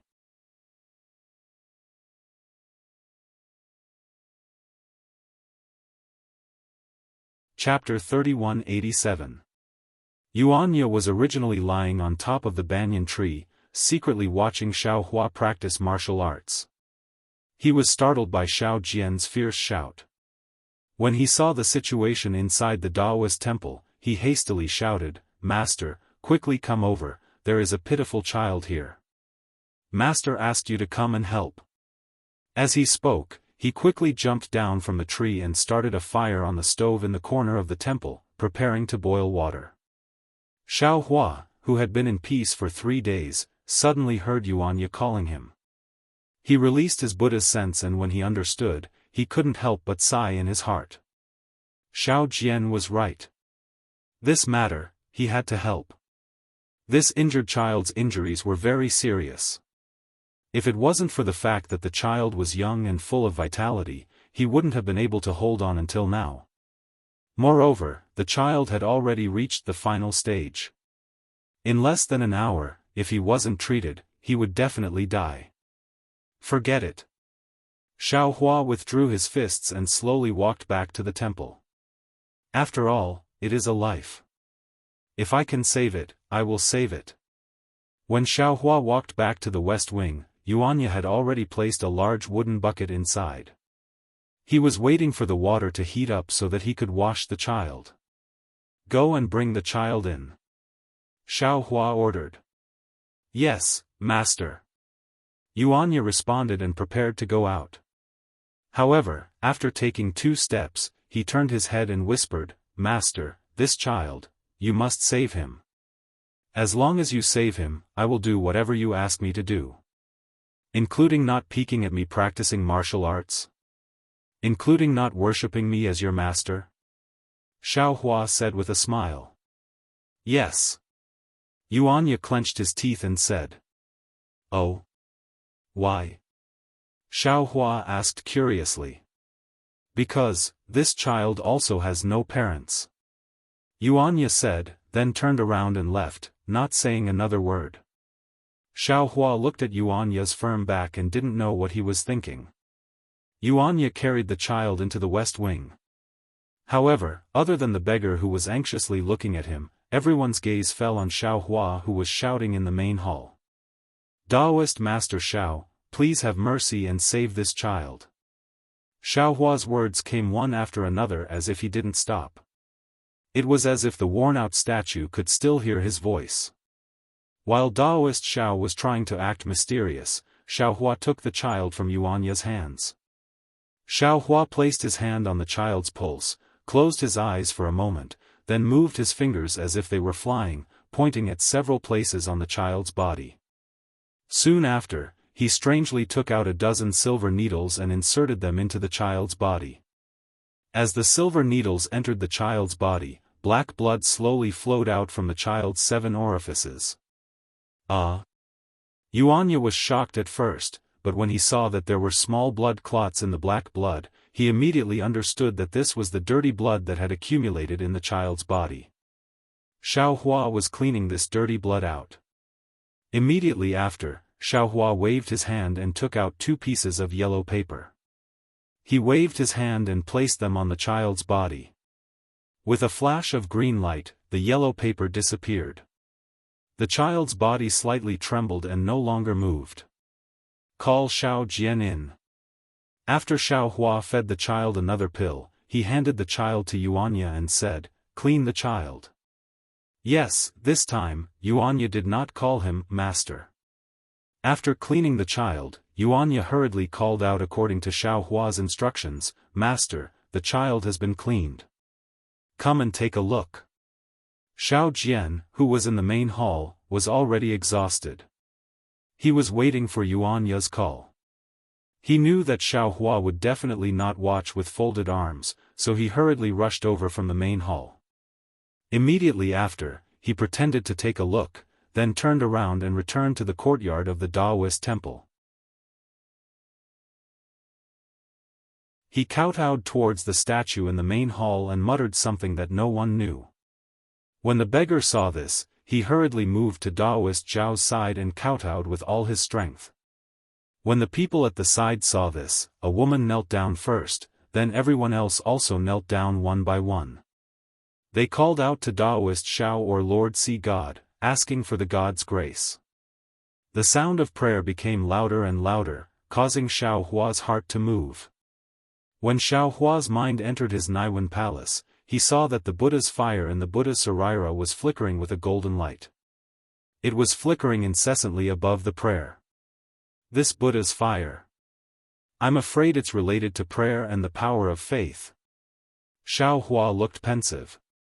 His mind came out of his Naiwen palace, and with a flick of his finger, a banyan fruit on the banyan tree fell on top of Taoist Zhao's head. Taoist Zhao has bestowed the medicine, Taoist Zhao has bestowed the medicine. Xiao Jian shouted and hurriedly took out the banyan fruit that was smaller than a soybean and hid it on his head. Then, he took out the banyan fruit that was smaller than a soybean and landed on the ground. Many thanks, Taoist Zhao. Hot tears flowed out of everyone's eyes. The joy of helping others was 100 times greater than the joy of helping oneself.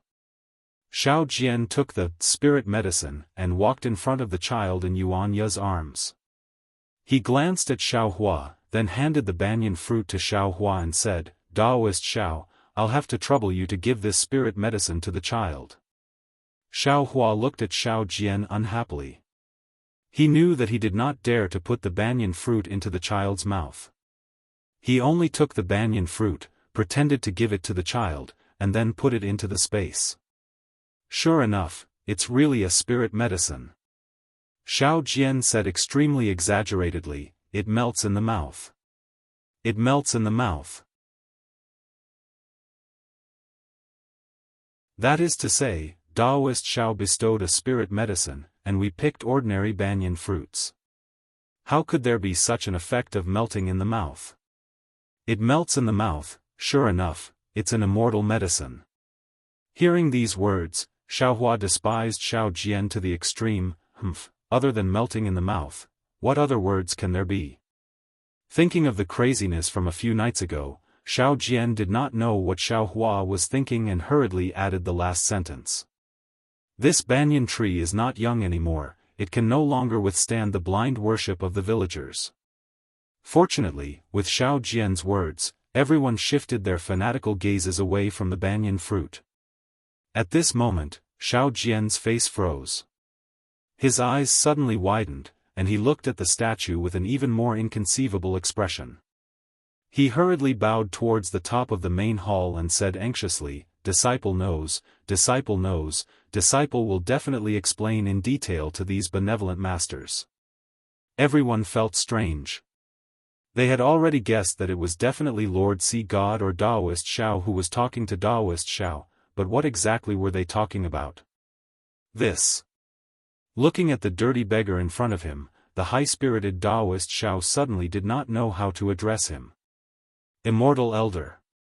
That beggar hurriedly called out, "This lowly one does not have a name, and also does not dare to mention my name in front of God, lest it blasphemes his ears. Immortal Elder can just call this lowly one Dog's father." "Oh, Dog's father." Taoist Shao slightly shook his head, "This is your fault. This lowly one, this lowly one." Dog's father was really anxious, and hurriedly kowtowed again. He really did not understand where he had gone wrong. In front of Taoist Shao, in the eyes of Lord Sea God, we are all ants, no matter if we are rich or poor, male or female. We are all his people, and we all have to be protected by him. If you feel that your name has blasphemed Lord Sea God's ears, then wouldn't you have to remove yourself from Lord Sea God's eyes? This lowly one does not dare, this lowly one does not dare. That dog's father was moved to tears. He really did not expect that a beggar like him would actually have the same status as others in front of God. "Alright, I will not say any more." Taoist Shao hurriedly waved his hand again, and then raised his voice to say to everyone, "Just now, I received Lord Sea God's oracle, Dog's life is already fine. However, there are still some injuries on his body, and these are things that I, a mortal, can heal." Thus, Lord Sea God disdained to take action, and let us send Dog to the town's medical hall. Why does Taoist Shao need to personally go? Just as Shao Jian finished speaking, a few kind men and women had already stepped out from the crowd. "Leave this matter to us, Taoist Shao should still stay in the Taoist temple and serve Lord Sea God." Alright, in that case, many thanks to everyone. Lord Sea God will see what everyone has done. Seeing that these few people were dressed like fishermen, Shao Jian immediately changed Taoist Shao to Lord Sea God. Xiao Hua, who was at the side, was both angry and amused. He sent a voice transmission to Shao Jian to take out some copper coins to give to that dog's father, and let him go to the medical hall to treat the injuries in his body. In Shao Jian's mouth, he actually directly asked the kind men and women in the Taoist temple to go, saving himself a lot of copper coins. A woman hugged the dog, and a few people held the dog's father, and a large group of people followed behind to watch the show. Thinking of how the doctor in the medical hall would determine the condition of the dog, and personally seeing a child on the verge of death come back to life, they would probably be able to show off to others every day for the rest of their lives. Everyone left, and the entire Taoist temple suddenly became cold and cheerless. Shao Jian looked to his left and right, seemingly not used to it. "Many thanks, Senior." Shao Jian saw Xiao Hua walk out, and Yuanya, who was behind him, easily carried the large wooden bucket to the outside of the Taoist temple to pour water. He hurriedly bowed and said to Xiao Hua, "Why didn't this disciple think of letting that child go to the medical hall? This way, wouldn't a lot of people in Longevity Town know about the miracle of my River Tide Temple?" "Humph, how can this old man be so narrow-minded like you?" Xiao Hua waved his hand, slowly walked out of the Taoist temple, and said disdainfully, "This old man originally didn't know the Qi Huang technique. That child took a pill, but it couldn't heal the bones in his body. These things can only be cured by a real doctor. Do you really think this old man is really the sea god?" Yes. After seeing Xiao Hua's ability, Shao Jian really admired Xiao Hua from the bottom of his heart. How could he dare to refute half a word?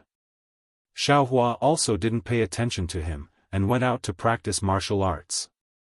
Yuanya scuttled back to the banyan tree, and continued to secretly learn from Xiao Hua.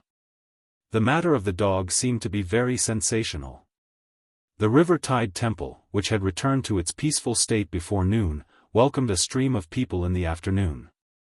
These people didn't just bring incense and candles, they also brought sacrificial items, and many of them even left copper coins in the merit box. At this time, although Taoist Shao was smiling from ear to ear in his heart, his face was even more solemn. He didn't even ask questions like he usually did. He held a snow-white horsetail whisk in his hand, and in front of the damaged statue in the main hall, he pretended to be an expert and answered the questions of the kind men and women. You're tuning in to the Dreamy Chapters YouTube channel. We're so grateful for your support, and don't forget to subscribe to join us on this incredible journey through captivating stories. Your generosity through donations truly makes a world of difference, as it's the primary source of revenue that allows me to expand and enhance this channel for you. Thank you from the bottom of my heart for being a part of this adventure.